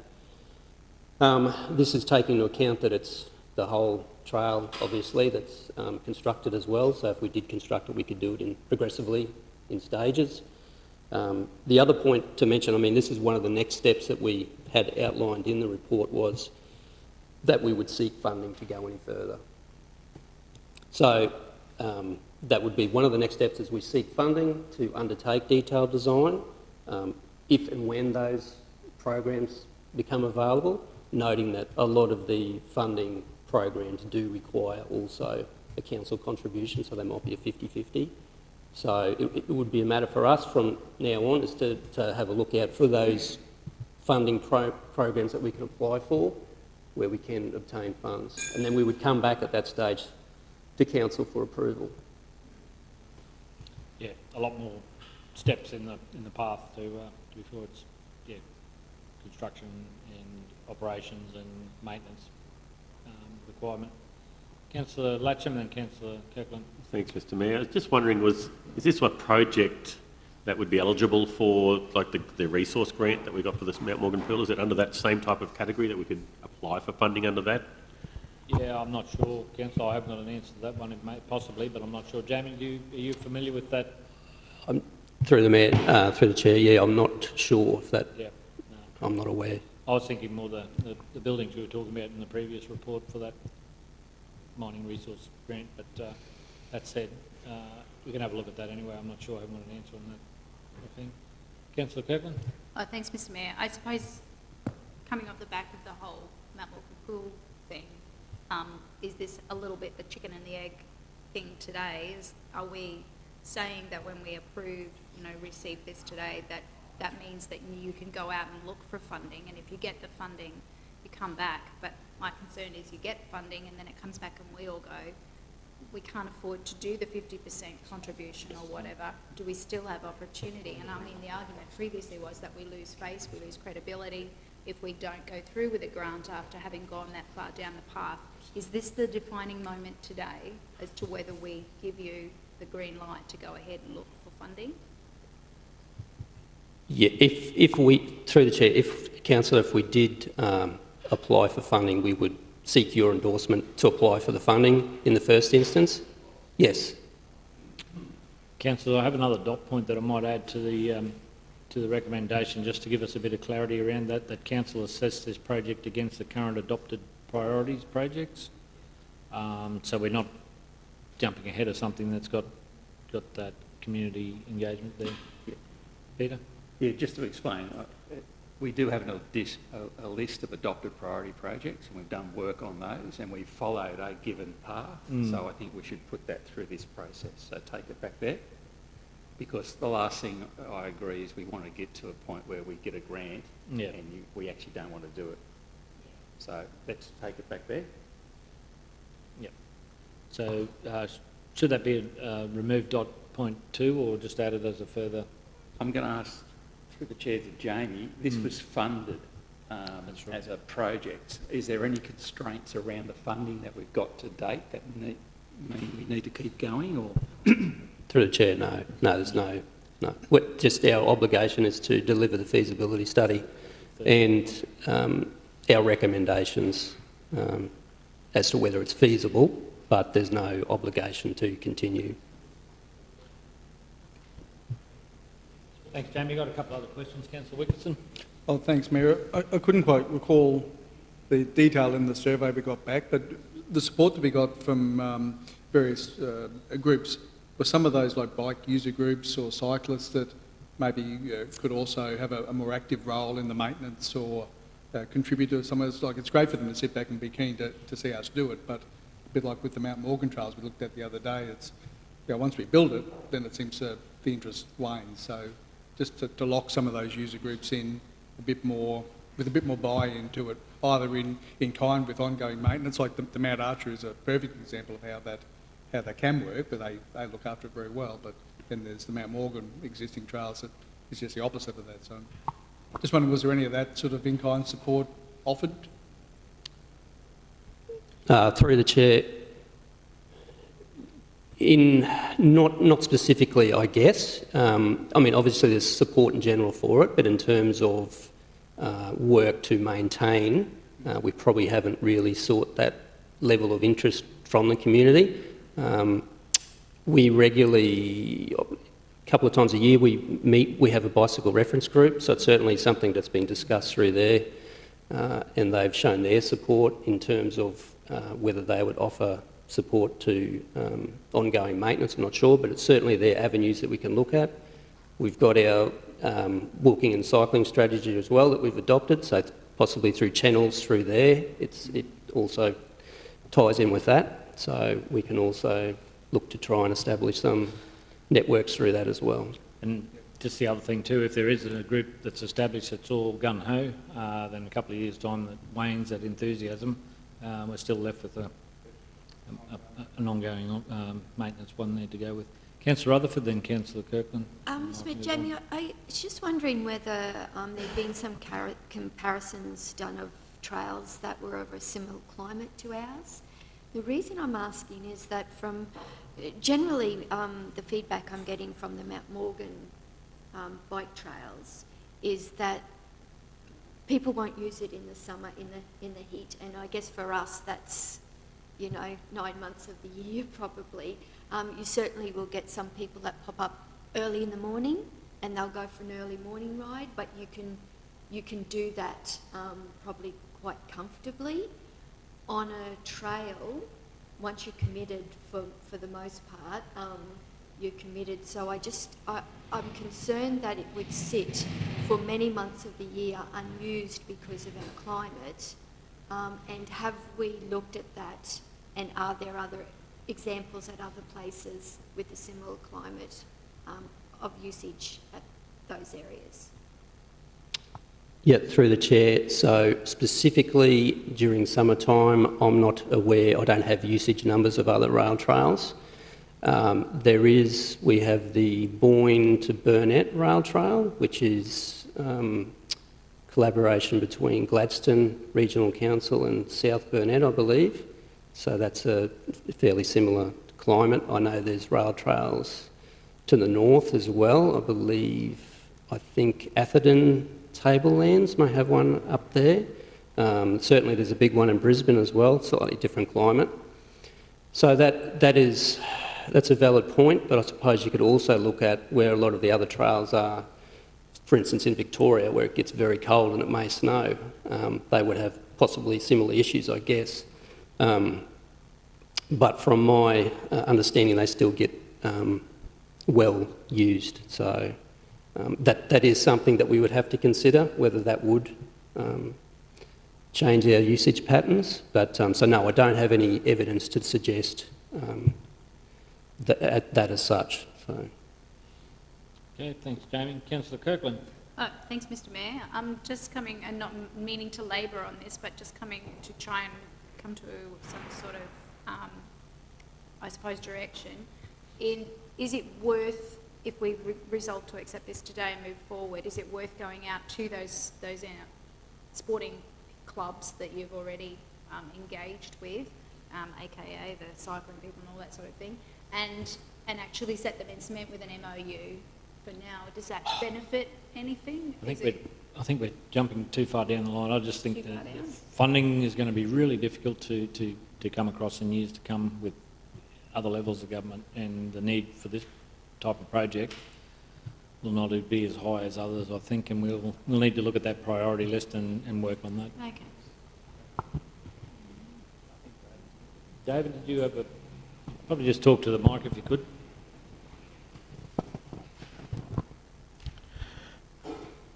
Thank you, Mr. Mayor. Probably just a couple of points, if I may, and I'm noting the discussion that's occurring at the moment. The intent for today's report is certainly not to progress anything beyond an ability to come back to council at a time when funding opportunities may present themselves, and the likes of the low-cost trails or low-cost funding that sometimes funding programs that come out. So there's a range of all of those sorts of programs available, and I guess the intent, perhaps, sorry, Jamie, to come through the report was that to acknowledge that those programs exist. The stage we're at the moment is really completion of the feasibility study, and some of the discussion I note is around potentially staging of various components of the work, and I'd probably just like to point out, if I may, that the benefit cost ratios, and Jamie mentioned it earlier, those benefit cost ratios are for the completion of the entire length of the rail trail as it's been assessed. This is not a small project. This is a $13 million project, and I understand the questions from today, and I'm just trying to put a little bit of context around the intent of the report. If we didn't author it quite the way it has come across, that's we'll endeavour to do better next time. But the intent certainly is that we're not progressing from the end of the feasibility study without first checking in with council and to cover off all of those matters about overall budget considerations and the likes, because that's a known part that the budgets have to work out in favour of the project. The further work that is potentially possible under that scenario is that certain sections of and that's really into the implementation phase, if we wanted to get to that, some sections may be more beneficial in the short term. So that's the kind of further work. I won't elaborate too much further, but there's certainly no intention, and Jamie can help me out, that the report would go any further. Thank you, Mr. Chair. Okay, Councillor, I think we've exhausted the questions on this one. Just added that further dot point in there to cover off on the other projects that are running concurrently and how they would work with this one. That said, we can still look to see funding streams if they become available at a further date. Councillor Wickerson?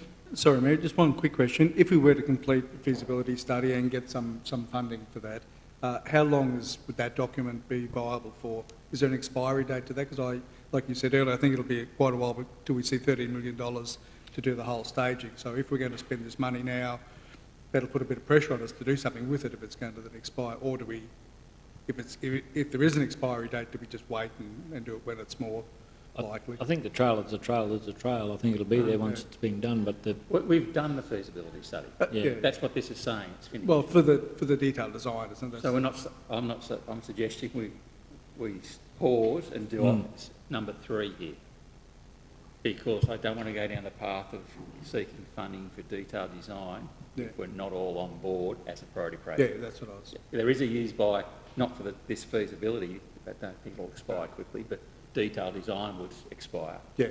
And so it's really, so I'm even questioning whether ship 2 should be removed. Should stay. And we go and do what we've done with the other projects, assess it against the list. Priority, yeah. Or should we should we put 2 in, swap the numbers around, 2 and 3? Around? Put the number 3 as 2 and because the notion of finding matching funding at the moment, I can't see how you can. No, we just delivered a budget on the needs to do over the nice to dos, and but that said, if there's something come along and we never know that's there, it's always there. Okay, councillors, if there are no further questions on that one, could I seek a mover and a seconder with regards to that? Move Councillor Latcham, seconded Councillor Kirkland. I'll put that. Those in favour? Those opposed? Motion is carried unanimously. Thank you. We'll invite Councillor Smith back into the room, please.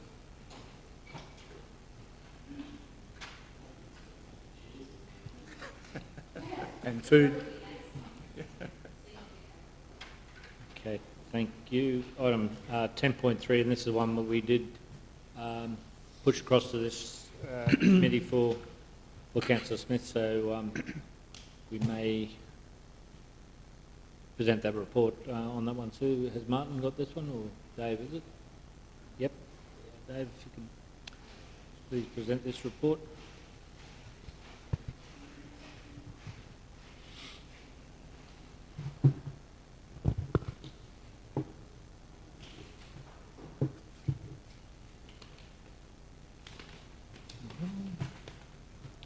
Thank you, Mr Mayor, and through the Chair, good afternoon, councillors and staff.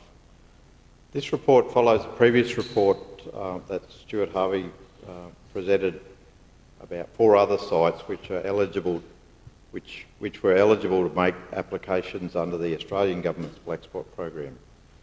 This report outlines council's options about making an application for a further eligible site under the current round of funding, which I'd note as being for the 23-24 financial year. The location is the Denison Street and Derby Street intersection in Rockhampton. Earlier works were done at this intersection under a Black Spot funded project in 2016-2017 round of funding. Around the same time, other Black Spot funded works were also done at the intersections of Denison and William Street and Denison and Denham Street, which are the ones closer to the Fitzroy Street end. Since the delivery of these works in the following 5-year period, the crash rates at each intersection vary. The report's subject intersection, namely the Denison and Derby Street intersection, the crash rate has unfortunately and somewhat unexpectedly increased. There were 4 crashes in the 5-year period leading up to the 2017 submission. However, in the last 5 years, there have been 14 injury crashes and 1 fatality at the same intersection. Most of the increase in these crashes, according to the crash records, relates to a vehicle movement on Denison Street, coming from Fitzroy Street, my apologies, towards Stanley Street, and that vehicle being impacted by a vehicle on Derby Street, travelling from the Gladstone Road end toward the Fitzroy River. I won't try and point to it on the map. So as I mentioned, there were 15 crashes at this location in the past 5 years, and 14 out of those 15 fit the description that I just described. In contrast, the crash rate at the intersection of Denison Street and Denham Street, the 2 intersections towards Fitzroy Street, the crash rate there has remained generally consistent, but not reduced. Perhaps of relevance, separate to the Black Spot funded work undertaken at the intersection of Denison and Denham, at around the same time, I'm sorry, I don't have a map of that area, around the same time, the intersection closer to what is George Street at Denham and Kent Street, a roundabout was installed there, around about the same time that the Black Spot work was undertaken at Denison and Denham Street. Noting the crash history, officers have investigated several options to address the crashes occurring at the Denison-Derby Street intersection. As outlined earlier, with the 15 recorded crashes at the intersection in the 5 years prior,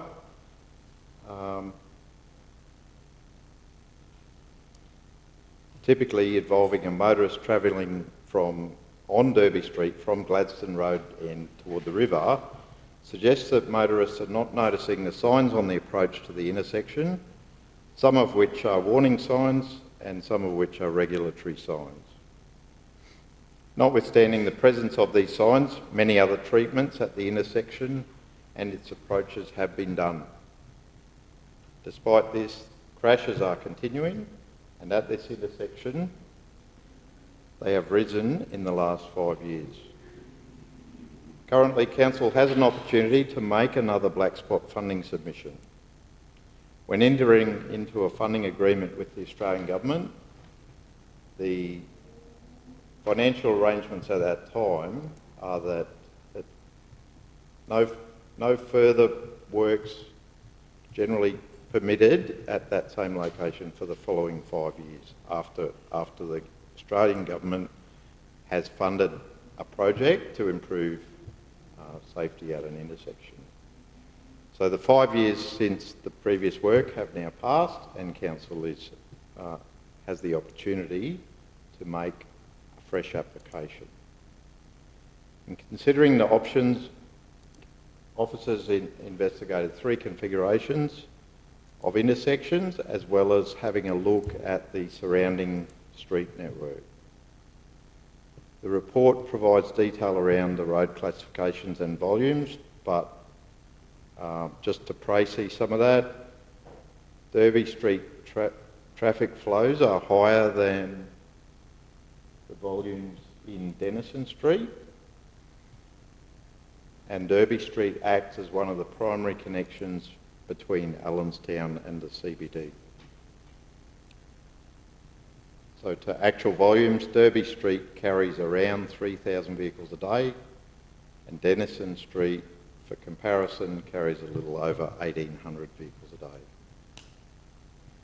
Denison Street, just to describe the surrounding street network, Denison Street has priority or right of way from the Fitzroy Street end, has priority over Denham Street, William Street, and at the subject intersection being Derby Street. In the other direction, Derby Street from the Gladstone Road end toward the river has priority over all side streets, so motorists travelling from Gladstone Road toward the river have priority over all side streets until the intersection with Denison Street. That length is around 600 metres, and there are 4 intersections in there, so motorists have priority for 4 intersections and a length of about 600 metres. I'm sure you all know the area very well. The street environment in Derby Street is relatively wide, and this can be conducive, generally speaking, to higher than desired speeds. On the other side of Denison Street at the river end, Derby Street intersections are configured all as roundabouts, and anecdotally, the speeds there seem to be reasonable. Roundabout configuration was investigated for the subject intersection. That is shown as option 3 in the report. Some of these are complicated with the existence of the Queensland Rail line. Another option was option 2, which was a set of traffic signals. Both of those options potentially need interfacing with Queensland Rail infrastructure. So there are challenges there that I'm not saying are insurmountable. They can be overcome, and all of those options have merit. However, for the purpose of making a submission, and the federal government tends to like certainty in a project before they commit funds. So a combination project, which was option 1, if I can just have that on the screen, please.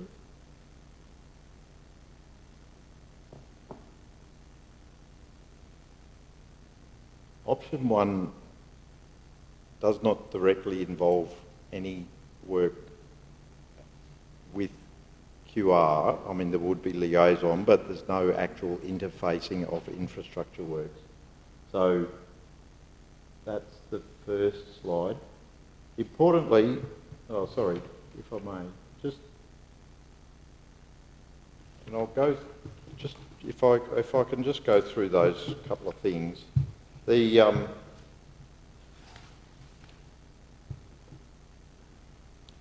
way the black spot submission process works is that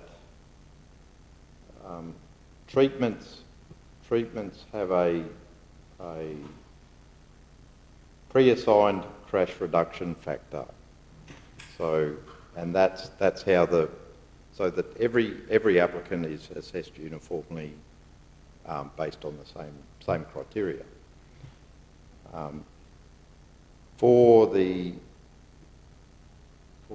Sorry, to go back to the roundabout option, which was option 3,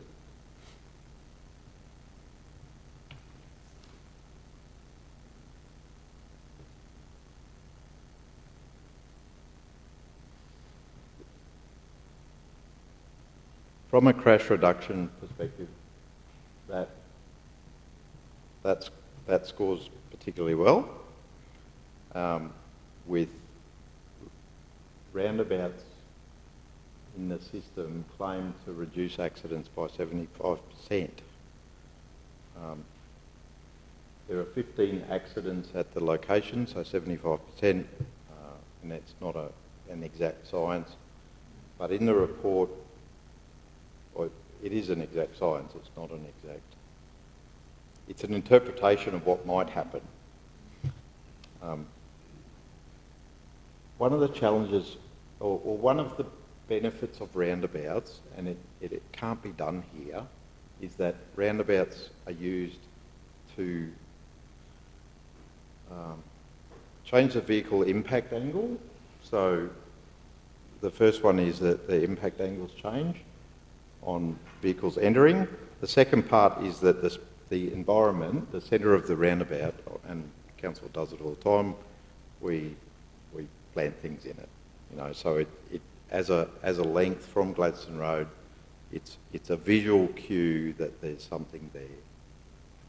The ability to deliver something like that at this location, because of the rail line, is next to none.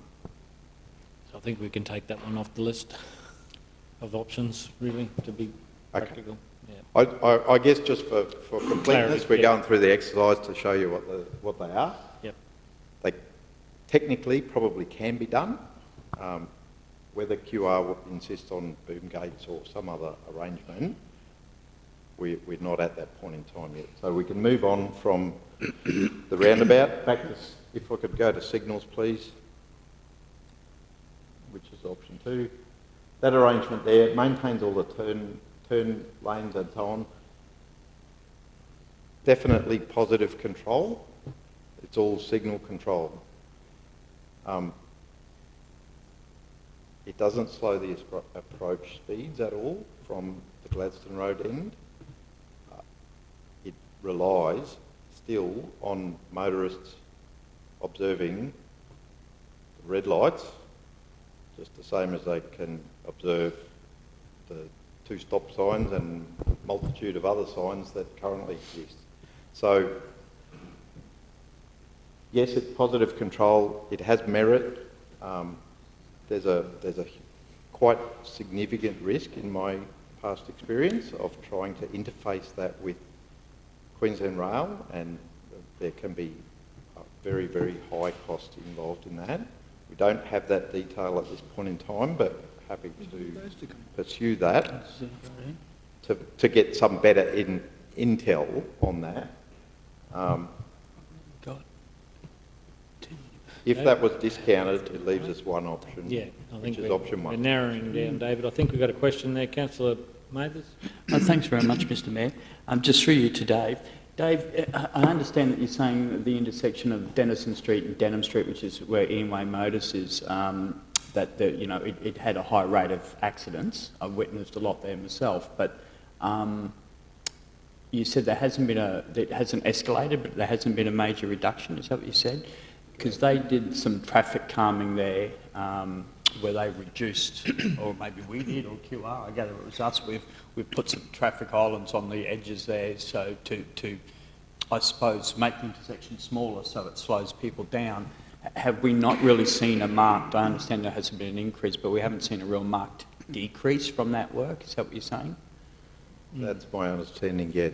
Yeah, so it needs to be signalised or something. Yeah. Okay. Yeah. Councillor Wickerson, did you have a question? I'll go to Peter. Yes, thanks, Mayor. Looking at the first option that's been recommended, probably the one, that's the signalised one, isn't it? The one with I think we dropped those two out because there's QR and third party involved, which is clearly not helping with funding. The option is number one. If there's questions around that, I think that's... Well, yeah, Mayor, this is for option one. It's down to, because at the moment, I think even informally, it's like two lanes coming back towards back towards the river along Derby. So if there's a vehicle there wanting to turn right into Denison, you can still go straight ahead with care, as long as you can see past their bonnet or whatever. But with this option one, that's back to one lane and a bike lane, I just worry that it's going to cause a fair bit of bottlenecking there when it's busy. And then that, with the impatience that comes with that, people might try and then still duck across. So I don't know whether it's going to really achieve the safety that we want. So I'm just wondering, is there a blend of one and two? Two has a right turn lane as well as a straight ahead. So basically option two, but take the signals out of it. I think option two doesn't have the roundabout before, it's just the signals by its standalone. Yeah, that's what I'm saying. Just the one with the signals has a right turn lane. Oh, that one there. Yeah. So you're not going to get people held up by a car or vehicle that wants to turn right. That's on Denison Street, though. If you're talking back to, there's nothing further up at the now, where's the Kent Street. There's nothing there in option two. That's where it stops and starts at Kent Lane and goes through. Yeah, no, sorry, that's the intersection I'm talking about. Yeah. But see, if there's two vehicles there turning... Effectively, I understand Councillor Wilkinson is asking why can't we leave the current configuration of that intersection as it is? It's currently got a right. Yeah, right, yeah. We're suggesting this. Correct. Take that right turn away. Oh, okay. Yeah, just concerned about the bottlenecking that might cause. It's causing a problem? Yeah. David, you... Through the chair, councillors, the operation of the intersection is from an operational perspective, is quite sound. It's not, the delays that would be introduced are very, very minor. And I certainly appreciate the question. The benefit, probably in our assessment, outweighs the delay, to the extent that at the moment there's a quite wide expanse of roadway, and taking that lane out, we did seriously look at the question and whether or not there was benefit to keeping the lane, but having the lane there, I think, is probably adversely impacting the safety at the intersection. Yeah, no, understood. And there's been plenty of times when I'm parked there and you get a bigger vehicle beside where you can't quite see past to see what's coming. Yeah. And the second question is, I didn't fully understand the raised vehicle platforms. In Denison Street, I can see there's like a ramp up and then a flat platform and then a ramp down again. I couldn't quite work out what was going on in Derby Street. I can see the ramp up, but there's no corresponding ramp down. So it doesn't match, pardon me, what's in Denison Street. Can you just explain what those calming devices look like? Sure. Through the chair, they taper back down to I'll call it a stop line. Oh, so sharp up. So it comes up and it comes down. So the platform's right at just prior to the, I haven't got a pointer, but where the piano keys are shown there, it tapers down at the, so when you've estimated the signals, you'll be partly up on a platform or partly down. Does that help with the platform? The platforms on Derby Street are far closer to they're at the intersection, so they're at the intersection treatment. Denison Street's further away. Okay. Peter, did you want to? Yeah, look, through the chair, the option we're being presented to you is effectively something that doesn't touch Queensland Rail, because we are talking a minimum of probably, I was going to say it's probably 2 years before we would even get some kind of agreement and then an agreed date to do any work. So we feel like the only one that, and it does offer some improvement, and we can do that immediately, and we don't want to sit here for 2 years while we say we're talking to Queensland Rail. So that's why all those others were a bit of an iteration to look at what you might do, but in my experience in dealing with Queensland Rail to try and get something done, we're wasting years. So that's why option 1 was recommended. We can implement it subject to, obviously, the funding relatively easily, and that's why it's the preferred option, even though those others are technically may have better outcomes if you invested in them over time.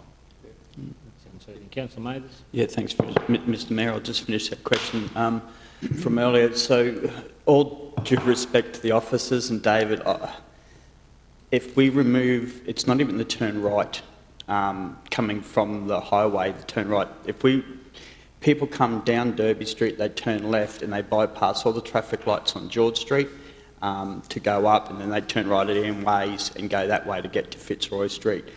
If we don't give them a turn left lane at that intersection, you will be backed up to Kent Street at least. I used to drive that intersection 3-4 times a day for over 4 to 5 years. The amount of traffic that road feeds off Gladstone Road to bypass all the other traffic lights is immense. We cannot not have a left-hand turn at that intersection. It's called a rat run. Yes. There's not one now? There's enough room there. Yeah. You go and have a look and see it's wide enough. It's not a designated left-hand turn lane, but there's enough room for someone to turn up going straight and to park beside them to be able to turn left. And it gets used so much. Dave? Through the chair to Councillor Mathers, could I just clarify that Martin seems to know which one it is. It's the movement on Derby Street coming from Gladstone Road. Is that the one you're referring to? Doing a left into Denison Street. Yep, avoiding the line. There's ample manoeuvre space at the moment. I think from memory it's a through and a left turn lane. Oh, it's probably not even marked. No, it's not marked. But there's a dedicated right turn lane. At the moment, there's a dedicated right turn lane, which allows the through and left movement to occur. Yeah, I suppose the point Councillor, the point I was trying to make was that we weren't trying to encourage that separate left turn movement, because then that left turn moving vehicle is in the same position of having a car on the through lane and has their vision blocked. So we were actually not trying to encourage that. Councillor Kirkland? Sorry, Mr Mayor. So, yeah, that's right. So basically, I suppose we would be hoping to remove that left-hand lane and just hope that people start changing their traffic practices and take another road, because that's there's a lot of traffic turns left there. Yeah, and that'd be an outcome that would be more safe for the community. Rather than supporting something that's quicker but not safe, this would be a way that would be much safer, and people that were trying to make it a shorter distance than, or time-wise, would stay on the main corridors. Yeah. Councillor Kirkland? Thanks, Mr Mayor. 100% agree. What's a life worth? Definitely. My question to you is that the traffic travelling from Gladstone Road that are using this as a race through to wherever they're going in the CBD, are they local traffic? Question 1. And question 2, on the GPS, if it's not local traffic, when they're trying to get through to the CBD, is the GPS directing them that way to get to the CBD, as opposed to a different route. Do we know? The GPS takes you straight down Derby Street to go to the CBD if you're coming from the south. It's local traffic. Local traffic. It's local traffic. So if it's local traffic, I agree that we need to educate them that this is not a speedway. I'm totally with Mr Mayor on this. I like this option. Councillor Smith, Chair of the portfolio. No, so it's Councillor Wickerson speeding through there from Allenstown, from where he lives. And, you know, we've heard about all the people that divert up at Dawson Road to avoid the traffic lights. And I think that's a quick way to get to the CBD, straight down Derby Street. I mean, I'd probably do it myself plenty of times as well. But with all the other improvements we're making to Derby Street, I think that it'll all blend in together and be a lot safer. Yeah. For sure. But I've had a few conversations with Martin about this, and my first reaction was, you know, we've got to put traffic lights in there because I think that's what the people that did the petition, I think that's what they would like to see.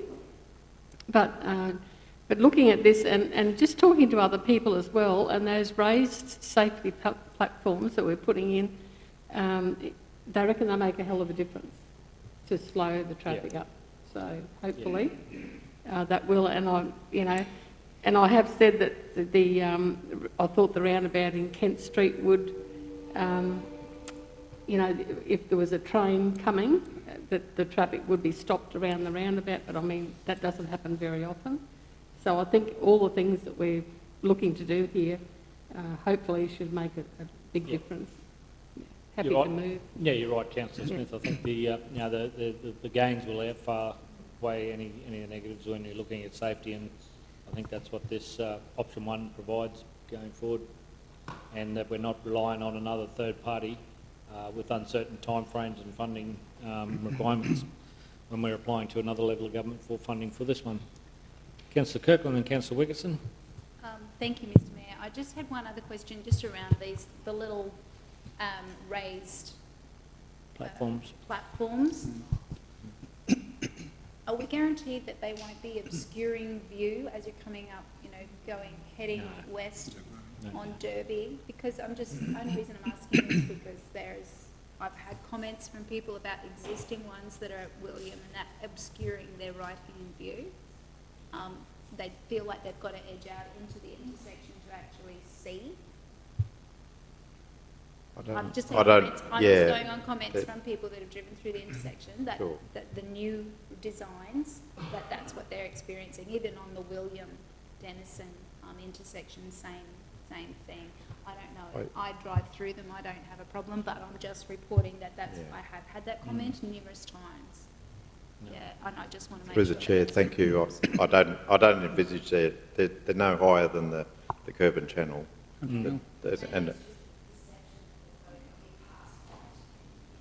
Not sure. Councillor Wickerson, then we might wrap it up. Questions on this one? Yeah. Thank you, Councillor Wickerson. Thanks, Mayor.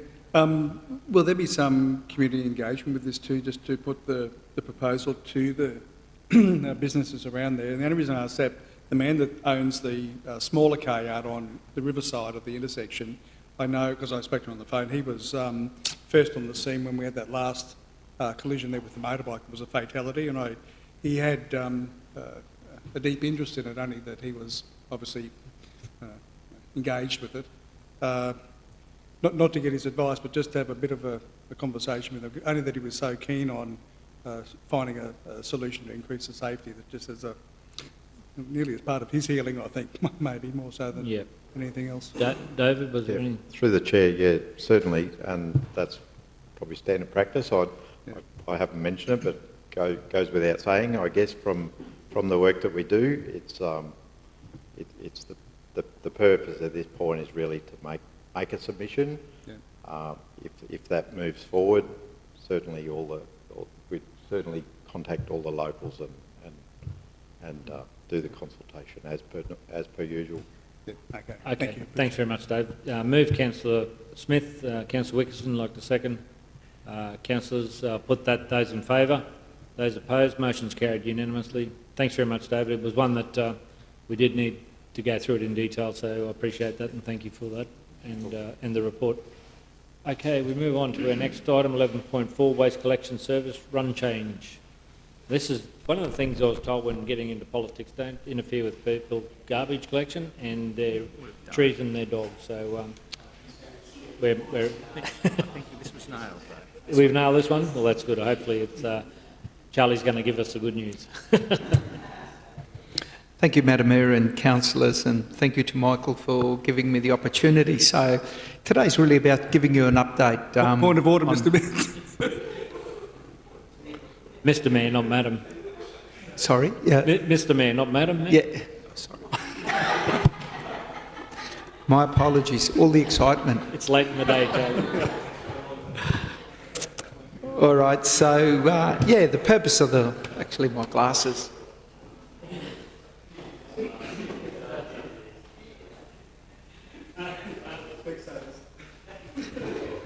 All right, we'll start again. So, yeah, yeah, the purpose of the report is to give you a little bit of an update on what we've done since the, 11th of April.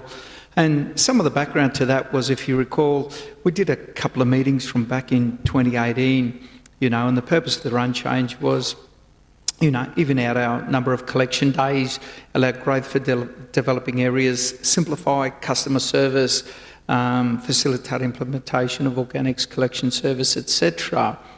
So,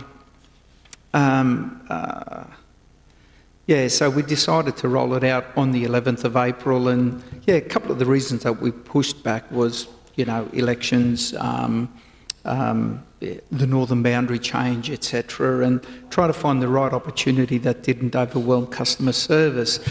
So if you have a look at the map, we were affecting 32,000. Well, there are 32,406 properties in our region that were serviced, and the number of properties with the change was 23,185.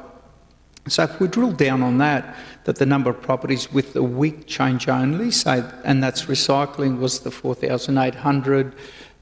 Weekday and week change was 5,049. And a day change only 13,000, and 9,000 properties not affected. So how did we achieve this? Working with our collections team, we have a great team, and drawing maps and trying to identify the run boundaries and what logistically would work with the fleet that we have. IT services, huge compliment IT. All the data that we gave them, and extracting that, and the ability to print letters to send out to people. And my main concern was, did the right people get the right letter? And the answer is yes. Yeah. And then working with the recycling collection contractor, and we provided our scope of what the outcomes should be, and we reached agreement there, and council's communication team as well assisted with the rollout, etc. So what are the outcomes since the 11th of April? And this is our 15th week. So in the first week, we thought we'd be quite inundated, but there were limited requests. Some people did forget. We might have missed some, but that's part of normal work. We actually reduced the number of collection runs. Monday 11, Tuesday 10, we do 8, 5 days per week. So less trucks, same people, and we're finishing a little bit earlier, and there's a lot of efficiency. And we do have the capacity for the growth areas such as Gracemere and Parkhurst. For admin services, customer service, one of the key things was, when you looked at Gracemere, we were servicing them Monday, Tuesday, Wednesday, Thursday. So if you got an inquiry, when is my service day? Are you north of the roundabout, or south, or east, or west, or whatever? Well, now it's Tuesday, and Wednesday such, if between Alton Downs to the roundabout on the south side of the river is Wednesday. So really simplified the ability to inquire and for people to work out when their collection day is. And some of the feedback that we did get back from customer service, we had the online search tool that was shown last year. That worked fantastic. They received limited complaints. They were surprised. The recycling message and flyer was very effective, easy to understand, and recycling slightly decreased as well. Probably had more problems with recycling than we did with waste. CQ Bin Cleaners, private company. When I did talk to the owner there, he said, "Oh, Charlie, what are you doing to me?" And I saw him 3 weeks later, and he goes, "Mate, this is the best thing you've done." You know, in other words, they weren't running from north side to south side multiple times per week. And to really cut a long story short, Monday is, you know, Musgrave Street, down to the river, Norman Road, Parkhurst, you know, and then we said Tuesday south of the roundabout, Marmore, out to Gagango, Wednesday, Bridgelands, Alton Downs to the roundabout, and then Thursday, Fridays, Norman Gardens, Coongal area, etc. Yeah. And our contractor, JJ Richards, also made a comment to say probably the best run change I've ever seen happened. So it was a compliment to the team, our team leaders, our GIS people, our comms people, and, you know, to council itself. So, you know, to finish, we can say we've delivered an improved operational efficiencies, and we're well placed for the future. Thank you. Thanks, Charlie. So just to be clear, we did North Rocky too? Oh, okay. Thank you. Sorry? We did North Rockhampton as well? It was the whole region, not just... The whole region. Not North Rocky? Yeah, whole as well? region. Okay. Yeah. Making sure of that. Councillor Fisher? Yes, Mr Mayor. Well, Charlie, you and your team need the yay for the day, because this was well conducted, well managed, and I went through as chair the last time we had that change, and I could still show you the scars. It was pretty brutal. So this was really well done. I think the communications were good, and the lead time. So I think there's a good model there, and it might even be a good model for council when we've got to change in other areas, make changes to actually follow that model, because I never got a single complaint. I never heard a single complaint. The usual, I hate council waste and recycling people, and there are a few of those people still exist. Never, ever got a gisted that there was even a change. So I think this was a project well done, compared with sort of some of the other local governments that have made changes in the last 2 or 3 years. I think they're still licking their wounds, so well done to everybody. And Councillor Latcham is still here. He hasn't been named to the transfer station as well. So I think, you know, take back the team, you and Michael, Peter. This was a really well-managed, well-structured, well-communicated change in council practice. Thank you, Councillor Fisher. And I do recall last year that you mentioned, I think 2004, it was a nightmare. So between us, we thought, wow, are we going to get this right? And as I said, the right letters went into the right letterbox. And even as an outcome of that, letters went to the couple of wrong letterboxes, just on corners, whatever. But the beauty of that was we were tidying up our GIS records. And operationally, look, as long as the majority of people had their bin out, the rest wasn't a problem. We had the resources and the trucks, so thank you for that. Great operations. Thanks, Charlie. Questions though, Charlie, before you leave? Councillor Latcham. Just a comment, Mr Mayor. Just like to likewise continue the praise from Councillor Fisher. It's always good to end the day on a very good news story, and I'd like to thank Peter, Michael and Charlie for delivering on, and the rest of the team for delivering on what could have been potentially a tough task, but made it look easy. So well done, guys. Thank you. Councillor Smith and Councillor Kirkland. And yeah, just a comment, Mr Mayor. Going from 4 days to 1 day in Gracemere, I thought, oh, this is going to be good. And there was quite a few comments for about the first few weeks in Gracemere, but I think it finally sorted itself out. Even Boulder Cone went back a day. So yeah, it was very smooth, and I was very surprised that it went out so well in Gracemere, knowing what can happen out there. But just a question, and we've mentioned this before years ago, about people leaving their bins out after collection for days and days and days. The wind, you know, the extreme wind we get at Bouldercombe, and especially in Gracemere as well, can be a real traffic hazard in a storm.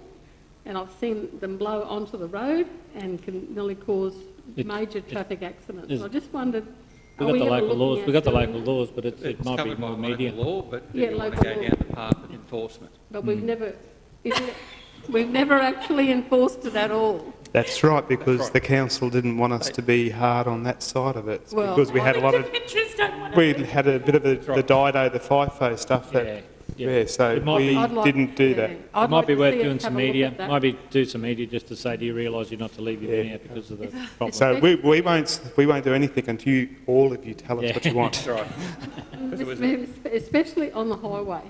Not so much in suburban streets, but on the highway, very dangerous. Thanks, Councillor Smith. But Peter, we'll take that on note and look at some media on that, please. Councillor Kirkland. Just let me go home and take my bin in before you do that media. But noted, and absolutely not a serious matter for certainly on highways, not little cul-de-sacs. This is a perfect example to the Waste team have delivered a perfect example of really brave initiatives. I've written it out so that I can just say that it's a brave initiative that's successfully delivered efficiencies across multiple levels as well as across organisations, other organisations. The review process, I love that. I love the fact that you kept a tab on everything and you kept on coming back to us with everything. That was great, Charlie. Thank you. But also that preemptive.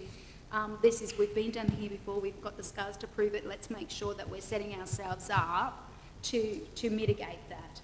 So the whole process is, and I agree with my colleagues that that's a great template moving forward, but the biggest thing that I want to say is I appreciate the bravery of this initiative, and we're all absolutely, I'm excited by the results. I think it's well done, well done. Yeah. Yep. I'm going to actually spruik about it at my next environment get together with people, just the fact that there's less trucks, less movements. Thanks, Councillor Kirkland. Councillor Latcham. Thanks, Mr Mayor. And I just forgot to mention that I too likewise didn't get a single complaint, so very happy about that, and very happy to move that report be accepted, received. Councillor Latcham moved. Do you have a seconder? Councillor Fisher. I'll put that. Those in favour? Motion's carried. Again, thanks very much, Charlie. Great report, great result, and pass that on to the team, please. I will do that. Thank you, Mr Mayor Okay. and councillors. Councillors, we have any more, no more items on the agenda. I'll close the meeting and thank everyone for your attendance. Anyone hanging around for the citizen?